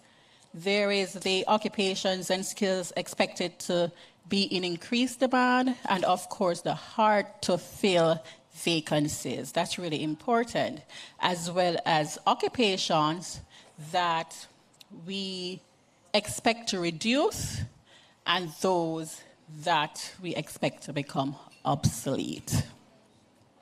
And I mentioned before the skills gap. Most importantly, once all this data is collected, and let's say we have a draft report, we do not publish any information unless it is validated by industry. And not only industry, I'm using industry loosely, but it also includes our training providers and so forth, right? So it must be validated. And what this does, it allows for clarification of the data and information that we have collected. Remember, what is important in skills anticipation is consensus, right? So yes, it allows for consensus and it allows for ratification of our findings and the recommendations. And of course, we seek approval for dissemination. Okay, so we spoke about the focus group sessions and surveys and elite interviews, but who are we really targeting? Who are our target audience? We target our employers, entrepreneurs, training providers, our ministries, departments, and agencies, or associations, and of course, we target other experts in the field. Okay, so previously I made mention that the tracer study is used as one of the monitoring tools for the skills anticipation methodology, and that is a survey, and we also look at existing labor force data to see how they correlate with the experiences of our graduates. So our tracer studies is mainly done for beneficiaries of our program. They could be graduates, they could be dropouts. So we look at, once you benefited from the program, we tend to see what is happening with you within the labor force. And the information that we collect from the tracer studies, employment rate, very critical, because this is something that you're going to use to monitor the absorption rate of the individuals who you would have trained in those anticipated skills, as well as the skills utilization rate. That's looking at, persons can be employed, but are they really utilizing their skills? So that is also a key indicator, as well as the quality of employment and job satisfaction. We spoke about decent work earlier, so looking at the quality of employment is also important, as well as time taken to gain employment. And we also seek to ascertain whether or not persons would have done further education and training. Now, before I get to the challenges, I would just like to speak a little bit about the recommendations. So having the information, for it to have impact, it must be shared, right? So what we do, our recommendations, or the information that we have, we hope that it would be used to develop standards, curriculum, to also revise standards and learning resources, as well as to develop training programs, whether it be via partnership or single-handedly by the training entities. Now, our experiences and our challenges. What we find is that in utilizing the Senai prospective model, stakeholders sometimes they find it really challenging to identify the technologies because it's so futuristic. They have a challenge there. And sometimes when you do the work and identify the technologies, sometimes they really can't relate to it. So that's a challenge. And it will impact the participation in the process. Different stakeholders, such as the government agencies, employers, and educational institutions, sometimes they may have diverse perspective on skills. And sometimes it's a bit difficult to get the consensus. So that requires a lot of work. But we have to ensure that the consensus is there. A big one I know for heart is the inability to estimate the number of persons anticipated per occupation. What we would like to know is we need X number of Y occupation in the next 5 years. That is a challenge. And the reason why it's a challenge is because we have inadequate data to do models. And the other reason is for those employers who provide the numbers, it is not representative of the entire sector.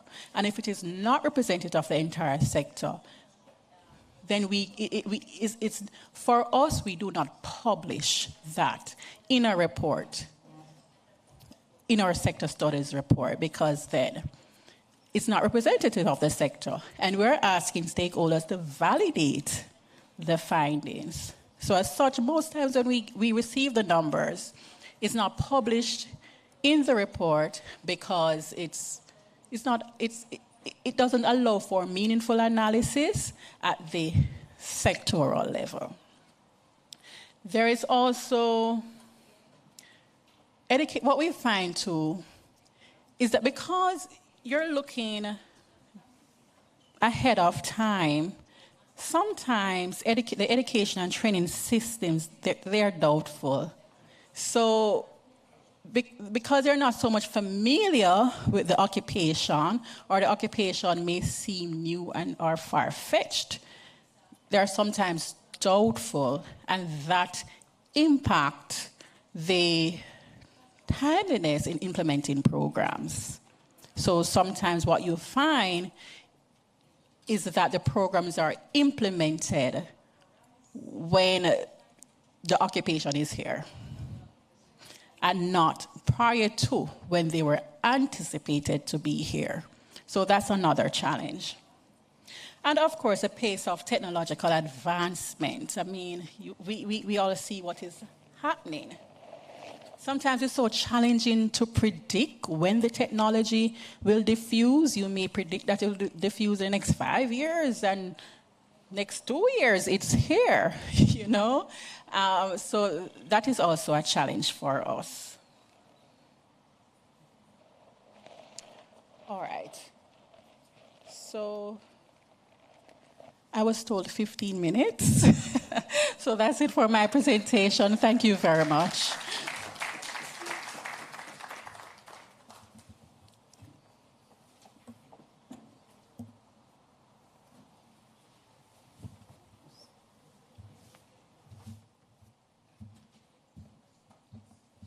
Thank you so much, Alison. I think you will agree with me that Alison is in the right area. Such diligence and grace and attention to detail and being so meticulous in her delivery. She looks and sounds like a good researcher, doesn't she? I think so too. I think she has found her calling. Thank you so much, Alison, for those perspectives and for helping us to understand the process that you and your team have to go through to get us the very critical data that we use to inform our training and delivery and ensuring that we are meeting the needs of the labor market. Do we have Fernando ready for us now? Yes, we do. So, ladies and gentlemen, I'm going to invite you to turn your attention to the screen as we are about to hear from Fernando Vargas. But let me tell you a little bit about him first. He is a senior specialist at ILO CINTERFOR in the field of vocational education. His area of expertise covers the organization of training systems and institutions and the processes and demand identification, program structuring, implementation, certification, and evaluation of training. Please turn your attention to the screen now for our presentation from Fernando Vargas. Yes, hello everyone. Thank you. Thank you for having me in this important meeting. I would like to greet the authorities and representatives from the training agencies and TVET institutions there, especially HART NTA as a house institution, and of course to my colleagues from ILO CINTERFOR there in Kingston and the rest of participants. I am going to take you about certainly a very current topic, the anticipation of the skills needs. Let me share some slides with you to facilitate this conversation. And moving there. Can you see it? Yeah, okay. Then let's go on. Anticipating implies in a certain way foreseeing the future. And by the way, future is a fascinating concept. We will the future during the present, and to a large extent, it also comes from the past. Human beings have always loved predictions, and we have also failed to predict. Then prediction is very difficult, especially if it is about the future. This gentleman, Lord Kelvin, persistently made wrongful predictions, and he is famous for that. And the world literature is plenty of failed predictions. Of course, we will try to not repeat them when anticipating the skills needs. I hope you can read about these failed predictions of the latest years of the 19th century. Let's move on to understand better what is skills need anticipation. Skills needs anticipation have certainly different definitions, different concepts and terms. Early identification of skills needs assessment, or anticipation of skills needs even, or forecasting are commonly used to define this concept. I would like to use this definition from ETF, the European Training Foundation, that define skills needs anticipation as activities to assess future skills in the labor market in a strategic way, using consistent and systematic methods. And by the way, as Mrs. Allison said, one of the challenges is to establish the right number of new job positions in the future. But in the point of view of ETF, the skills needs anticipation is not for calculate exact number of workers who will require in the future. Rather, SNA aims to provide information to labor market actors about potential future skills imbalance, and in this way support decision measures, policies, and actions to meeting the needs and avoiding the imbalance. And this is a very good point. And let me show you this general overview on how the anticipation of skills is positioned as a mediator between skills demand and skills supply. We have some group of global drivers of change, as you know, climate change, demographic change, globalization of markets, and technology and innovations poses a serious challenge for the labor market. And then we have some response choices. ILO marks these in the side of demand and these in the side of supply. Better skills utilization, measures to improve retention, improving work conditions, national and sectoral policies and regulations in the side of demand.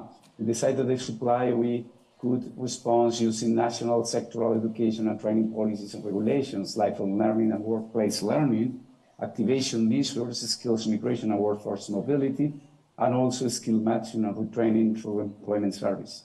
This is anticipation of the skills needs in the base of this balance between supply and demand. This is the way we are seeing it. And if we can go deep in a definition of skills needs anticipation, we found that includes a range of forward-looking activities, but it is not about prediction or merely about forecasting. It is primarily about sense-making, exploring alternative futures, and shaping and enabling a desired future. It's a desired future in terms of skills, not an exact number of job positions or occupations. The rationale of these skills anticipations are in these 5 points: break down barriers between ministers and to develop more joint policy approach. This requires bringing together key players, the social actors in the sector, and drawing together the skill aspects for different strategies and identifying the links between them. Also to promote a more future-oriented approach to skill policies, paying attention to key stakeholders. Again, governments, employers, and workers. Social dialogue is so important in this activity. to highlight key concerns about the skills, in particular the mismatch between the demand and supply, to promote capacity building new skills, including strategy development and foresight skills, and finally to identify gaps in governance structures in addressing particular functions. Then, according to ILO, these are the essential components of the skills needs anticipations. We have institutions, as I said, social dialogue and coordination between social actors. We need to have an analytical capacity. We need to have strong abilities, strong skills to use the methods and tools and to use data, production and use data. It is related deeply with labor market information systems. And then lately, the methods and tools tends to be so intensive using data, using big data techniques, using artificial intelligence and machine learning programs. Then, in a more detailed view, we could identify these building blocks in terms of what we need to answer the questions, which skills should we develop towards, for example, to 2030 year? How can these skills be generated by education and training institutions? We need to start with evidence, analyze the current situation, data, use the information of observatories. We need to use methods of anticipation, forecasts, and of demand and supply. We need to take into account the drivers, technological, demographical, and green transition, as I said. We need to put our scenario in the economic integration organizations like CARICOM in the Caribbean, by the way. We need to put one eye in inclusion, vulnerable groups, gender balance, and lately define the right strategies like project-based learning, community-based learning, apprenticeship, or hybrid learning in order to make this balance between demand and supply more better. Then, methods. We have a plethora of methods in terms of skills anticipation. Here are the most important in my point of view. One of them, as was mentioned for Mrs. Allison, was the surveys of employers and other groups asking about demand and supply and about skills gaps. There are a lot of econometric forecasting modeling. This economic technique was very used in the 70s and 80s, and are models based in projections or in input-output matrix, and is basic econometric forecasting modeling, as I said. Lately, we are using ad hoc sectoral or occupational studies that mix quantitative and qualitative methods. For example, in Panama, nowadays, we are developing some skills needs anticipation for 5 sectors. One of them is the digital technology sector, using a sectoral approach, mixing quantitative use of big data, for example, and qualitative tools using surveys for employers and workers.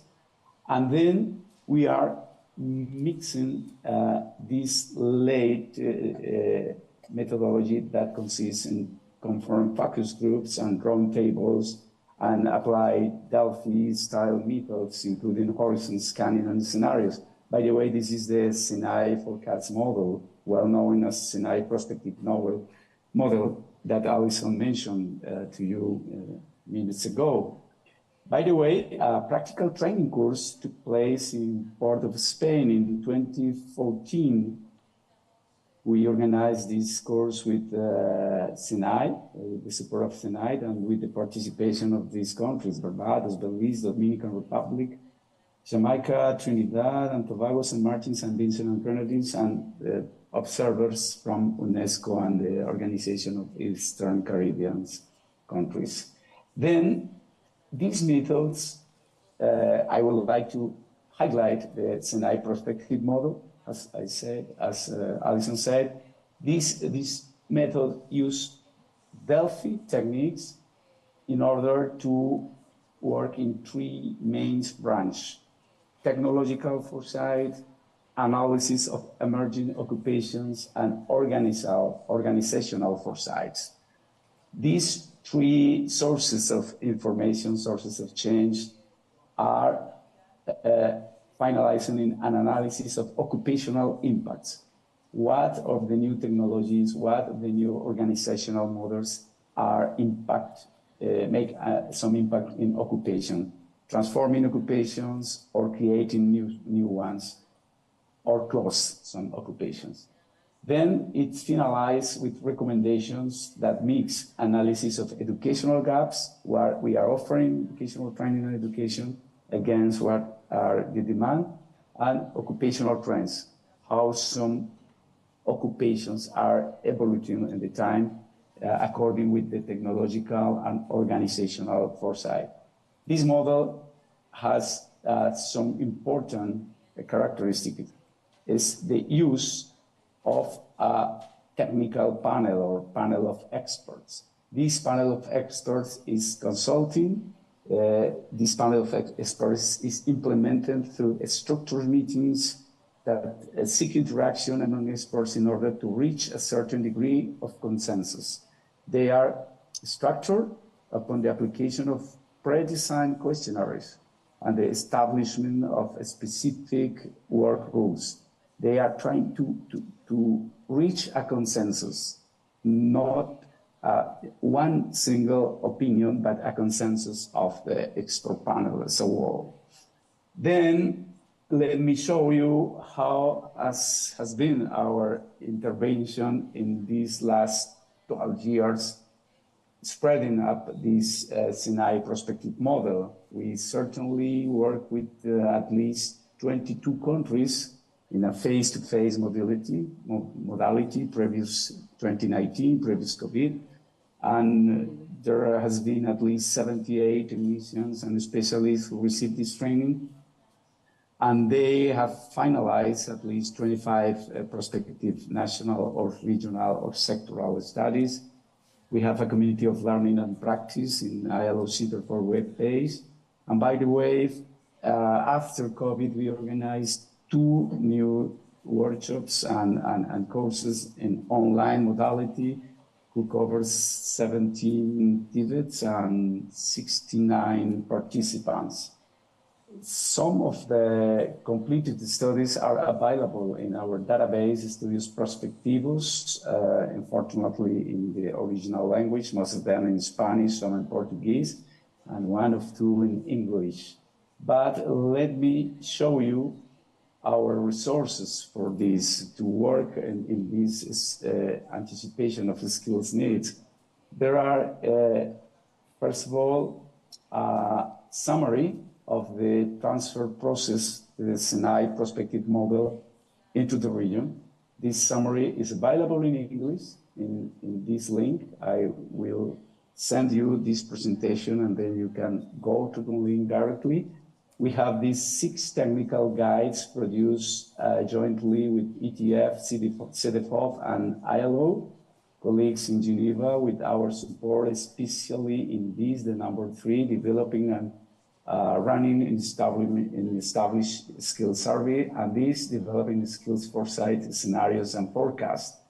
And finally, last year was delivered this anticipating skills needs for green jobs guide. It's a very interesting guide in order to skills needs anticipation in green jobs area.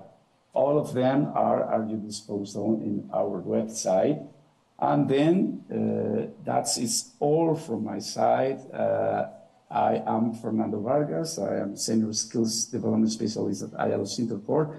And it has been a pleasure for me to share these ideas with you. I remain at your disposal for any questions or comments, and with great interest in listening to the panel that follows below. Thank you very much. Thank you so much for that, Fernando.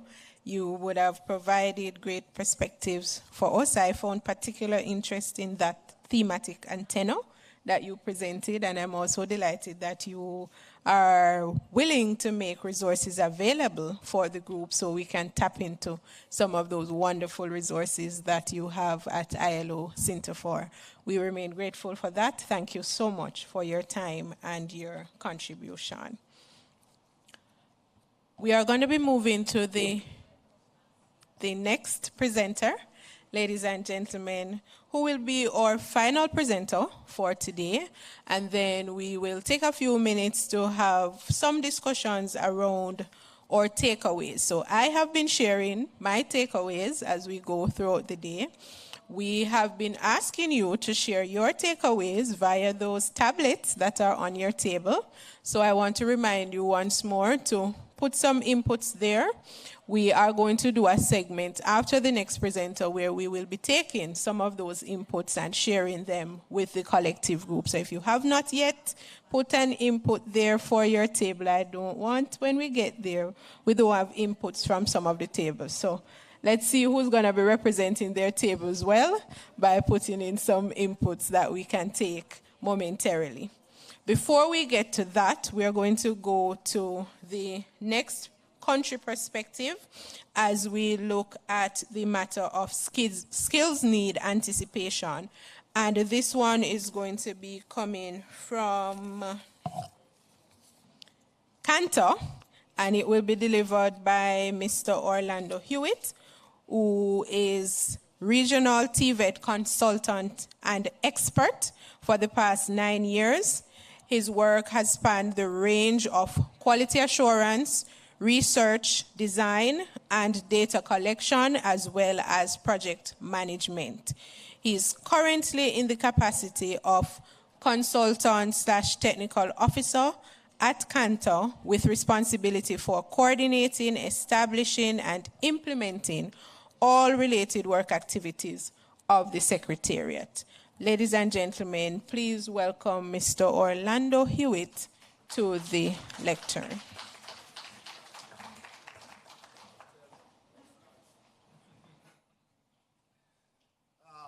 Afternoon, everybody. And as a Jamaican, proverbial Jamaican, at this time of the day, even I want to sleep, right? So I won't bore you with the technical details. My presentation is simply ditto. But,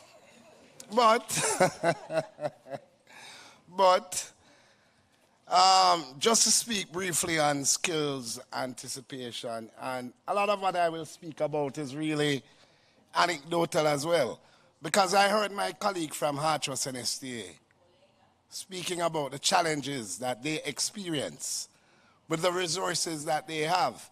And I remember years ago speaking to Trust about an assignment through ILO, and what was surprising is that Trust NSTA doesn't have access to labor market information, but they also have access to labor market intelligence. And in 2015, Cantor would have published a study by then former CEO, well, Executive Director of Trust, Robert Gregory, and the project came through CARICOM, funded by the Canadians. And it spoke to regional workforce development and competitiveness in the region, right, as far back as 2015. And one of the 7 tenets of that framework spoke to labor market intelligence. And we have a paucity of labor market intelligence in the region. And I'm making reference to Trust NSTA as a well-resourced training entity and TVET apex body.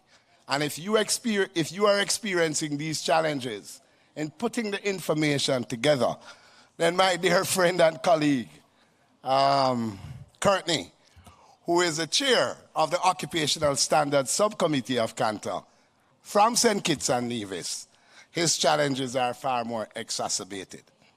So I'm not going to bore you with the technical details. I'm just going to jump to the end of my slide. Oops, that was quick. That was Usain Bolt Swift. All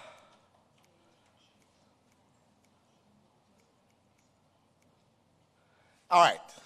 So, you know, by the way, who consume TikTok? How many of you consume TikTok? All of you who consume TikTok, hands in the air. TikTok, TikTok. Come on, I don't believe that. Can't be one person. Don't be ashamed, guys. All right. Technology has gotten so amazingly disruptive that the majority of us now consume content on what? On social media. I am a 57-year-old old man, who is anticipating in great earnest, along with his 16-plus-year-old son, a game by the name of Grand Theft Auto 4 or 5. I can't wait, guys. And my son and I would have just disposed of a console called PlayStation 4 because he came to me and he said, "Hey, Daddy, this is redundant." 5, we're looking to buy some Oculus, baby. Right? We are going to play games using artificial intelligence. And the technology changes every day. I would have sat and watched my then 14-year-old son during COVID brainstorm as somebody who has tremendous admiration for Elon Musk from SpaceX, right?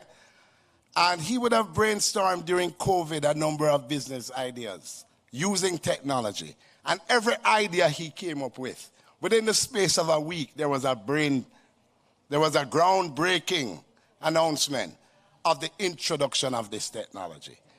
So the technology is changing not daily, it is changing secondly, right? And this slide is a representation of the industry group. The gentleman in the middle is the president of the State Industry Federation in Brazil, in one of the states in Brazil. And a delegation from Cantor would have visited Brazil in June of this year. And what we found impressive is that, as the chair of Cantor spoke of earlier, in Brazil, training is not supply driven. It is demand driven. And it is through a demand driven framework that we are going to appropriately use and leverage our labor market intelligence, whether scientific or anecdotal.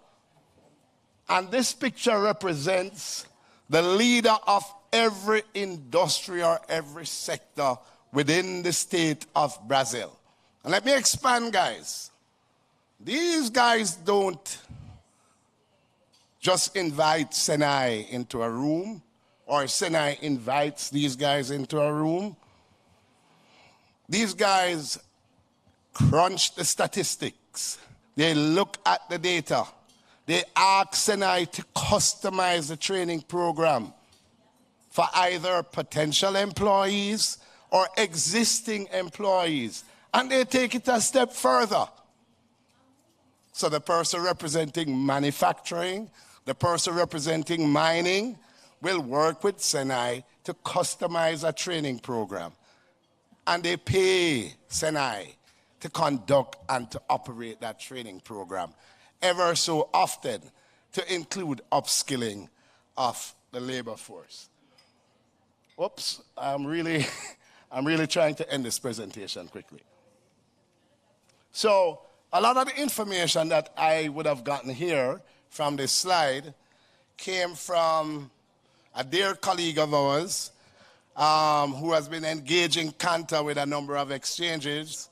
Her name is Ilka Webster. She's a specialist skills and lifelong learning in the Office of the Caribbean located in Trinidad, right?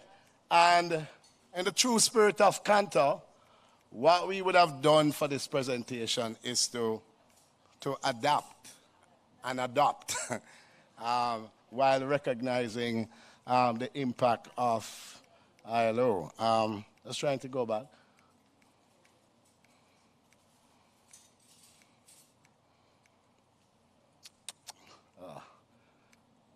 And I'm being technologically challenged right now. I need some upskilling.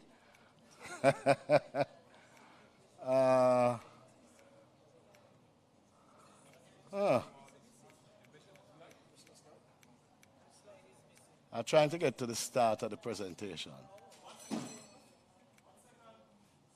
Okay. Thank you, sir. All right. So skills need anticipation. Is it impossible? Is it undoable? Answer is no, right? Our previous presenters would have all echoed the sentiments that it is necessary and it can be done. And what are we doing? What are we trying to do? We're trying to identify all these industry trends. All these industry trends that today our job is relevant, and tomorrow the possibility strongly exists that that same skill set that we have is now redundant. So we're moving from industry 1 to industry 5, and we're doing it rapidly. And all of this is based on what global demands and global economic trends are saying to us, right?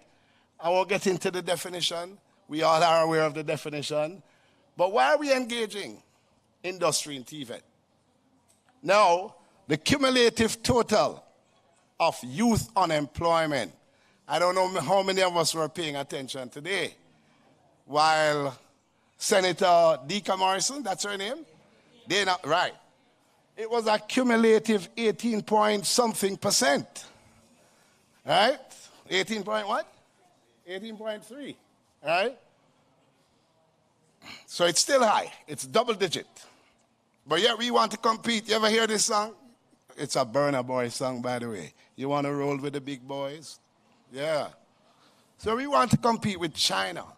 We want to compete with the UK. Right? We want to roll with the big boys. We have Haiti here, by the way, guys. 11 million people. 12 million people. 99% of which are engaged in the informal economy. Correct, Alex? Correct.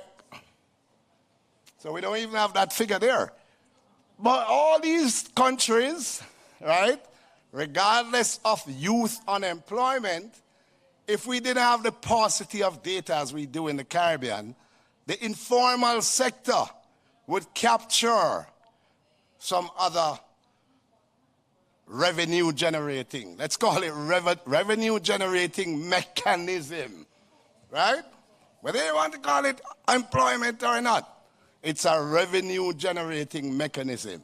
And Haiti is a living testimony because of the expansiveness of their informal sector. And one of the reasons why Haiti is here at the table, and one of the reasons why Haiti is assiduously pursuing membership with CANTA is because they want to have this labor market information, not only within their economies, but across the region. They want to have standardized training material, and they want to have a internationally recognized qualification that will allow for not only employment of their individuals within Haiti, but right across the region and right across the globe. So, hey, industry needs trained, competent employees for jobs. And these are some of the jobs. Has anybody ever used what's the name of the thing, young guys, young women? Is it the Oculus? The headset to watch a movie? A VR headset, right? No, guys, that is, ooh, it's an experience. And at Senai, we would have been privy to the fact that VR headsets can be used to conduct simulated activity as it relates to welding, as it relates to plumbing, as it relates to, right? There's a notion of gamification, right? And using gamification to do a lot of these activities.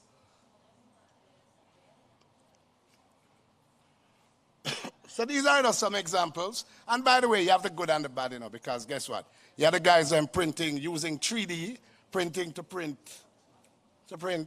guns to it, you know. Just saying. So, as we look at skills for the future, I'll never forget this project in Barbados, Chair. It was called Skills for the Future. It was a project that got started in 2016, 2017, all the way up to 2020, 21 in Barbados. Big project. And it was about trying to identify skills for the future and how training institutions in Barbados were going to recalibrate to include, by the way, and I repeat, to include, by the way, the provision of pedagogical and andragogical skills so that the instructors who are delivering the programs have the competencies to do so. So we have this plethora of occupational standards. We have this plethora of curriculum material. And we are working with industrial lead groups. However, we also have gaps in terms of our instructors still being able to deliver training, especially to the adult learner. Right? So we have to get our instructors continuously capacitated for this Industry 5.0, many of whom have a challenge, just like myself, making that paradigm shift. So we're looking at the risk, we're looking at potential job growth, the green economy. And I can say a lot about the green economy, right? I heard Marlon spoke about the SAGE program. There's climate smart agriculture, huge, right? Then there's a blue economy, right? Our fisheries, our maritime. Hey, guys, we here in Jamaica are in trouble, you know, because when I travel to the rest of the Caribbean, I get fish big, so. I come back to Jamaica, I get fish small, so.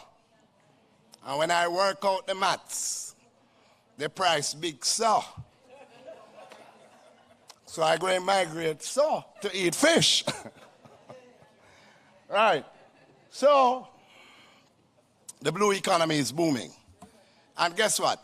As our fisheries and our resources in the blue economy deplete and get depleted. By the way, do you all know that one of the biggest fish processors in the Caribbean is actually a Jamaican company by the name of Rainforest.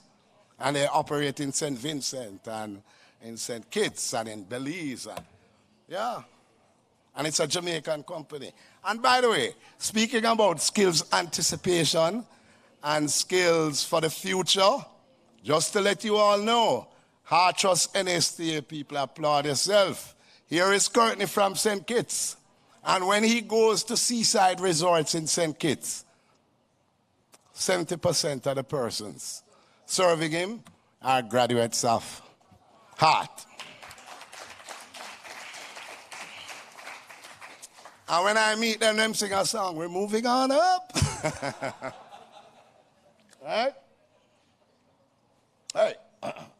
So we got that labor market analysis to do. And more, garnering and leveraging labor market intelligence, what the hell the market wants. Sometimes the employer, him or herself, because of the size of the employer within this very discrete area of economic activity, sometimes him or her don't even know. Right? So that labor market intelligence we as professionals sometimes have to consult and network and leverage the information so that employers, especially for apprenticeship, they are clearly aware of what we're doing. Now, hey, guys, you see number 2, occupational analysis and occupational standards. Whoa. Now,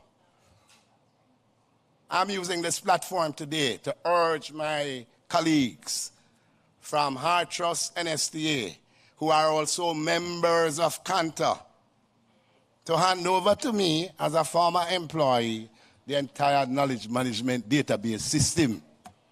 Because half of the occupational standards are just sitting there. So hey, and we have people in the Caribbean who are in need of it. So let us monetize your occupational standards if you have no interest in monetizing it yourself, right? But you have a plethora of occupational standards numbering 2,000 and more on your national qualifications framework, and we would like to have unfettered access to it. Thank you. Right? So, sector councils. Guys, stop this boardroom thing with meeting with industry. But play golf, man. Right?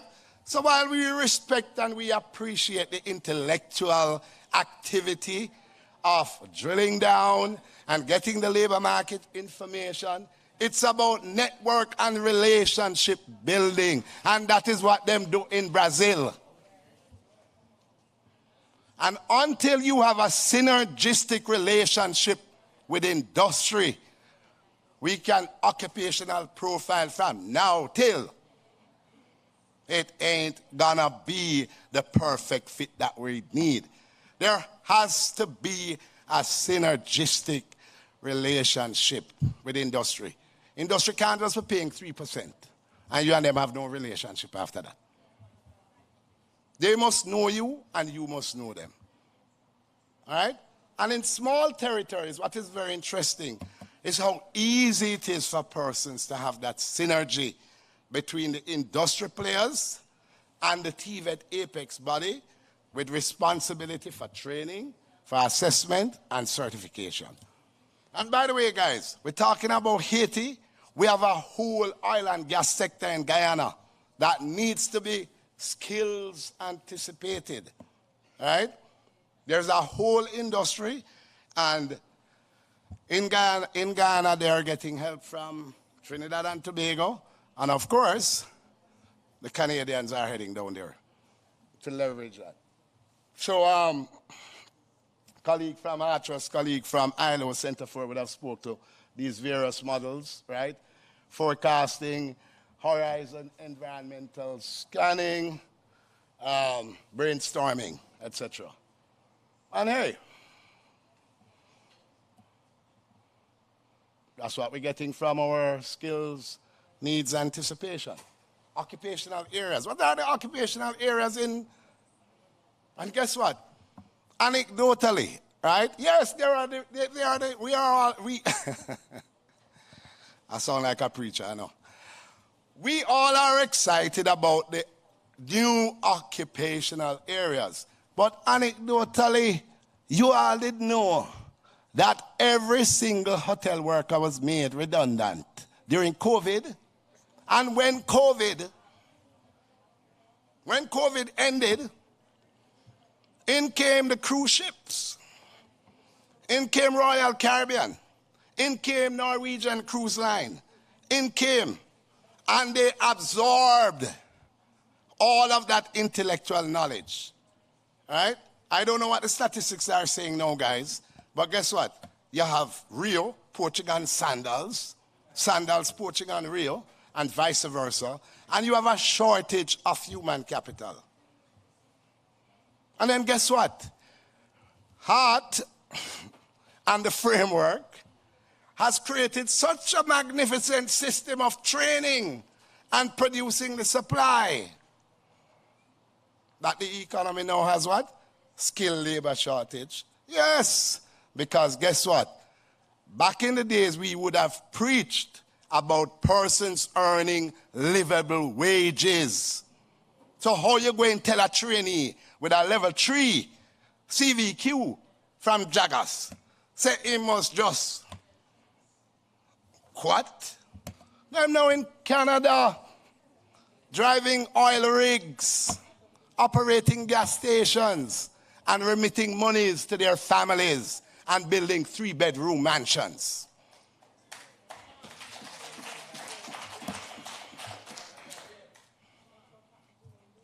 And we would have preached and urged, guess what? Uno got do it because we wanted to make money. We never go into training to look cute and pretty. And that is why we have a critical employability skill in the curriculum and occupational standard called entrepreneurial blah, blah, blah. So guess what? Them decide to be entrepreneurs and bolt. You cannot blame them. And guess what? In true spirit of lifelong learning, others are engaged in colleges in Canada and North America and elsewhere in the Caribbean, and they are matriculating into higher level programs. So hey, so industry, occupational areas, labor market information, working with these sector councils, industry lead groups. And then how are we going to train? Oh, apprenticeship. Hey, I hear the guy today, and I'm sound good, you know. Yeah, man. Marlon, boy, me hear about you before me meet you, bro. Boy, I want to see it work. So I am invoking you that the same model that is working in Jamaica, we want to also replicate it across the Caribbean. All right? So, on, off the job, blended. And what's amazing about our Brazil experience, right, guys, I was really skeptical that you can offer a full digital TVET program. I am still a skeptic. But it can work with the appropriate technology. And that technology ain't cheap. And it will not be cheap. But let's see what the future holds, right? So, some areas of consideration. What strategies are you going to adopt? Are you going to go to El Shai and have fish and festival with industry players? Are you going to play golf? Are you going to meet in the boardroom? Are you going to crunch those labor market data? Are you going to build your relationships and partnerships and treasure them and nurture them, right? And of course, what new strategies and innovative strategies? One of the fascinating things, just coming to the cocktail from last night, having left Heart Trust for 12 years, is to see the number of young persons. I see the number of young persons who are now employed with the organization. And that is continual improvement and growth, guys. All right? It cannot be a one-time exercise. It has to be a sustained activity, right? Because, as I said, I gave you the anecdotal evidence of my son getting up every morning in COVID, right? With 3 computers and a tablet and scaling out a project to be the next Elon Musk of the world. And every 2 days he broke down in tears because every innovation he came up with either existed, thanks to his ignorance at the time, or it was announced, right? So the technology is moving so rapidly that, hey, great minds think alike, and what is fresh today is obsolete tomorrow in terms of a new business idea. So we have to anticipate clear and realistic goals, and it should be embedded in the institutional framework. So one of the things that I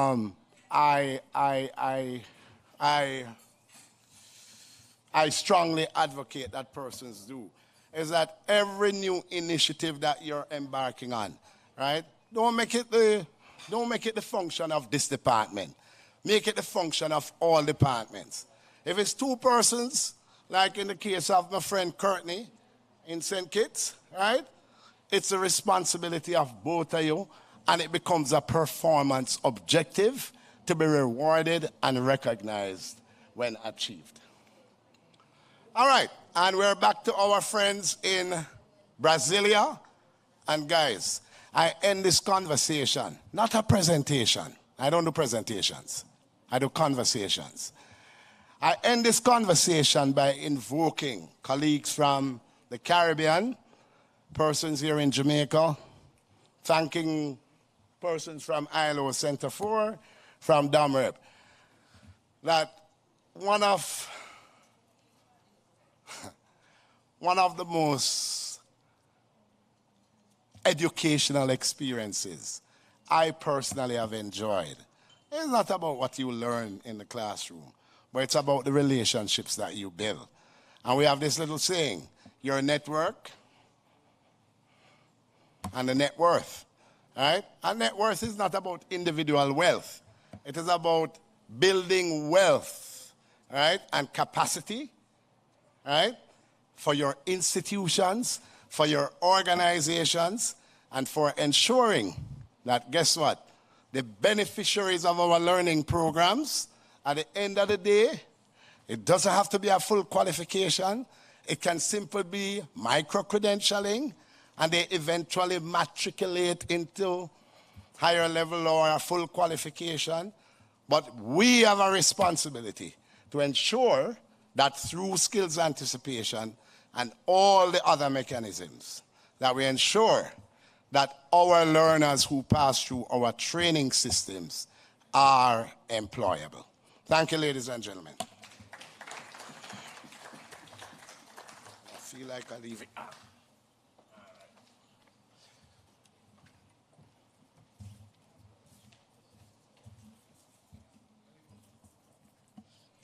Thank you for the monologue, Mr. Hewitt. And you know, ladies and gentlemen, at some points I was wondering if this was a pastor admonishing his congregation or it was a father admonishing his children. I wasn't so sure at some points. But a little of both. All right, sir, we'll take it, a little of both. Thank you for the perspectives.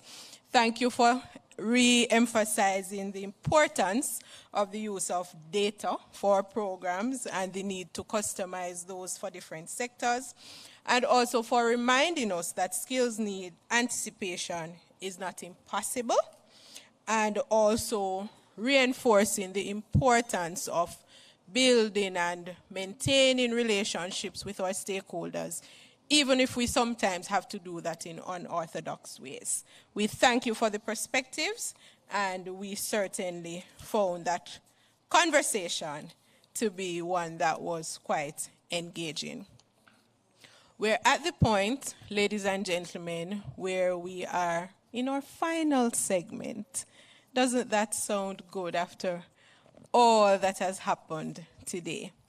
I have a lovely team of technical support who are going to be assisting me in this point. This is where we're going to be hearing your takeaways from the day's proceedings. So I'm going to invite the support of that team. Andrew, Nicholas, K. Marie. I think you should be seeing some information coming up on your screens momentarily, ladies and gentlemen, as we look at the takeaways that you would have inputted at your various tables. We want to see some of those. We want to hear from you in terms of what some of your takeaways would have been for today. Once we get through that, we will wrap up day one, and we will give you some time to go relax. For those of you who are not from Jamaica, we hope you have some very exciting Jamaican experiences in between the sessions until we come back tomorrow. So let's go. Day one roundtable conversations, where we're going to be looking at the summation of the discussions and conversations that we have been having today. And if you see an input that comes up that came from your table, I want you to indicate that that input came from your table. You can simply give me a little shout out or a little raise of hand, so I have some ideas where the inputs are coming from. They're there. So many inputs. Social perception of TVET. Where did that come from? Nobody's going to claim it. What is the quality assurance? There's an urgent call to action to skill our populations for decent work. This requires a collaborative approach nationally and regionally. Oh, Kanta. Thank you. Fabulous contribution. We appreciate that. Did anybody else have that as a takeaway today? Nobody else had that one? Let's go for another one and see if we have some further support. Table 8. So that one came from Table 8. A good presentation. The issues of particular interest in Latin America and Caribbean are very important to note and must not be ignored. I agree, more needs to be done to address them. Which table did this one come from? You don't remember? We don't remember. Let's take two more. Social dialogue remains a critical tool in the development of quality apprenticeship system. Marlon, that was you? That came from you, but was that your input? Oh, that's my table. I'm so proud to be associated with you. And the final one, oh, Charlene. Charlene, is this you? Is this the Charlene I know?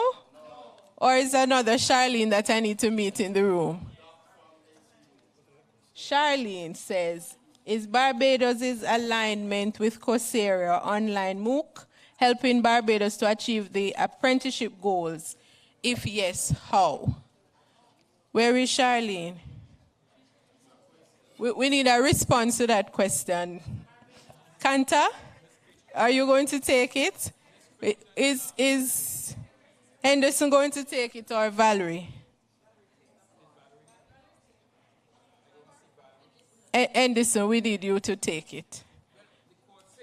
Come on up and share the response so the entire room and the virtual audience can hear.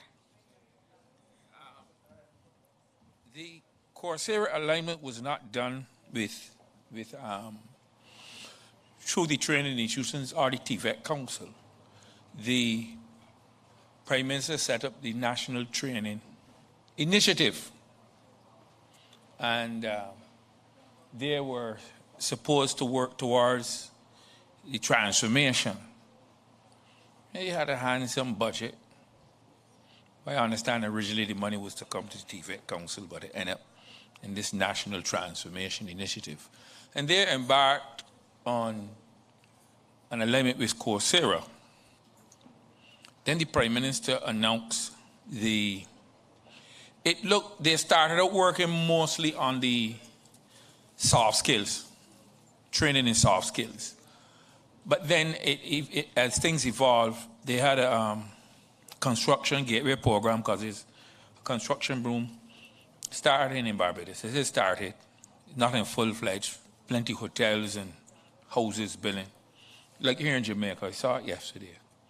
Concrete pouring everywhere. And they anticipate that they need a whole set of workers. And they said that if they don't train Barbadians, they have to import labor. So she went because it's high unemployment. And we had some crash course training, 3 months training. And then Coursera was introduced because a lot of these people were the fight people, the gun people, the gang people.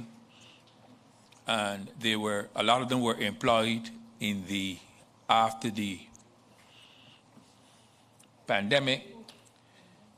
We had the pandemic, and then we had the ashfall from the St. Vincent. So you had to get people to sweep up the ash, spray down all the schools, spray down all the government buildings. They find money for that. And when that was coming to an end, they send them over to the construction gateway program. These is people that were in the gangs and all, these sort of people, you know. So they needed training, and that is where the TVET Council and the training institutions then had to merge with the National Training Initiative to blend in what they did. And then for some of there was construction training, this construction management training in this course area. A lot of IT training was beneficial, but it was not hard technical training. So it was like construction management, but it wouldn't train carpenters or masons or joiners or hard technical training. That is still left to us. So it mainly things like hospitality management, construction management, that those courses, they were training in IT. We were saying that it is good for people who are already in employment to boost their skills.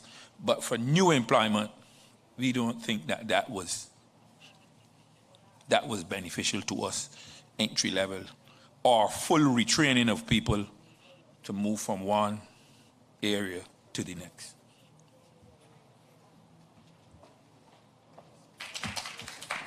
Thank you so much, and thank you for the appreciation. We thank you for those comments in response to the question raised by Charlene. The final input that we're going to be taking is now on your screen, which says, pay attention to data on number of persons needed and at what level. So if you remember nothing else as you leave here today, this is what you're going to be leaving with as one of the final thoughts. But we do have a couple more things that we need to do before we get out of here. We have a few presentations that we have to make, so I'm going to ask my presenters to stand by for the two previous conversation lists that came up. Mrs. Alison Birch Cooper, our Director of Research and Development, as well as Mr.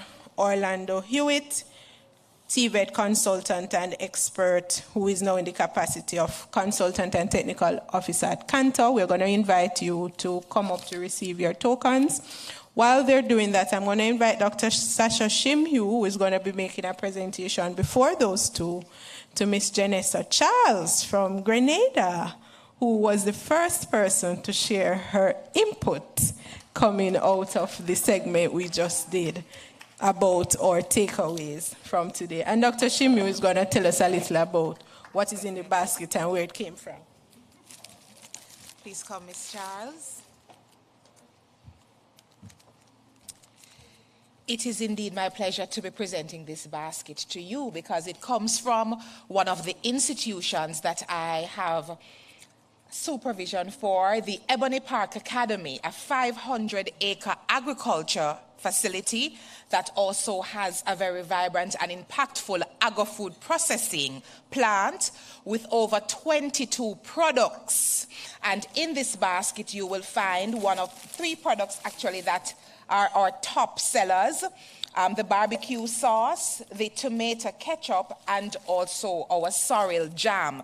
These are made by our trainees under the supervision of our staff, most of whom are graduates from the Ebony Park Academy. So this is from our heart to yours.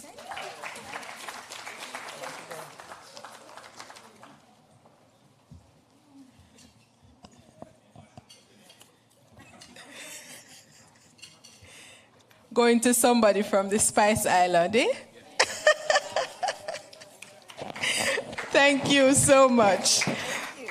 I'm now going to be inviting Mrs. Alison Birch Cooper to receive her token, and it will be presented by Dr. Aston Spencer, Regional Director for Region 2.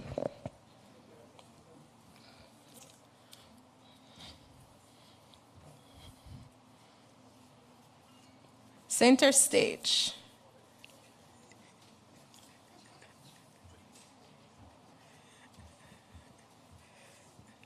A little more center.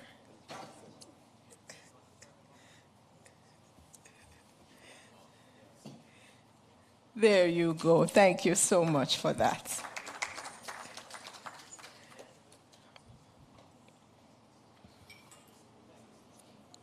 And next I'm going to invite Ms. Susan Scarlett, Director Acting Administration and Properties Management, to make the presentation of our next token, Mr. Orlando Hewitt. Please come up, sir, to receive same.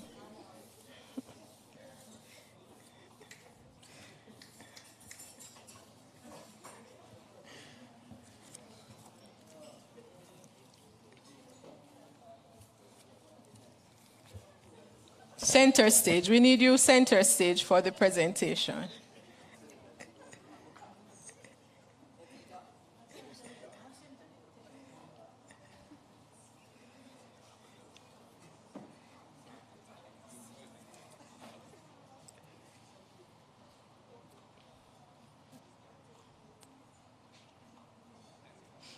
There we go. Our final presentation of tokens for today. And the very last thing I want you to do, ladies and gentlemen, before I release you, if you have not yet done so, is to turn the back of your credentials. There is a QR code there. If you have not yet scanned that, I'm going to invite you to scan that QR code. Thank you so much for being such an attentive, engaging, cooperative audience. It's been a very good day one. I am looking forward to an even greater day two. And for day two, Dr. Monday, where are you? Your moderator for day two is going to be our very own Dr. Marcia Rowe Monday, Senior Director for Standards, Curriculum, and Learning Resources. So consider this my virtual passing the baton to her, for her to take you through tomorrow's proceedings. My name is Julia Smiley Green, Director Marketing and Communications at the Heart NSTA Trust, and it was my absolute pleasure being your moderator today. Travel safely, and we'll see you tomorrow.